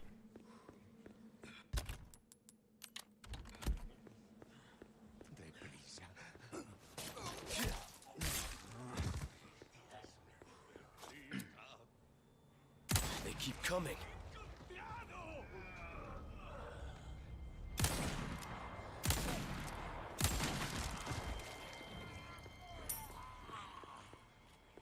Honestly, I don't really need anything from here. I don't think there's a treasure or anything. I just need at the very end enough money for a rocket launcher. Technically any money on this side would be nice too though. Because I'll have the Thompson if I use the save file again.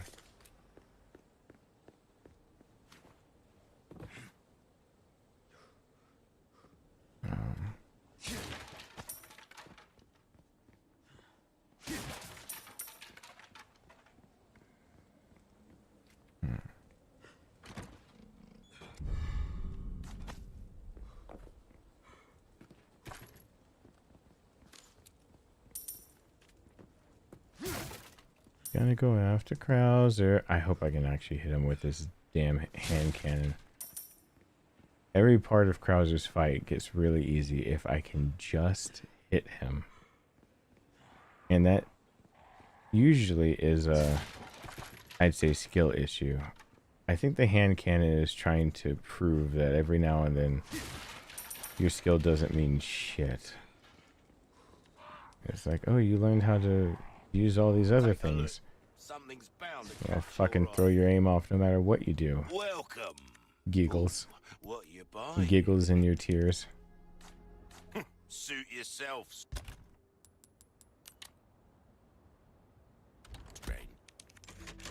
Someone once told me that they were giggling in cursive. I didn't get what they meant.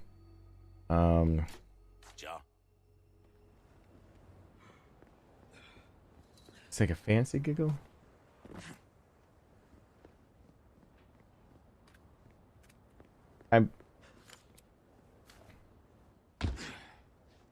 You put the grenade in Salazar's mouth.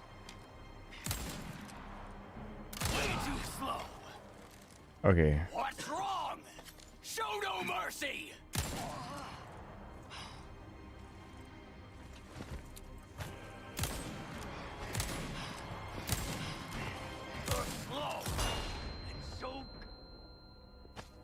There's the second rhino beetle. Third. Village. Salazar. That. What's become of the girl?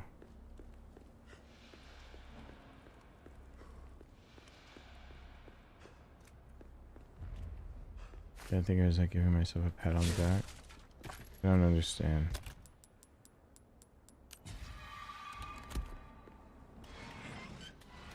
Hmm?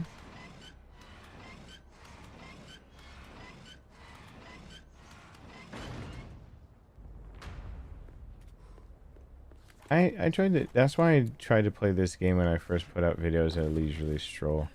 I am not trying to burn myself out. We barely made it out alive. Go with your gut, don't think. That was the first thing you taught me. Oh, the Chicago sweeper. If I had to choose one. Chicago sweeper and the hand cannon comes in really handy. Like this fight right here is about to come in real handy.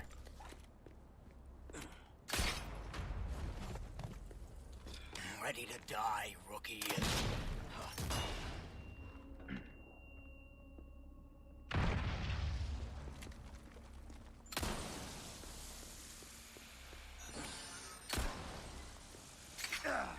Whoops.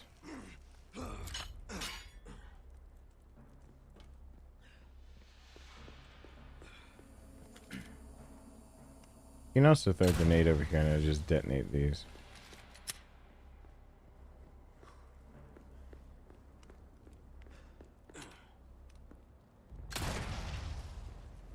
I'm no stranger to covert tactics, remember? How could I forget? Shit.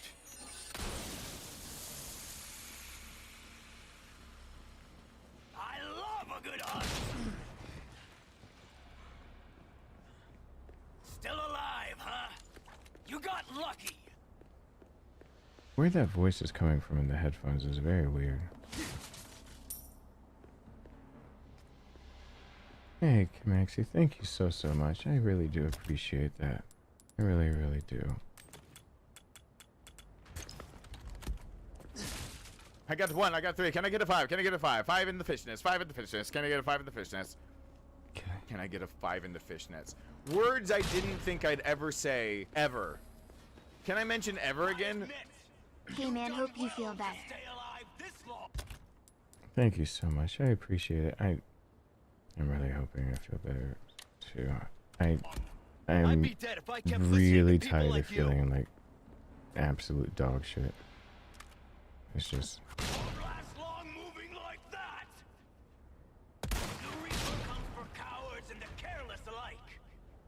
Which are you? I don't know. Guess I'll ask when I see him. Well, you've really gone all out for me. You shouldn't have. Anything to make the pretty boy feel special.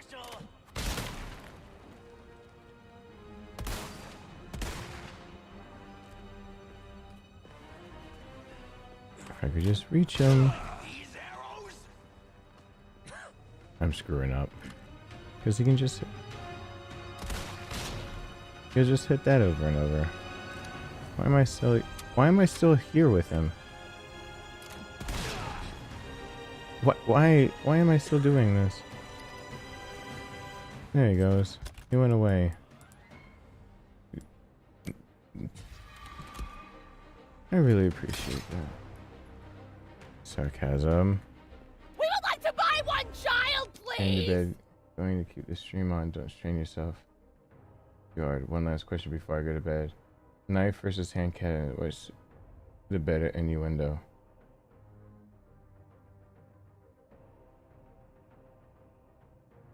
Which is the better innuendo? How pent up are you?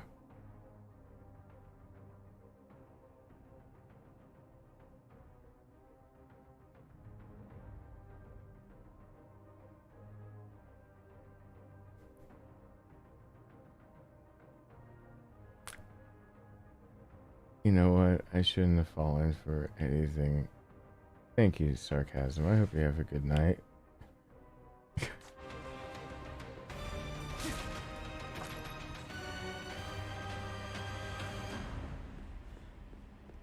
That's when she screams not in the eye, but you were like on the other side of the room.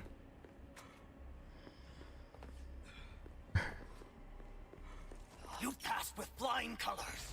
Here's your medal.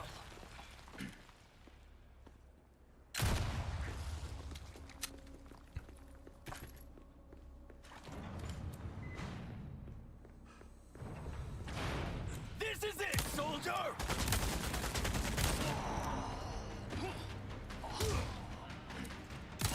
You're really doing this? It's not too late. You and me are two sides of the same coin. I guess that means we'll never see up. Thank you, mostly not here. Aloha, same positive vibes. Yeah, well, thank you.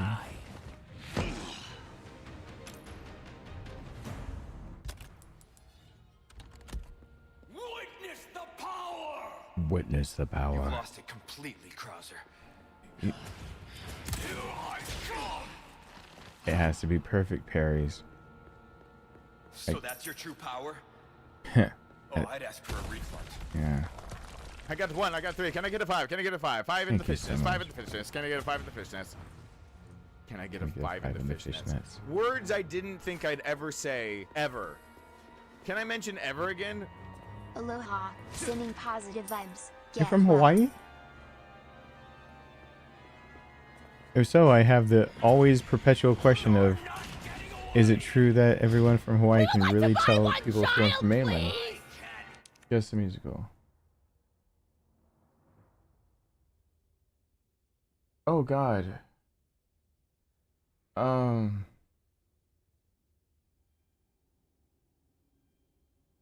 Thank you, Jacob. Hold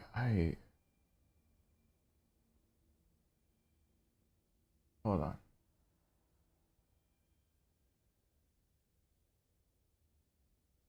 That's so.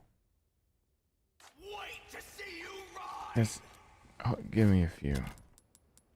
My brain is working about as well as an Intel Pentium processor would be playing this game.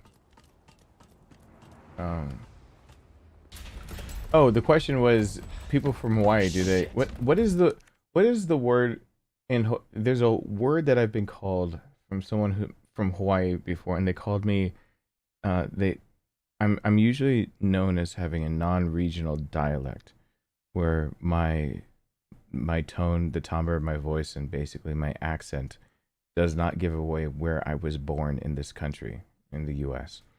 However, when I was about 19 is the first time I ran into somebody who was from Hawaii, and they told me that they have a word for basically my accent isn't to them non-regional, that I sound like a mainlander, but they had a word for, they said the basically the word means mainlander. And I was wondering, like, I've I don't remember what it is, and I can't find those journals very easily. And since you're just here, it drives me crazy every now and then. There's a word for that people from Hawaii can tell that I'm at least not, I'm from the mainland of the US, and that so I get called that because it's obvious I couldn't have been from there. But I just asking. Are you ready, rookie? Yeah. Let's settle this.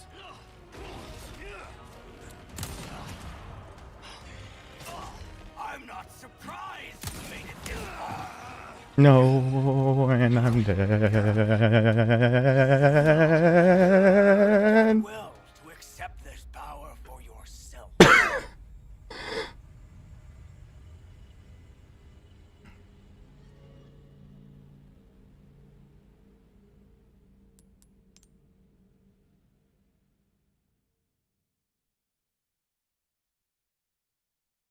Oh.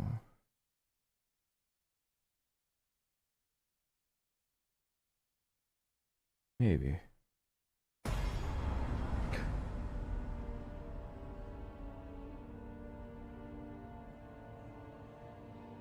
Hold on, I need it. That's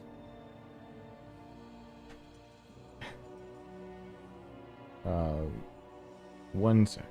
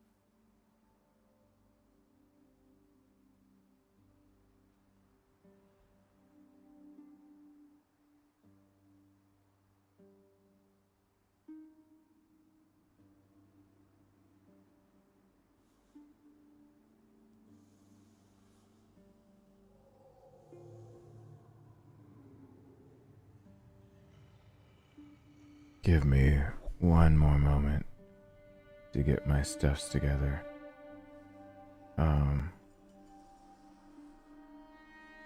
But Jacob, I just had to venture out into my kitchen and living room to try to grab more to liquids to get in me. And I saw my brother, and my brother used to love, I'm pretty sure I just realized that's from Sweeney Todd. So, just wanna put out there. Yeah, pretty sure that's Sweeney Todd now that I'm thinking about it. Cause, yeah, looking over at Nathan made me think of it. Alright, one more moment. Didn't know if you were there, Jacob, or not, but...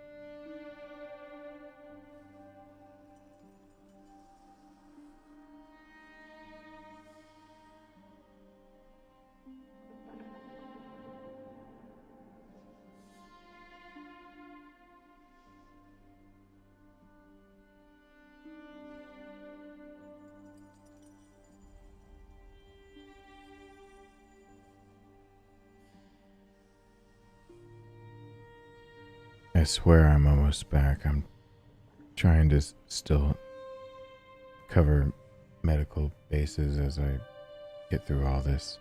Sorry.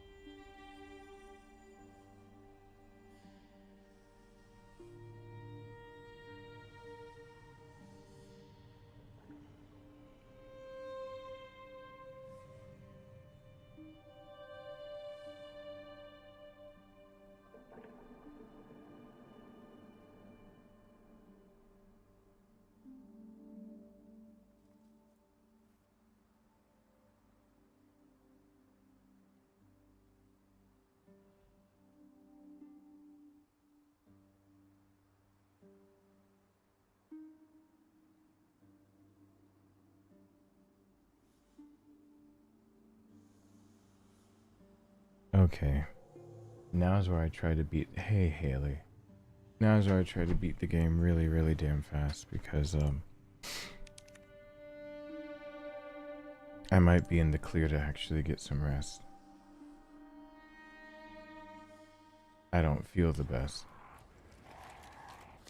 But I think I'm now getting between a mixture of my body might actually be wanting to be in a state of it wants to now actually rest, and I can rest safely, more safely. Not like I have a choice. Oh my dad, Krauser. Show no mercy.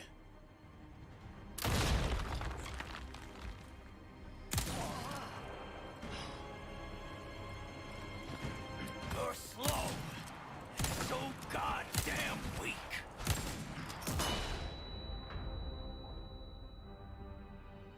You better hustle.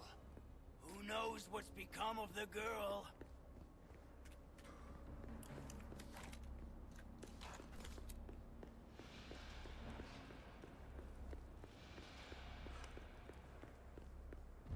Sorry, I decided to try to check myself out top to bottom after that because I got hyped up for a second fighting Krauser, and everything got really, really starry and felt very winded and everything, and so I think instead I'm finally actually just feeling exhaustion. I think at this point it might be finally things are...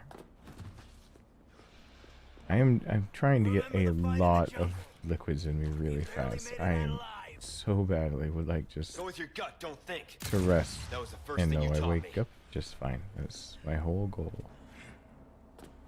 He's turned this place into one big trap. I can't fight him on his terms. Are you kidding? You can just take that? Krauser can just take that.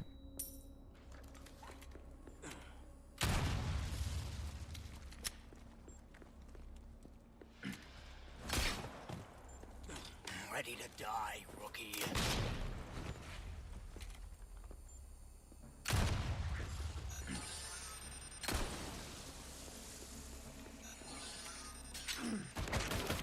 Crap.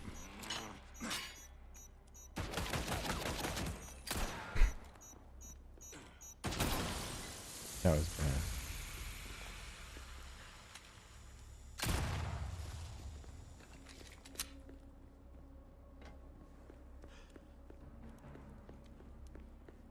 Did you have to beat this? No stranger to Did you have to covert beat this on pro to get the? tactics, You have to beat it on hardcore How to could get I the forget? armor. Shit. But you beat it on pro after you got the armor, or you got it at the same time? Did you get an A? Did you get an A on pro? You can do both at the same time. Well, if you do pro within 10 hours, does that still give you the armor? Because that's not an A, but that would be an A if it were hardcore. I actually don't. I just thought of that. Still alive, huh? You got I don't know the lucky. answer to that one.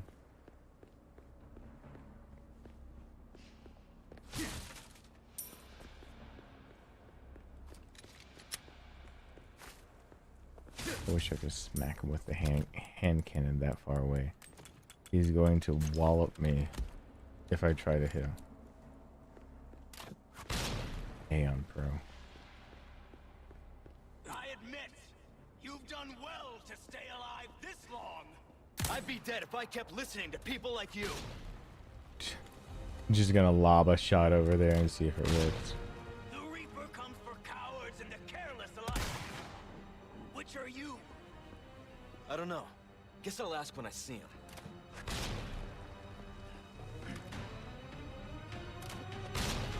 Well, you've really gone all out for me.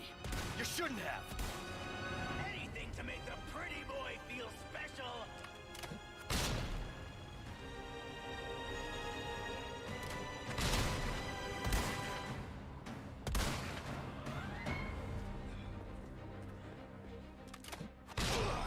Shit. Like that.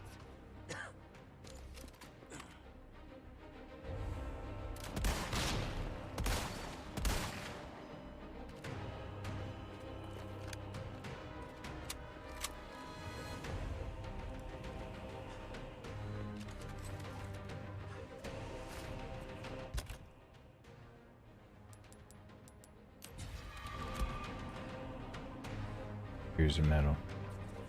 You passed with flying colors. Here's your medal.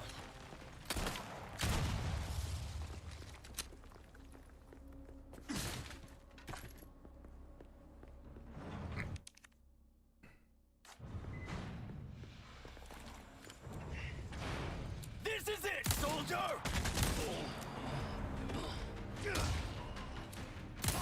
You're really doing this? It's not too late.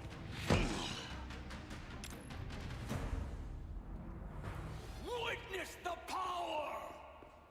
You've lost it completely, Krauser. Shit. Best perfect parries. So that's your true power? Oh, I'd ask for a refund. Regret that smart mouth of yours.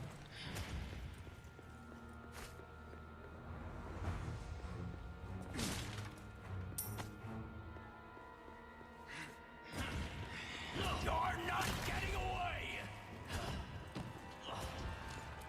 I can't wait to see you ride!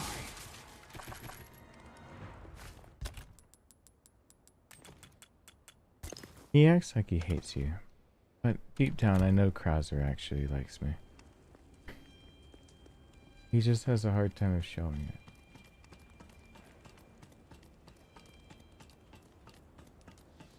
I feel his love in every punch.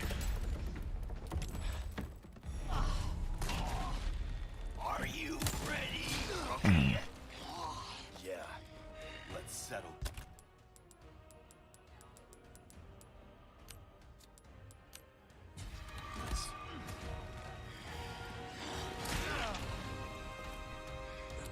I'm not surprised you made it this far.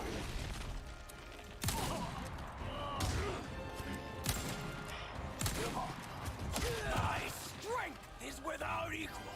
Jesus, perfect parries on Krauser are stupid. Strength is everything. Also, I thought I moved out of the way Can of that. protect nothing.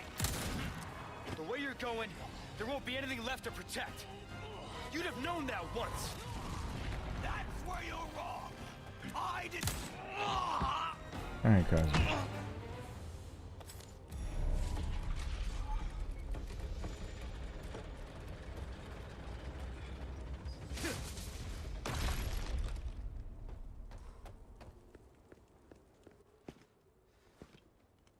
Hi, Krauser.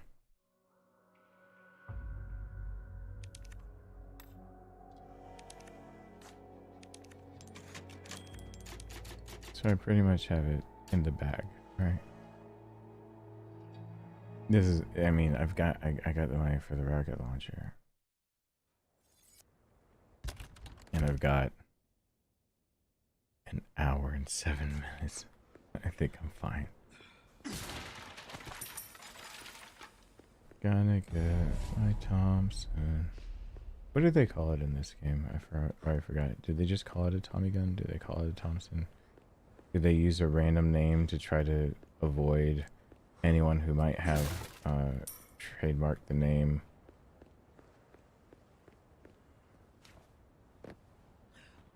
I don't know what it's called. Oh, Do they call it the Chicago Sweeper? welcome.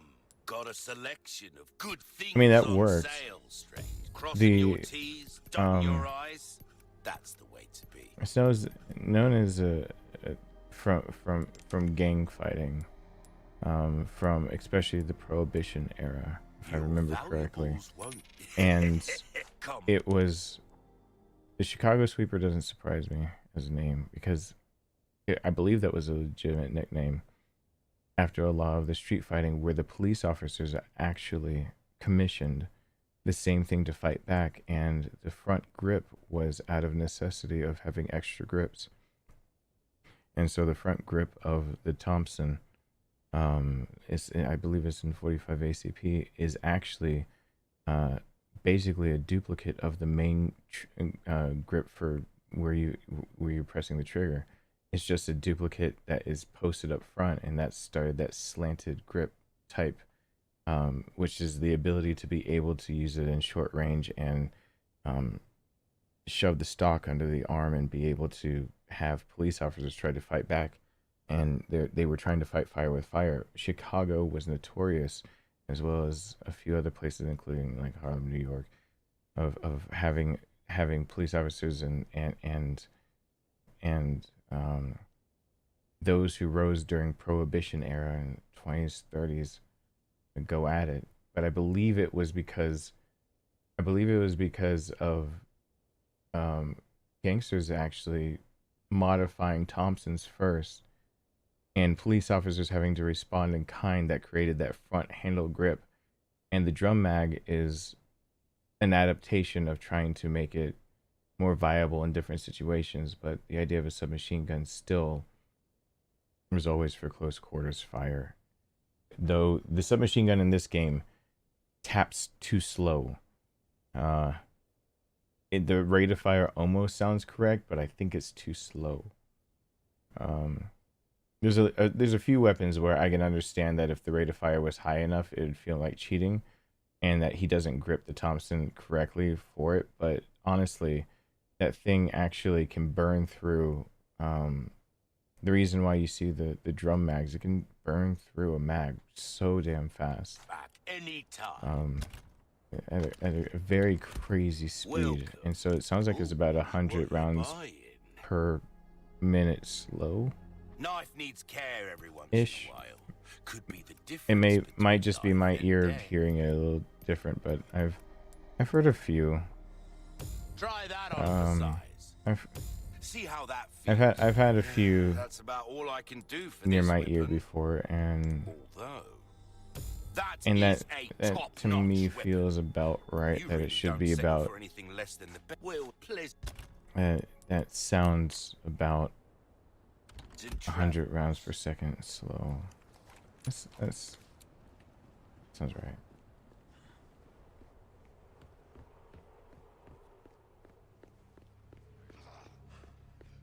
Voy a bañarme en tu sangre.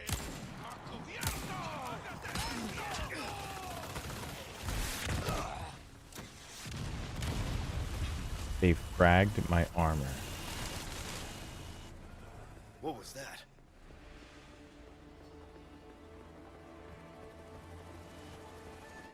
Well, I'm just every now and then trying to remember some of the knowledge I've gotten, putting it into the idea of that the developers had to have known. Nothing but the welcome. got a selection. Fix my armor, please. I fucked up. Thank you. Yeah, the some of it's just random knowledge I've acquired. I've handled quite a few ever since my youth. In my time, I've handled quite a few firearms. Had the opportunity to fire a few things that civilians wouldn't have normally, and had licenses to be able to have firearms that an average civilian can't have. And through all that, I've been able to have a generalized knowledge of a lot of the ones that are more, I guess you'd consider more famous, because they're, I would actually say when I take guesses like that, they're the ones that are more prolific. And while the what you would think of as the Tommy gun is not actually as prolific as you'd think, because while it was used, what we consider the Tommy gun actually has a few different versions. And so, for example, I'd have to look at the one depicted in this game. I doubt it's the quintessential Tommy gun in this game.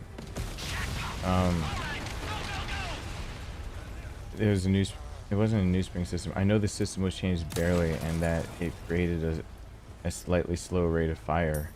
I don't think it was discernible by a normal person. I don't think it's a big deal, but it did create a distinctive look when you look toward where you think that the where the foregrip is going to be, and where the bullet carrier, and you're going to see it near, I wouldn't call it a mag well, but since it's attached, it reminds me of some of the modifications that make like the MPKs different. That they're not easily discernible between them, but it would be easy for a developer to look at two photos and think that they're just two things, like two models. I could think of it as kind of the same example of being like the M16 developer not knowing A1, A2, A3, A4, anything like that. Like designations to them wouldn't make sense. It would just be that they look up M16 and they think it's a generalized model. And so they include it in the game, and they're looking at a lot of 2D images with some 3D examples, and when you do that, you can fudge a few details that anyone who's actually been around and handled the things knows that there's designations for a reason to not necessarily confuse them. I'm not going to claim to be an expert at all of it. I need to brush up on a lot of things I used to know.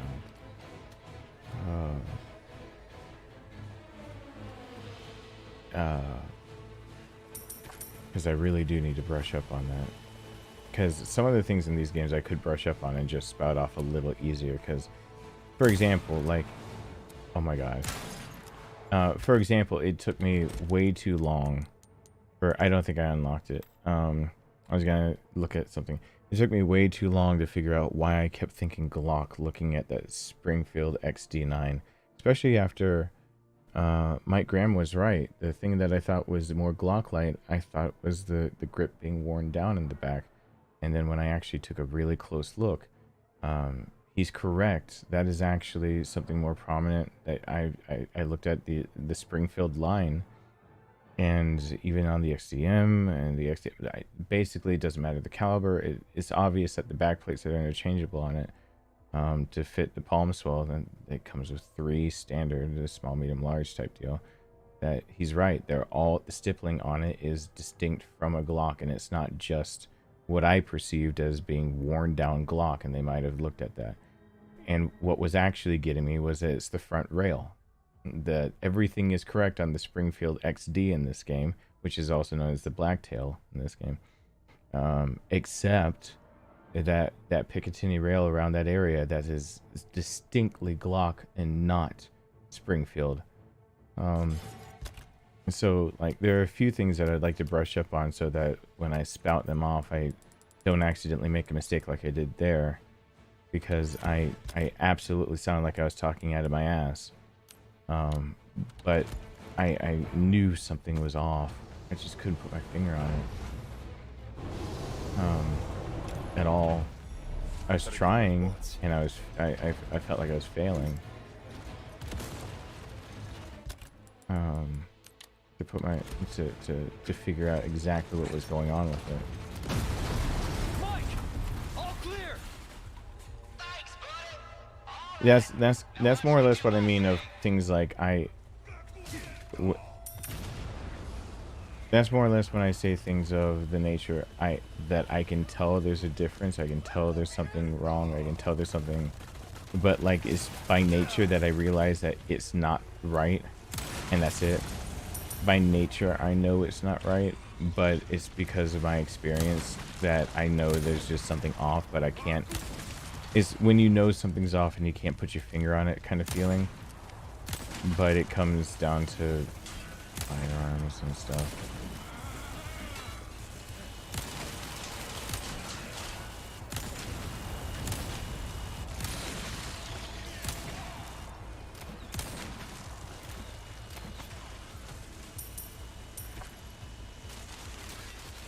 So I'd like to be able, because I'm gonna bet that Thompson's not a pure what people would think.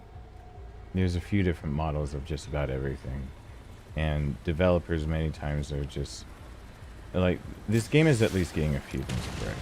This game is getting a few things correct. This game hurt my soul with that damn Springfield 1903, because an image of the Springfield 1903 will not tell you that you cannot put a Picatinny rail that close. I mean, you can. You need to modify the extractor. But one, there's no point of putting an ACOG on it unless you really have to on a 1903.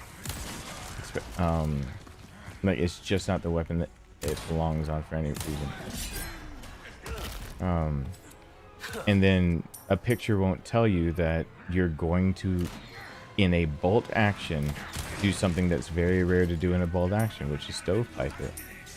It is very rare to be able to put a setup where you accidentally stovepipe the bolt action, because it should be more obvious. But they literally did something in this game designing it that can absolutely cause that. That Picatinny rail, the Springfield actually needs to eject. It needs clearance to be able to eject those empties above the carrier, and so the ejector, when you're pulling back that bolt and the carrier is pulling back that ejector, and you're clearing an empty, it's gonna hit that Picatinny rail. And that's why if you go look at, like, I could pull up a photo probably, and my brain's a little tired, but I'm willing to actually try to quickly bring up a picture of a Springfield, and it's the M1903 is the designation in the US, and they're using the, I think I looked up Springfield 1903 A3 because that's what it looks like they butchered. I might have been wrong because I was looking at the furniture on it, and I was trying to figure out exactly what they're using for sure.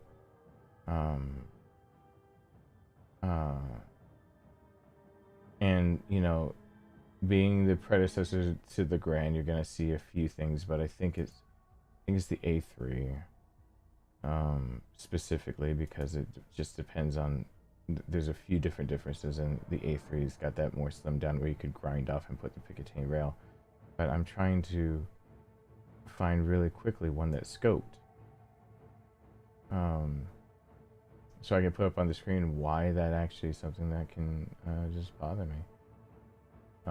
Okay, so here I see a viable scope mount on one. I wouldn't necessarily recommend that. One of them is forward set of the receiver, and it looks like it's yeah, it's the A3 that they're using, and it looks viable. I'm trying to find one really quickly, so that might be distinctive, so people would know why it just sticks out like a sore thumb to me.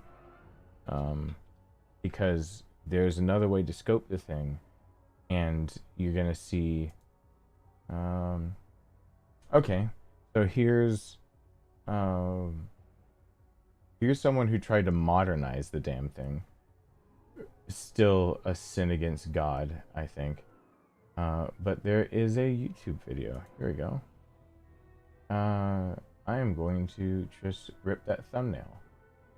And that's all. So open image, a new tab.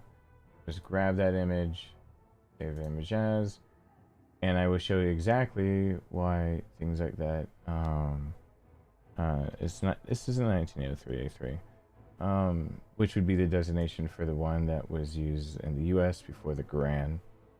The M1 Gran is faster. You'd rather have its reliability is higher. It's got more modularity technically. It's not much different, but I'll show you what can drive me nuts on something like that. So it might seem like a small thing, but I'll add a source of like an image, a media file. Why not? Is a media file? Sure, why not? A JPEG image. There we go. Add source, and one of them is just I'll call it rando. And in rando, I have to go browse for that damn thing that I just brought up. Downloads.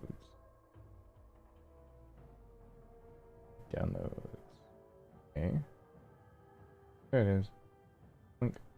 There it is. So why it strikes me and why I said anything about it, look really close. You see how literally there's a scoop? So this is actually a more feasible way to mount an optic on an older one. You're gonna see, like, for the Springfield, and in this game whatever it's called, whatever the hell, you see that there's literally a scoop to make sure that the bolt actually has clearance, and then there's the optic. In this game, they put the Picatinny rail straight on top of the bolt. And though if you see this thing in action, you're gonna see that there's no way the brass doesn't just keep hitting the Picatinny rail. Now this one's been butchered as well, but it's been butchered in a proper way. And that it is butchered in the way that would have been done if you wanted to scope this rifle to try to give it, I believe it was shot in 30-06, and if you were trying to give it as a marksman's rifle, you would possibly go ahead and castrate the front and rear sight to be able to pull off a mount similar to that, but that still looks like a more modern mount. That does not look like the mounts they would have used. The mounts they would have used were better integrated and gave you the option, possibly, of being able to still keep some kind of sight picture. And I say that because as soon as I put it up on screen, it should be obvious of why the Picatinny rail doesn't work. That's more than just a little scoop. You should be able to see a big ass giant scoop underneath that scope to make sure that the brass can clear and doesn't ping on top of where that Picatinny rail is. And so this one, the reason I know that it's a more modern modification is because you see that back one, it is absolutely bolted on by what looks like a grafted on or welded or something machined on Picatinny rail. That's the size of a Picatinny rail. And so this is, but they still needed to cut out a divot for clearing the brass. And so it's little details like that where I realize, like, you know, it's so close and I want to like it and I want to be able to just let go of it. And then for me, it kind of gets me out of immersion, because I know that rifle is going to actually stovepipe. Now, of course, yeah, ones that were designated for marksmen and did not use irons many times did have the sights cut off, but you didn't necessarily. There's others examples you'll see that it looks more like it's a scout rifle, and scout rifles are a more modern thing. There's a guy that kind of coined the term, and a scout rifle is supposed to be a short and long range rifle, and the optic is that's supposed to be set forward of basically the bolt. And the idea for the whole thing is that a specialized optic made it so that you could basically be down sights but also use irons, and it's well rounded. It's close quarters, it's far away. It's literally as a scout that you basically have the ability to, if you know how to cycle that bolt fast enough and you get very used to it and have a good operating grip to make sure that at the end of your bolt cycle your finger is back on the trigger, you can go see YouTube video after YouTube video where people can run a bolt action just as fast as a semi-auto. And it takes practice, but yeah, you can. There's nothing stopping you from practicing enough to run that damn bolt action just as fucking fast as a semi-auto. And people think, well, you know, semi-auto. No, there's you can. It's not going to make it. It's a negligible difference for those who actually put in the time and practice. So that's not the issue. But I can't remember the guy's name. It's just I'm blanking because my brain is still fried. That came up with the idea, the scout rifle, and it was a forward set optic and everything. The Springfield actually was an idea of what that could look like. And a lot of older rifles, he took that idea from the idea that a lot of the optics were forward set.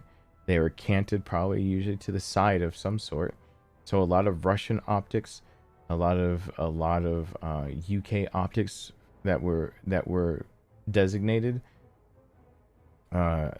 Optics that come to mind immediately that people might have seen in games that they actually get right every now and then is like the Dragunov. It's a Russian designated marksman's rifle, and you can tell the markings are very distinctive because it has a curve, because the further you get out, the optics is actually offset from center of bore, and the bore is, if it was lined up, you would have no need to adjust the further you get out. But the further you actually shoot out with that damn thing, since the optic is actually not just above the bore but also to the left on most models, because it's actually got the same attachment for a rail that all Kalashnikovs share. The actual your markings inside the scope have to give you the curvature for how many meters you are out, so you can compensate for the idea of the difference between where the optic is looking and where the bore is actually pointing. And for anyone who really thinks that, you know, you can just, you know, a lot of games get that wrong. This one doesn't. Leon actually takes things back because there should be object interaction, and I actually like that in this game. That you shouldn't be able to just point blank think you're going to push something in someone's face, especially be down sights with it and actually hit what you're looking at. And that's actually one thing that I've let go in this game. It doesn't have to be real, but he's many times, for example, like against the regenerators, I am within 25 meters of the thing. I'm within 15 yards rather. And at that point, you are going to have a point of impact that is way off from what that ACOG is saying, that you're going to have to actually measure up from it and actually go up. Because if you think about it, just anyone who actually logically thinks about how scopes work and why they need to be as close to the bore as possible on any firearm, will remember that if you just were to jam it against the wall and look through that ACOG or whatever scope you've got, you're going to see wall. But if you pull the trigger, that's not what's getting a hole punched in it. What's getting a hole punched in it is going to be on average 1.5 inches lower than that, because the acceptable sight height that we try to go for in many firearms industries is about 1.5 inches off bore axis. That's 1.5 inches raised above that. And so you will see that you're looking 1.5 inches off. And why is 1.5 inches important? Well, for people like me who would in the past have zeroed a rifle, especially something like cartridge in a 5.56 with 62 grain, at 50 yards, 50 meters approximately there, you have a bullet trajectory that actually works really well for you. And that bullet trajectory means that at that caliber, at 50 meters, you're actually still having rise in the bullet. So the bullet's actually in an arc. It's already been shot out in a slightly upwards arc. And in that slightly upwards arc at 50 meters, from then on out, you've actually been able to scope and successfully see that you shouldn't be off axis more or less from what you're seeing down something like an ACOG if it's sighted for 50 meters. That until 200 meters, you're usually no more than the inch to inch and a half difference from the impact that you would have made at 50 meters, yards, whatever. And then why it's so commonly cited by many and favored to be cited at about 50 yards is because the next point of impact will be the exact next point of impact that you'll have of looking down the scope and just hitting dead center of like the reticle of your scope, whether you're using EOTech and the donut of death or whatnot, or the ACOG and whatnot, or whatever your system you're using, is that if it's at that point, that at 50 meters it's hitting exactly where you point it, and then it's doing an arc that's only about an inch and a half over, and then it comes right back down, and at 200 meters, 200 yards, keep interchanging meters and yards, but you know, it just depends on who I'm talking to about the subject. It's got the same impact. It'll have come back down from gravity and have the same impact point, and therefore your adjustments only have to start at basically 300 to 400 meters out. And if you have a mil.scope scope or some way to be able to do a generalized measuring where you look down the scope and you see how many mils that you can you count the mils that of a average human being's height or a known object's height. You know something's about 6 feet tall, you count the mils and you know how to adjust, because if it's that many mils, it means that if a 6-foot object is that many mils out, you have it ingrained in your brain that you actually adjust for. That gives you a rough estimate if you're probably looking at a target 400 yards out. So there's a few things in games that I do, even if it's fiction, they're banking on real life firearms. And once again, I'm beating the same horse, where I realize I've said this before, but me being able to be invested in a game like this, many times I have to suspend reality, but the game is doing a very good job of creating plausible cases of what can even happen in science. It's creating plausible scenarios of how people got to where they are. And by plausible, I don't necessarily mean the politics or how someone, but this game even doubles down on exactly how a convoy basically was hijacked that had the president's daughter in it, and how she would have been abducted. And this game actually tries to explain how she would have been able to be smuggled across seas, basically. So there, with more remix and more realism, and they have an RE engine, it's a proprietary engine. There is an expectation from people like me that actually know some of their shit that you just might get that kind of immersion, that you can't just point your scope at something that is so close to you, and where you're looking down scope is point of impact, because it's not. You would need to aim up, and that's actually trained drills from anybody that uses, especially EOTechs, because there's an easy way for the normal donut of death. When you're getting close, you can just use that. The donut of death is the middle dot, and it's a holographic. It's got a circle around that, and it's got 4 prongs to kind of help get you more or less stabilized. In fact, I don't know if I can show it. I know I can't. I'm not at liberty to disclose anything about on my channel, anything to do with weaponry or anything like that. Knives are okay, but other things aren't. But I'm about to. I think I'm kind of out of it enough that I do actually have to step away from the computer. I will test me stepping away from the computer by possibly going and seeing if I can dig out an EOTech and show you just one last thing before I get off, because I think that might be helpful for some people to realize that these aren't just little nitpicky things for me.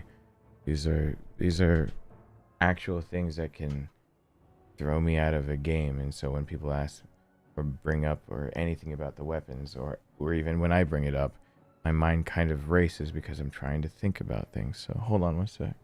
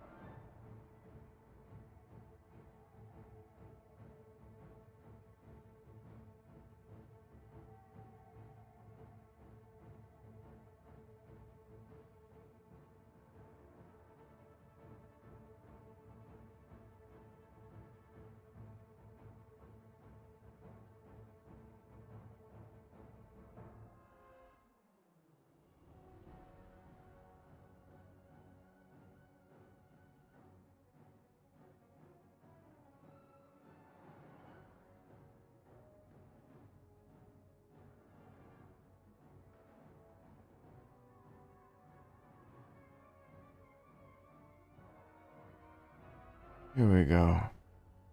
So, this isn't me saying that there's anything other than relics from my past in my within enough of arm's reach that I could come show you, and then they go back to somewhere else for YouTube's sake and legal sake. And it's not saying that there's anything that these can even be attached to. They're relics of the past. So with that legality out of the way, both of these are over 10 years old. And I say the Donut of Death, that's an EOTech. And you'll see like the L3 EOTech. This one, it doesn't take the CR123A batteries, and it instead takes AA, and that can shorten the battery life of them, but instead makes it a more feasible alternative for those who weren't looking for a specialized battery. I say the Donut of Death. I think I stuck working batteries in. And is the Donut of Death visible? Is it visible enough? Nope, it's gonna focus too much on that. Let's see if I can get the Donut of Death visible. Because you can't see it from the front, if you notice. But there is what is not being shown, and I wish it would show it here. Wish it would actually focus. Hand focus. Hand focus. Hand focus. It's not gonna let me. Where you see that red is actually a donut in there, and so that's a little frustrating. That I can't necessarily get it to show up well enough for you guys. It's brighter. You see that it turns out to be a circle when it's trying to put it out. And what's actually happening is that it's illuminating too much. There is literally a circle with a dot in the middle, and it's got 4 prongs outside of it. And it's actually the Donut of Death, that you can actually zero this thing in. And it's the idea that you can. It's a quick sight that, since it's a true, what you consider maybe a holographic sight, you can move your eye around, and that will not affect necessarily point of aim. That if it's zeroed in, that the sway of your eye not being a good cheek weld won't necessarily affect the point of impact. And the reason that things like that get to me is that this is seated on top of a rail, and that rail has a muzzle axis. And so if you see it from perspective of reality, if I were to push that muzzle against an enemy, like in this game, and use a sight like this, and this isn't the ACOG, but this is something, there's no magnification. Now you can get I didn't try to go dig out and see. There's probably a magnifier, either an EOTech or a Vortex, somewhere that I could get a hold of it to show an example and return it.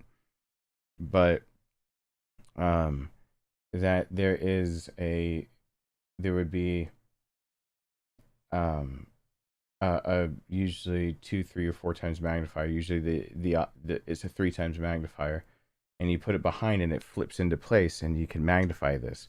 But if I were to shove the muzzle of the barrel against a wall or an enemy or anyone and look down that sight, that Donut of Death is showing it on my fingers up here, not on the palm of my hand down here. And so when I pull the trigger, I'm shooting my palm, but I'm looking at an optic that's showing me fingers. And so there are things that kind of really, for many, like, just take you out of it. I wish those ever came in green. I don't know if they do. I've been out of that business for a while, for over 10 years, about 10 years at least. But one I did find that made me remember of like that, there's a reason for some things, and that the optics that are used have reasons behind them. They do come in green.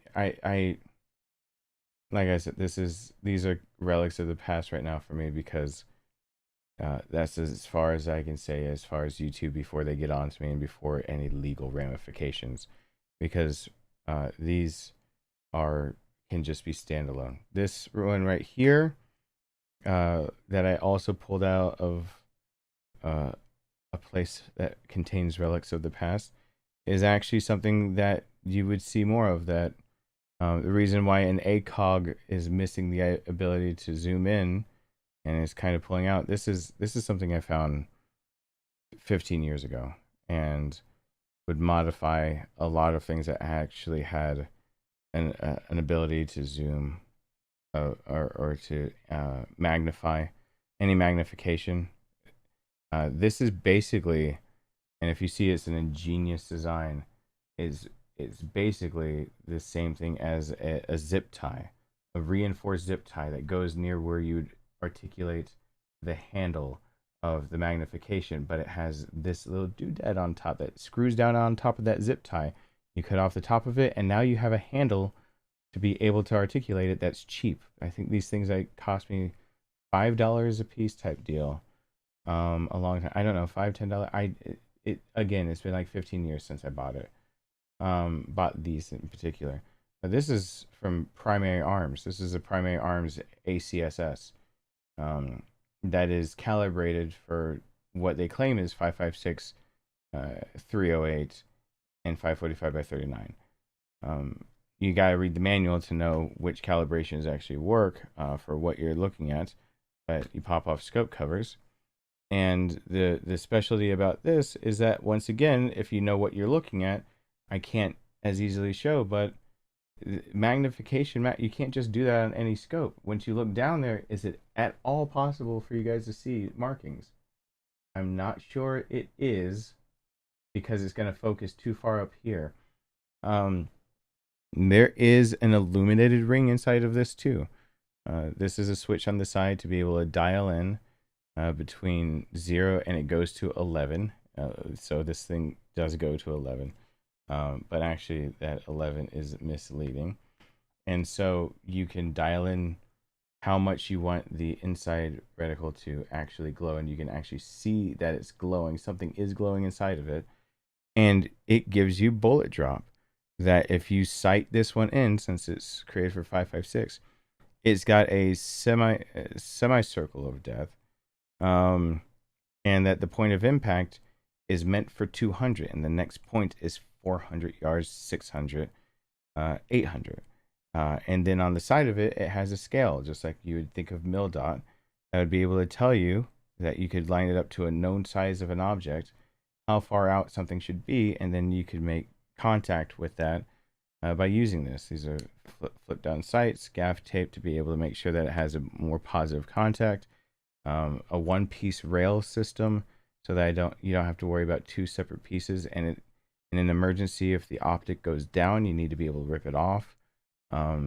While the rail can matter and being able to zero, it does. That's why me saying a weapon getting castrated bothers me and takes me out of it.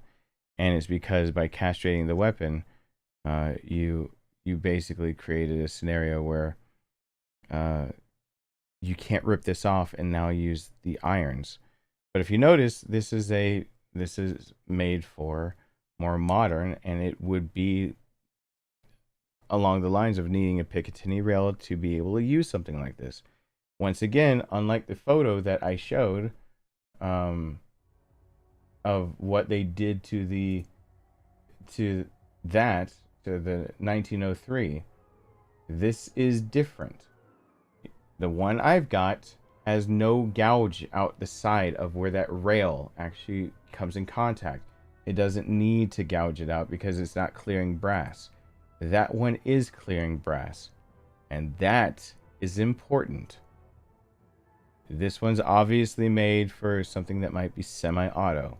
So you're usually thinking about putting this on, and this is a 1:6 magnification.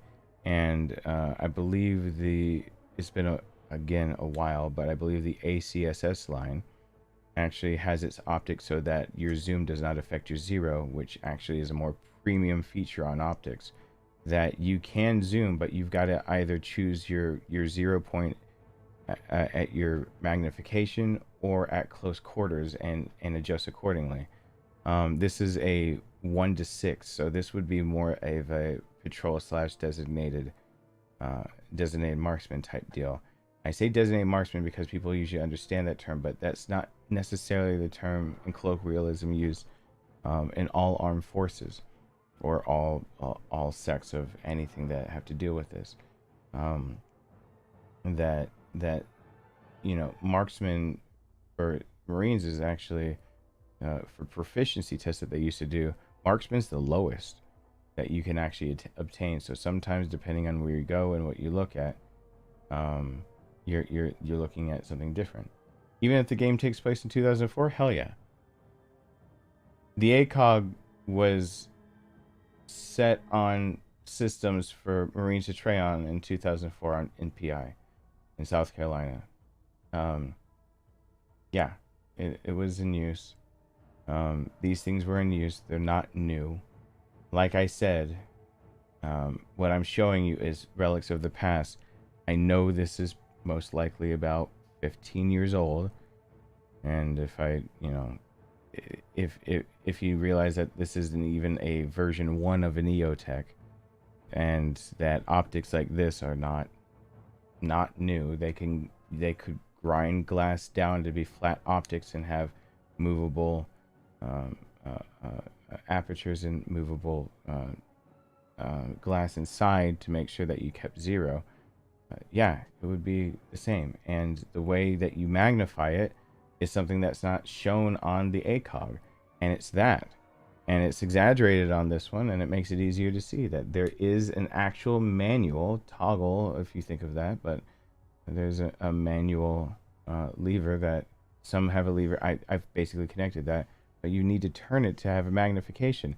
And if you're wondering what the hell this is doing on here, this is literally because back in the day, if it came from me and it was an order from me for a customer or something like that, especially back when I was an armorer, I learned very early on that while it might have been just a me thing that I liked to have a level on the scopes, it actually was something that I needed to teach a lot of people who didn't know as well or weren't trained as well.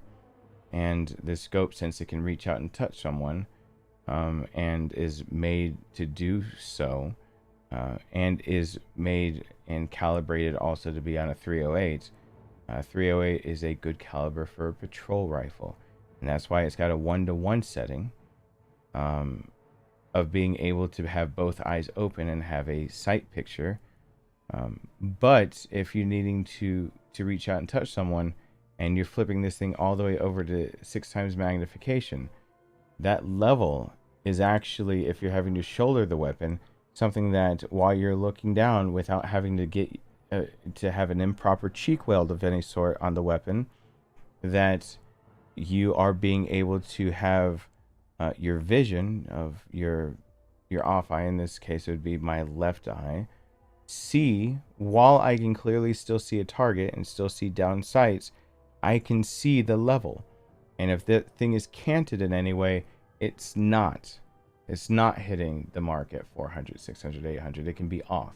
You might hit it, you might come close. An 8-inch plate at 200 meters should be doable by anybody who is properly trained. Even if there's a cant to it, you should know how to compensate for that pretty easily 9 times out of 10 for shots.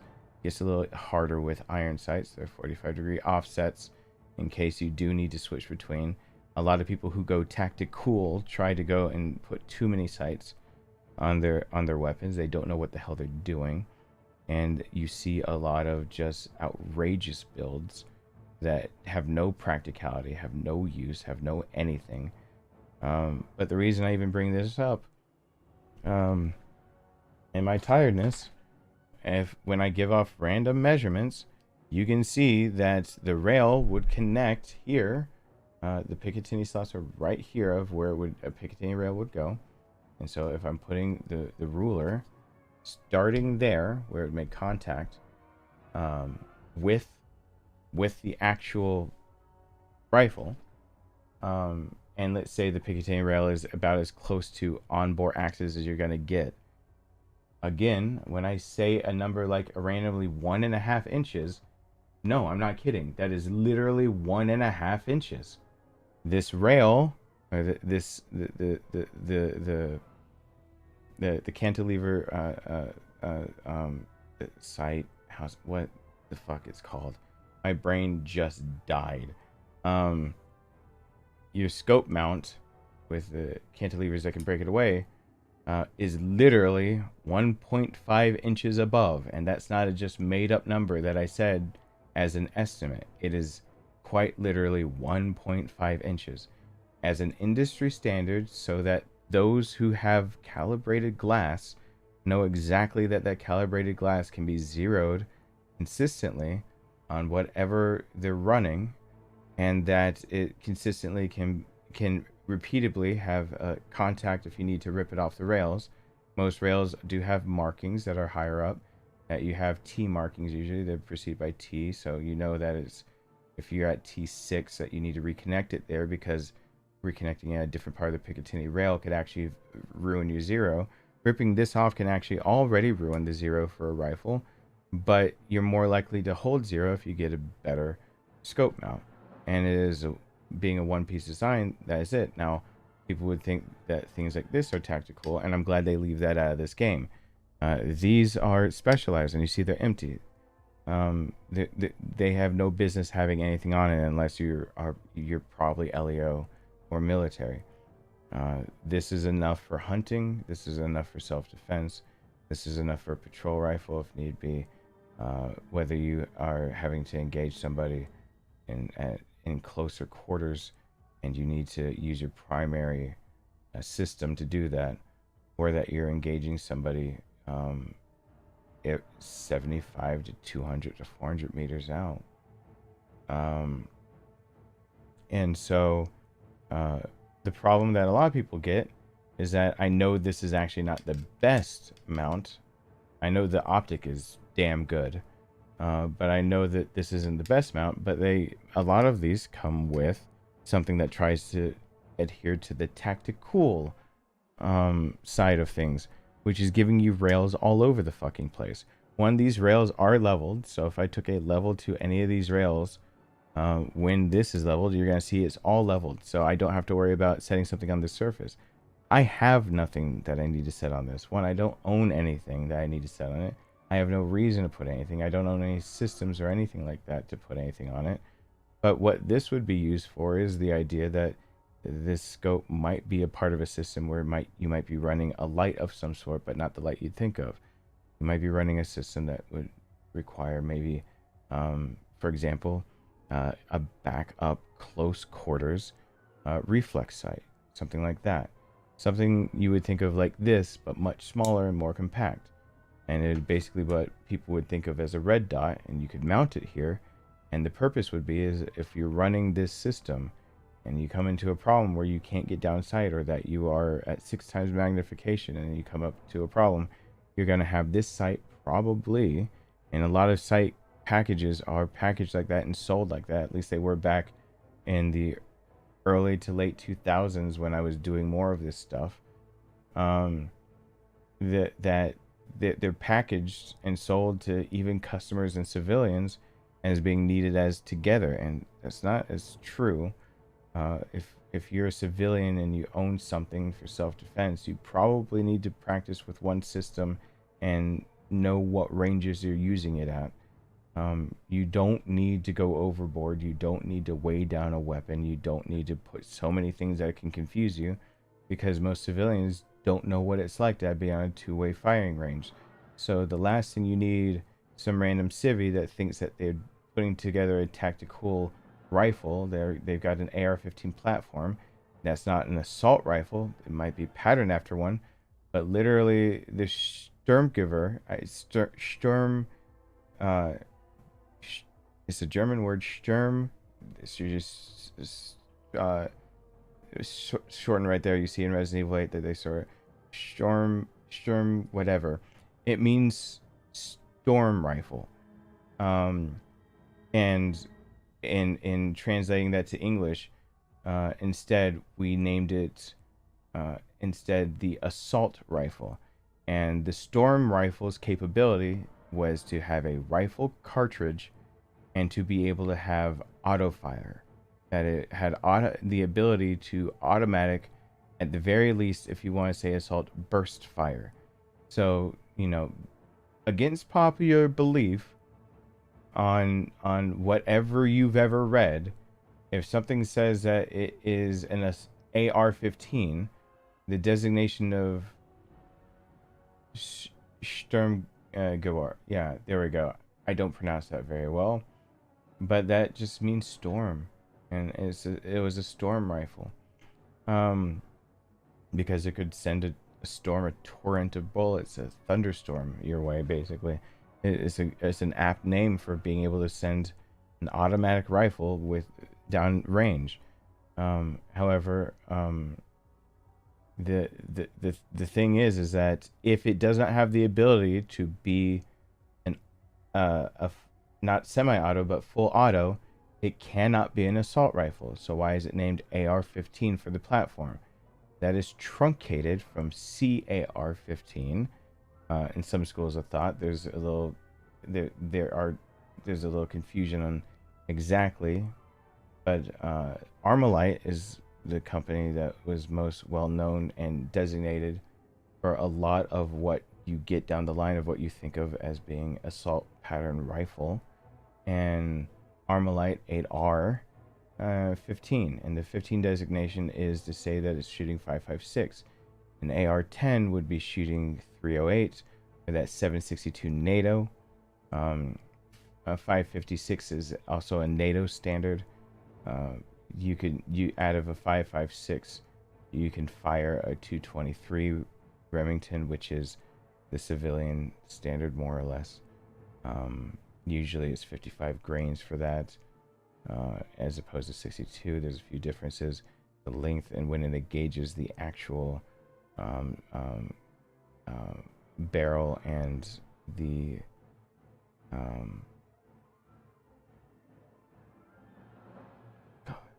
just blanked on that. Engages the barrel and the rifling. And so that why I said before in another stream, you can shoot 223 out of a 5.56, but you can't shoot 5.56 out of 223 without wearing down the rifling. That it is barely different. The rifling starts further back in the chamber in a 223. You'll see that they don't put on something that's meant for serious use 223. That specifically says from Prime Arms, and if I ever actually start talking about firearms, it won't be anytime soon, but I'd love to be sponsored by Prime Arms. I actually trust the company with their work and their craftsmanship. You see that they specifically are going to designate this as a 5.56 because they're probably assuming that you're using something that's probably 62 grain and it might have a core to it. That if it's 308, you see where the markings then can be interchangeable, because saying 762 NATO and 308 actually doesn't make too much of a goddamn difference. It only makes a difference when you're talking about contracts with LEO or military. It doesn't really make a difference when you're talking about designations, because usually the designation with like you hear the M1903, the rifle, the Springfield 1903 created, it's called the M1903 to give it a military designation, the M1903A3, which denotes the furniture that's on it and the configuration of the firearm. I say all these things because there's a lot that goes behind some of the shit that I'm saying, that when they put these details in games, that is one of my disappointments for the RE engine so far. That collision of rifles doesn't seem to be coded in as well. They're doing collision of pistols, collision of knives, but rifles somehow magically can just do some shit. You can put an ACOG on top of a 1903, the brass somehow clears, and you can zoom with it. It is a fixed 4 times magnification. you can't zoom. So when I go on random tangents, I only pulled these out and went and found them while I'm gimping around and hurting. I went and pulled them out to just try to illustrate that there's a lot that goes behind this kind of shit, and it's not hard to get it right. And I'm of the opinion, if you know, Armalite, you know, is usually credited for giving it the AR designation, but I know that the CAR was one of the first designations. The C was dropped because of the company, blah blah blah. You'll find two different reasonings for why it's named AR, but an Armalite is one of the most common ones you run across, and then you'll see people saying it's debunked that Armalite is not what AR stands for. So I'm not going to get into that debate because I don't want to give a history lesson on why it would or would not be called that and what it's actually called and why there was a C before that AR. At any point in time, it would be a military commission in the company. But suffice to say, when we're talking about patterns of rifles, it's just not hard to get it right.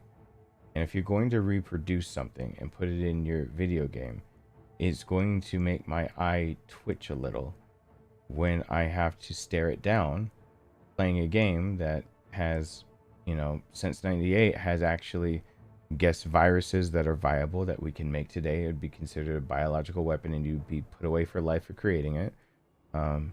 So I wouldn't recommend putting it together, but you know, you can go get rabies and influenza, polio, rabies as a base,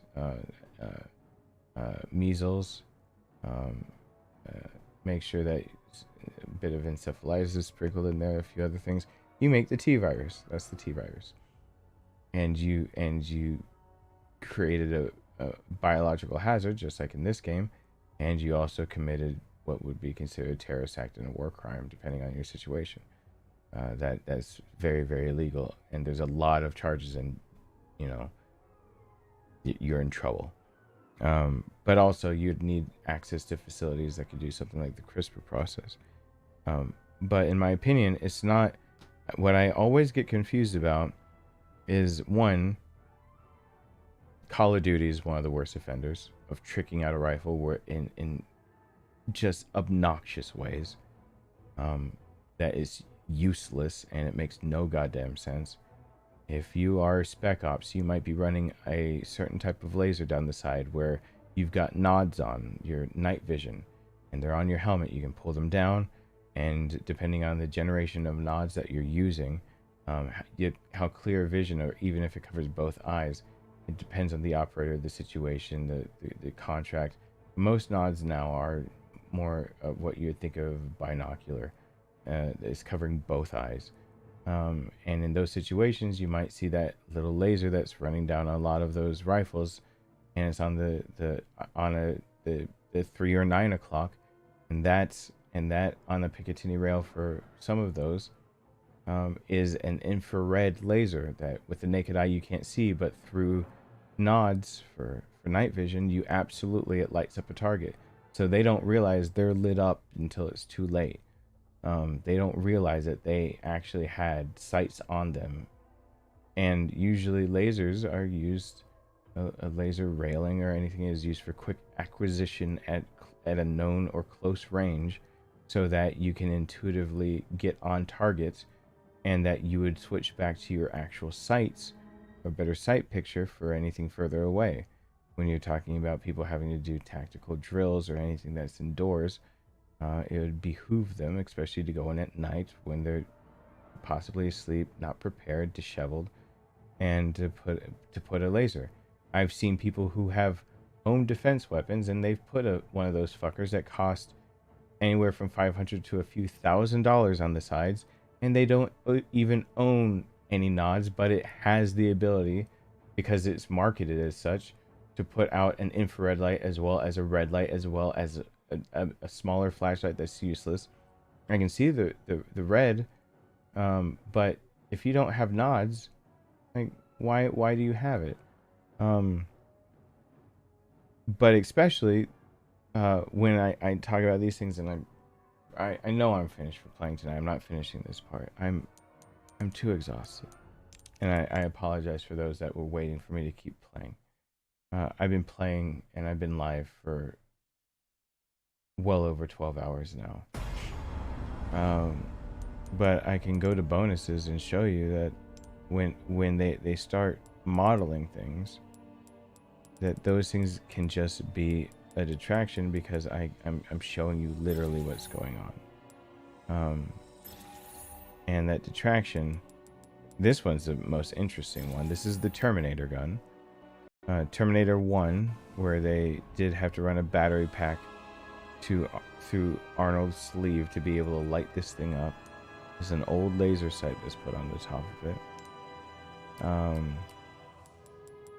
This is once again, I know what the pistol actually is, but my brain's farting because I want to remember. My brain just keeps remembering that it was just a straight up 1911 before, and now I know that actually there's a bit more of a designation to this, that this just looks like a 1911, but it's not quite that simple. That on top of it is actually not a sight. That would be, back when this game was made, still almost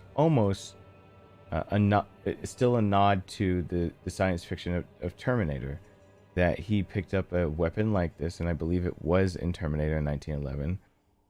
I could be wrong on that. I'd have to go back and watch the movie.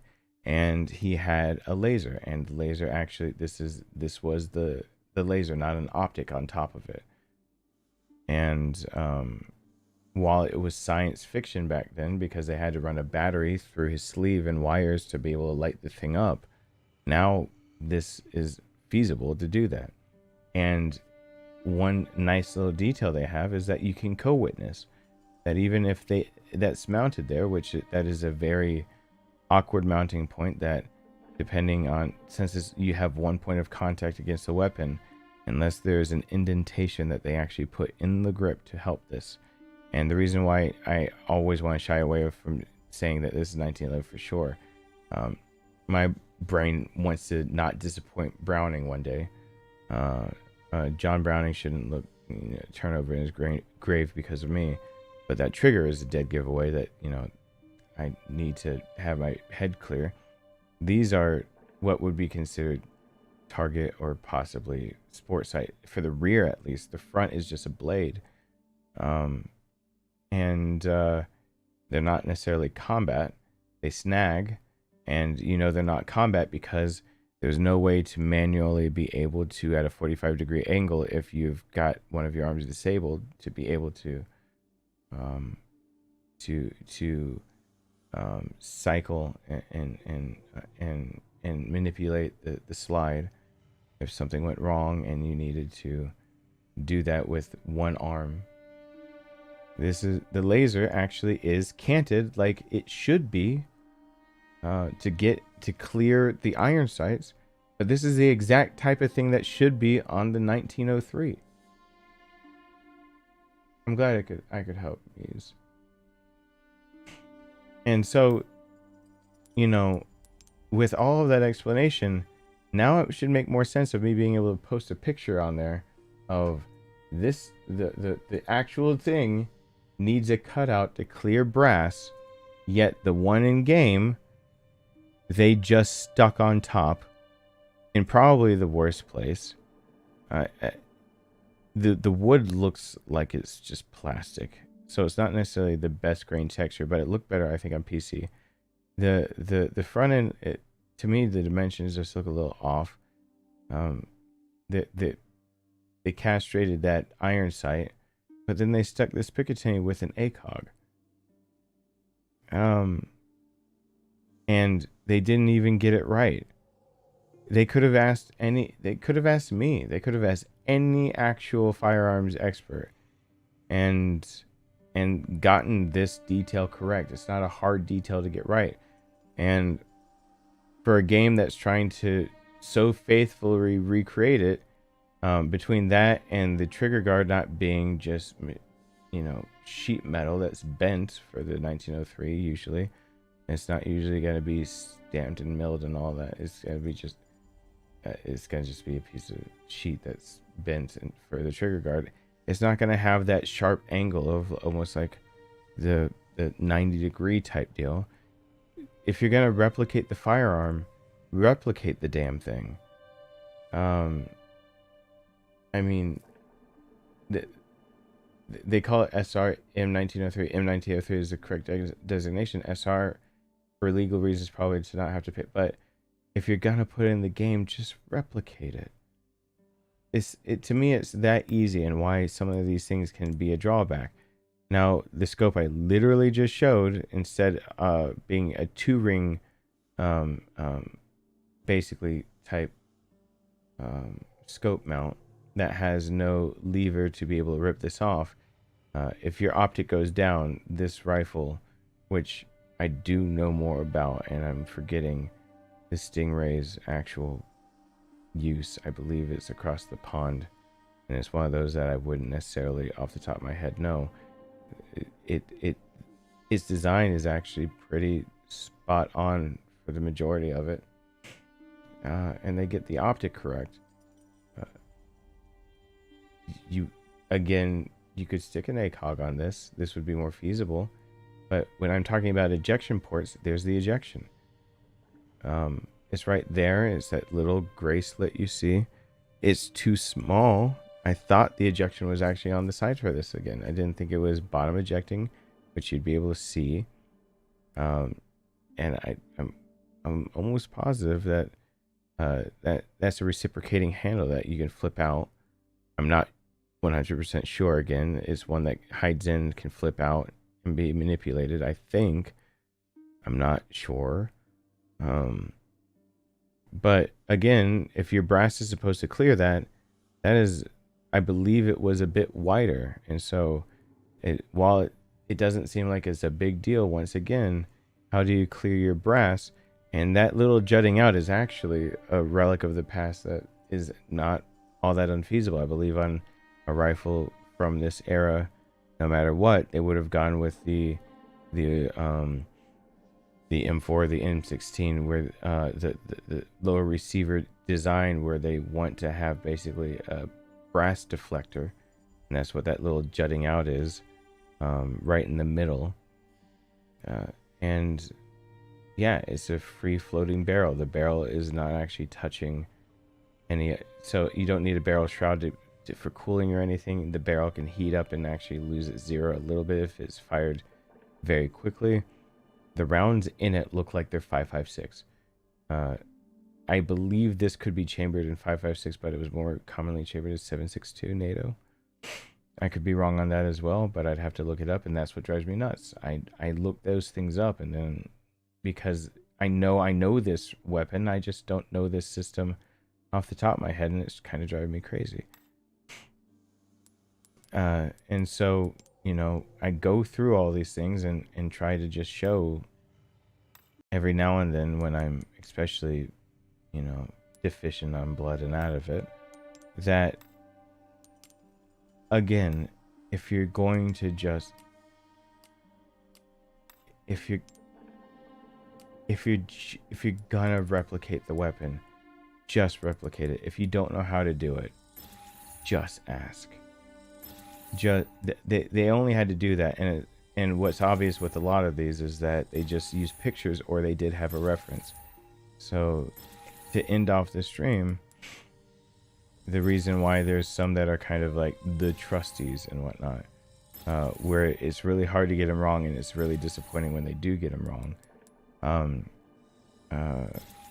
I'll say that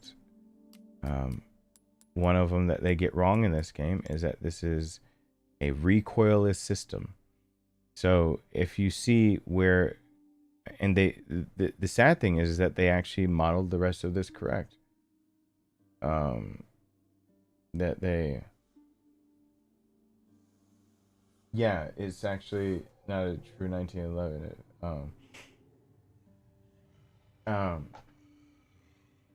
Well, they changed the name to not get sued. I don't know how long ago that was said. They changed the names to not get sued. They don't have to change the design.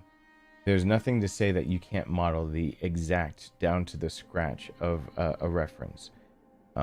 There is something to say to model it down to the scratch and then to name it its actual name from the company without getting their permission, because you're giving publicity they might not want. So that's where you're getting into the legal trouble of that they own the rights to the naming of that weapon, but not necessarily the design and being able to replicate that in a video game. So they can model it down to every scratch, because here you go. This is a rocket launcher, and since this isn't the newer model that has actually been made, I believe, somewhere in the Western world and got its first big use, the newer model of this, not the Chinese model that's like the whatever, the 96 or something, and not the whatever. This is the RPG-7, and this is proof that they can get it right. This is proof that they know what they're doing and they can get it right, because they have this, which you have a propellant that's going to be coming out the back of this, because this is a damn rocket. This is your payload, but the actual RPG in this, surprisingly enough, if I could just get this off the screen, this is the RPG. This is the RPG-7. It does not stand for rocket propelled grenade. It actually is the letters for the Russian words for what this is, and the actual RPG is what's on screen, not the front payload. This is the RPG-7. Now this is what it is designed to fire, and you don't get a clear shot of exactly how it's coming out or it being reloaded, because the infinite one isn't reloaded, and the one-time use one he drops. But this should actually go in and have basically not a locking nut of any sort or locking mechanism. It has a slight turning mechanism because it's going to, while propelled, stay stable from the rockets behind and from having English spin imparted onto it, and to be accurate up to a certain distance. There again is a new model that has now seen its first major use in Ukraine in 2022 of last year 2022, that it is more accurate, and if you use their munitions, they claim that it has accuracy for longer ranges. But almost as far as you see, where you can see this, the blackened, the blued metal parts of this, is going to be actually the rocket that sends this.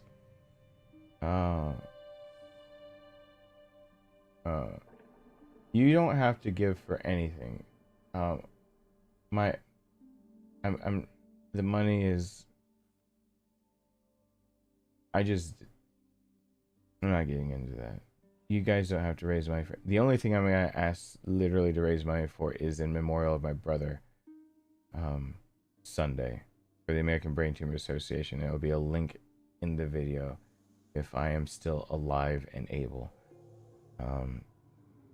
I better be alive, but earlier why I started this stream, I mean, having a consistent bleed is no joke. The entirety of where you see this, the metal section of this, is actually where there's a tube inside of it that it propels. It is a rocket propelled a payload, and this is where the gases come out, expel. One, it's recoilless system, meaning that thing, the only way you aim down these sights and get a good sight picture and actually hit your target is exactly the sight picture I just made right there.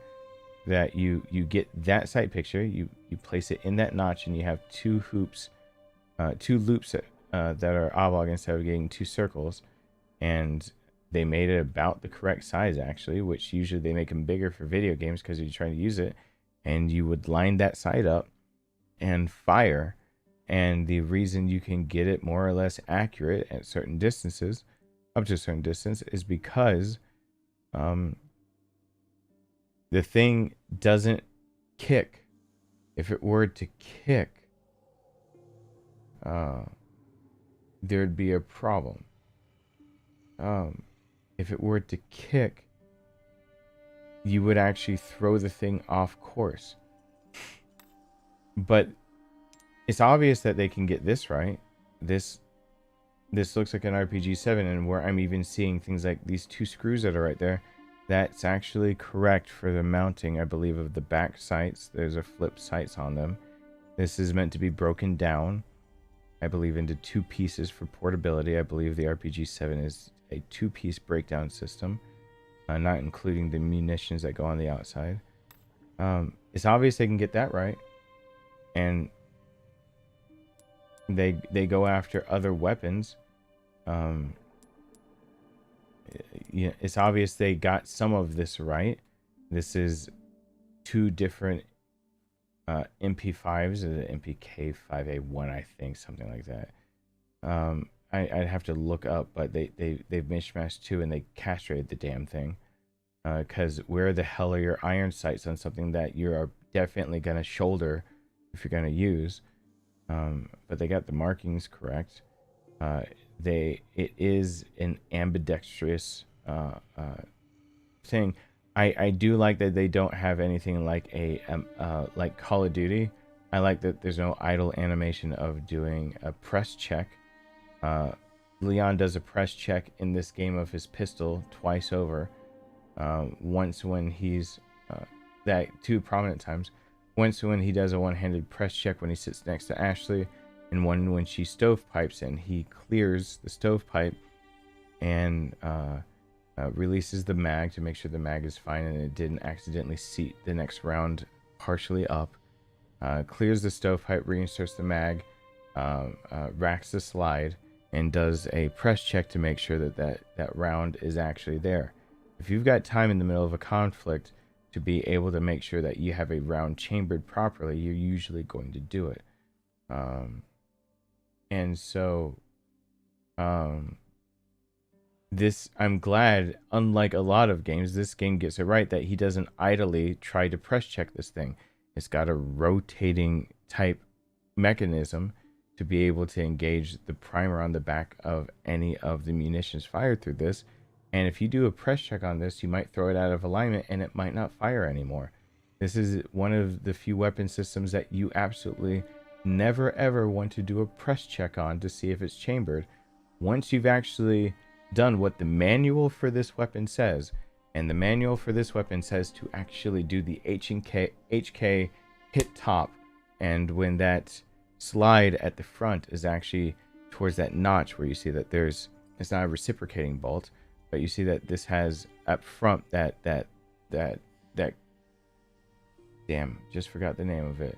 It's not kernel or whatnot, but the charging handle right there has a way for it to basically flip up into this little groove,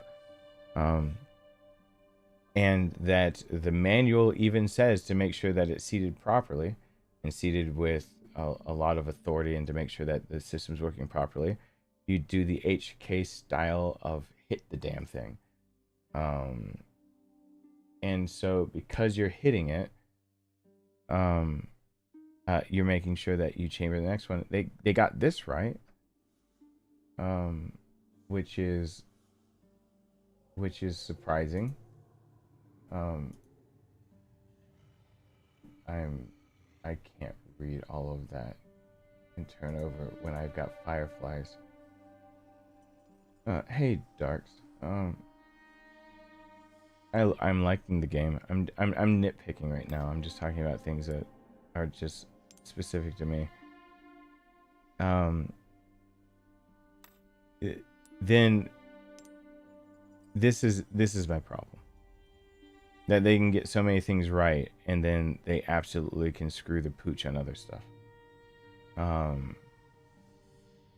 Close quarters battle rifle, assault rifle is obviously what they're going for. And this is obviously an assortment. It's generic. That's not actually a floating barrel on it. You can tell the gas block. We can have an all-day discussion if this is actually a gas impingement system, a direct impingement, which would mean gases are actually traveling from when you fire around, they're traveling through tubes back toward the carrier to actually cycle your bolt to eject the brass and to chamber the next round, they can get it partly right. But once again, I'm seeing where they're kind of deciding what to choose. There's safe, semi, and auto. That is actually on some, I believe, cults, some D&D defense. That's not usually what's issued. That the selector switch many times for the era of where this is coming out is probably going to be closer to the 1986 type selector switches still. Even if the lower has changed or if it's different at all, you're probably actually getting burst. So it shouldn't be going from safe to semi to auto. You don't want to burn through a mag. You want to be able to have a bit more control and authority with the idea of being 3-shot groupings. And there are a few different random weapons out there that actually have to cycle through all 3 shots before it can actually do another 3, which the AR platform has never had that issue in its life cycle. So if you actually pull that trigger and you know only 2 rounds fire off, which is possible, the next pull will shoot off 3. There's a few systems that don't do that. This is the quad rail on the front. The barrel's not floating because you would actually need a different gas block. The gas block is part of that front post sight. They got the post sights correct. It's actually the correct size. The blade on the front is correct. Something that you don't see.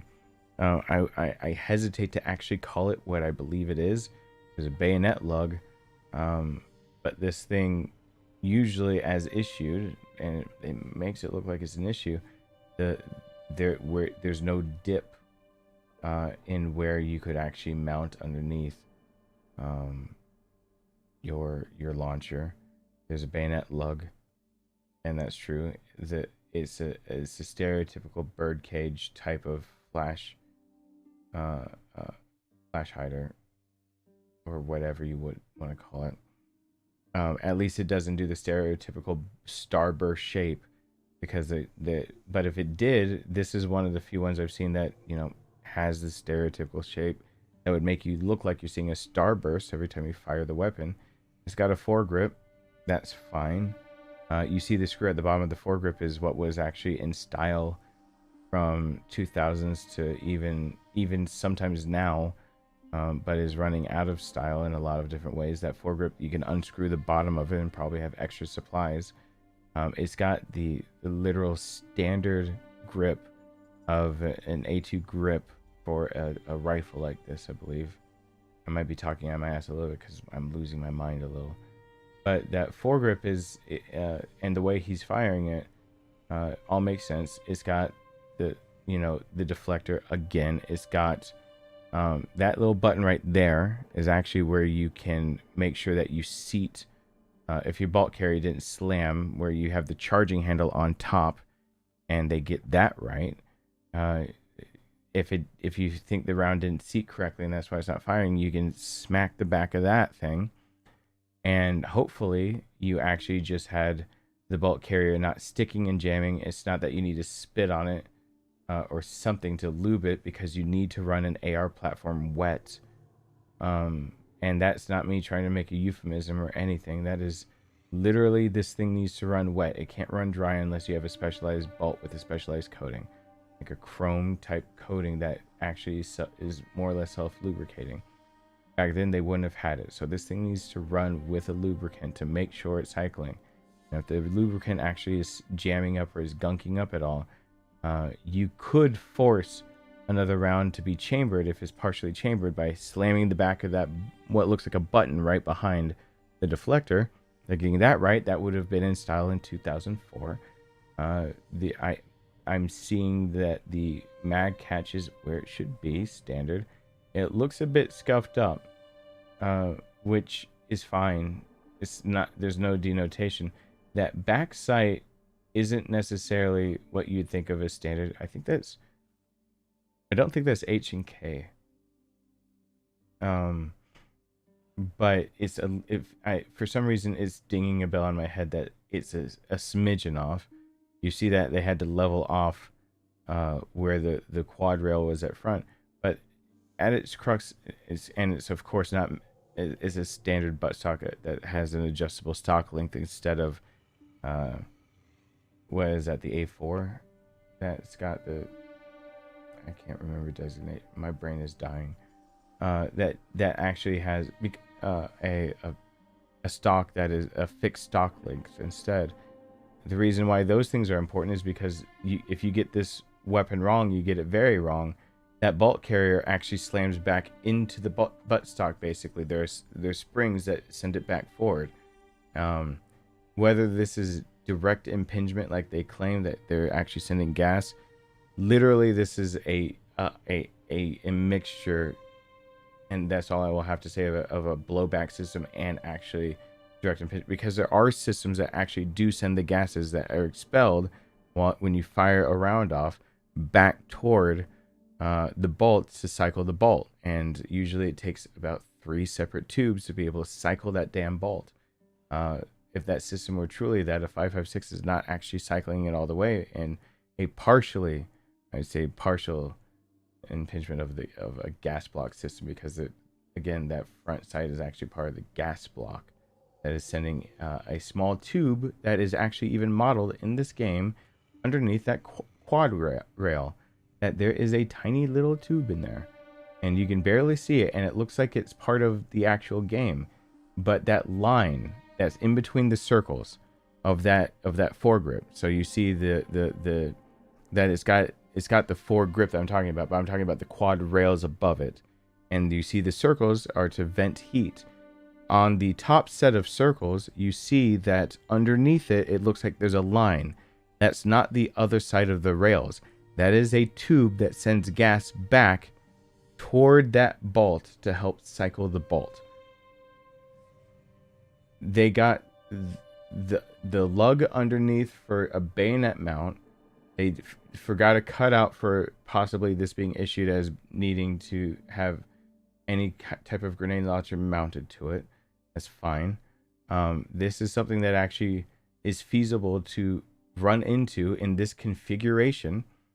And you can almost call it a generic AR-15. There's no way to know what company they're kind of going for, because there's no dead giveaway of what company. Giving that quad rail kind of ruins the idea of me being able to tell what company this might be based on what picture they saw. They can get the damn tube that's in there that they probably didn't even know what it's for, correct, but how did they know to get that? See, they're modeling things, and when you start over modeling things, I'm gonna over analyze that shit, and anyone that's in my position might actually over analyze it as well. You cannot just start modeling things in a video game, call it more realistic, and try to just call it a day. Because if you're gonna include a tiny detail like that, then I want to see the tiny detail over here of where's the damn cutout, so your brass isn't accidentally stovepiping you on a fucking bolt action. Like it, that once again a ramblings of sorts that seems like it's out of nowhere, but and again, here's another one they get just correct, even from the idea that while at first it confused me that I don't remember there being a sling point mount for the extension of the mag, that's a coupling at the front, that's an extension that should give it 4 extra shells, I believe 3 or 4. This is a Remington 870. That coupling, it's a rib top to it, which a normal bead sight, you're looking down the muzzle, and that bead you're lining up just with everything else, and that's your point of impact. That's how you fire this thing. A proper cheek weld with it will ensure that when you have your cheek rested and you're looking down, the rib of this, which is for heat dissipation and to make sure that the height of the bead and your line of sight is actually level with the chambered cartridge and what you're aiming at, basically. So it's a twofold purpose that I'm aware of, that my brain knows that there's something else about it too. This pump action they get correct. They even have the damn safety. So I thought this was the one that had the safety correct. No, they didn't. Did they not model the safety on this? They modeled the safety on the Benelli M4. Where the hell is the safety? It's got the 3 typical screws that should be there to hold your assembly together near the trigger. Where is the safety? It shouldn't be as cut.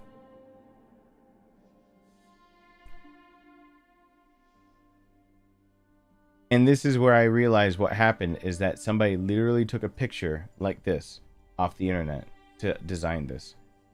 That they looked for the most prolific shotgun. They ran into the Remington 870, or they just decided to go with that because I believed it was used in the original version. They decided to model this thing. They looked on the internet. They found photos of it, and they saw probably a photo that would belong great on the front of a wiki page, and it showed this, and then it showed it flipped, and it showed both sides, and so they're able to get the details of whatever they found in that photo, including the 3 screws that were there, and because the blackened button of the safety is so just easy to miss, they missed that. I can tell that the company that would make that front coupling for the extended mag, it starts with an E. I can't remember, LZ something as it, because that under scoop right there, that is I think more or less special to them. I don't think that's necessarily from Remington. Of what if they had actually if it had come with the extended tube mag from Remington. But the damn safety's gone. The loading gate, the gate's there. It's in the correct position, and there's actually they modeled it well enough that if the gate was open, you'd see light through this. A lot of great things that they did with it. Where's the fucking safety?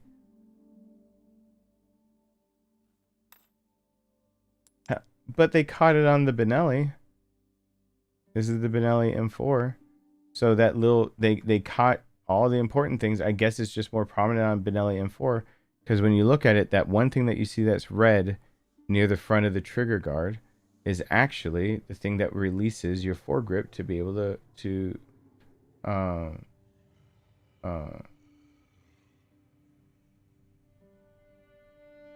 Jesus H. I sometimes just hate the internet.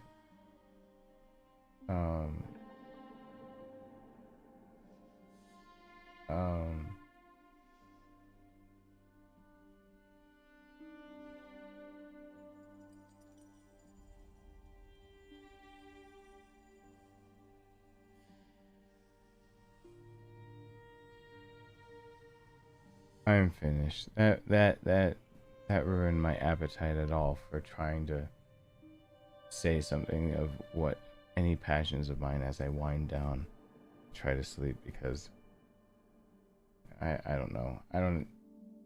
The only responses I'm getting in chat is someone spamming that I have to go erase, and I think I might just be rambling and very tired. And I think I might be safe to be able to sleep for 90 minutes and see what happens. These things are just, I guess, random things that if you wanted to learn weapons stuffs at all. Alright. I'm going to do a big thank you to everyone tomorrow because I missed half of the crowd from the earlier stream, and my brain just realized that I can't edit this one either because it went over 6 hours. So I've been streaming for 13 or 14 hours. But thank you guys for being here. Thank you for supporting. I'll try to be healthy, do what I can, and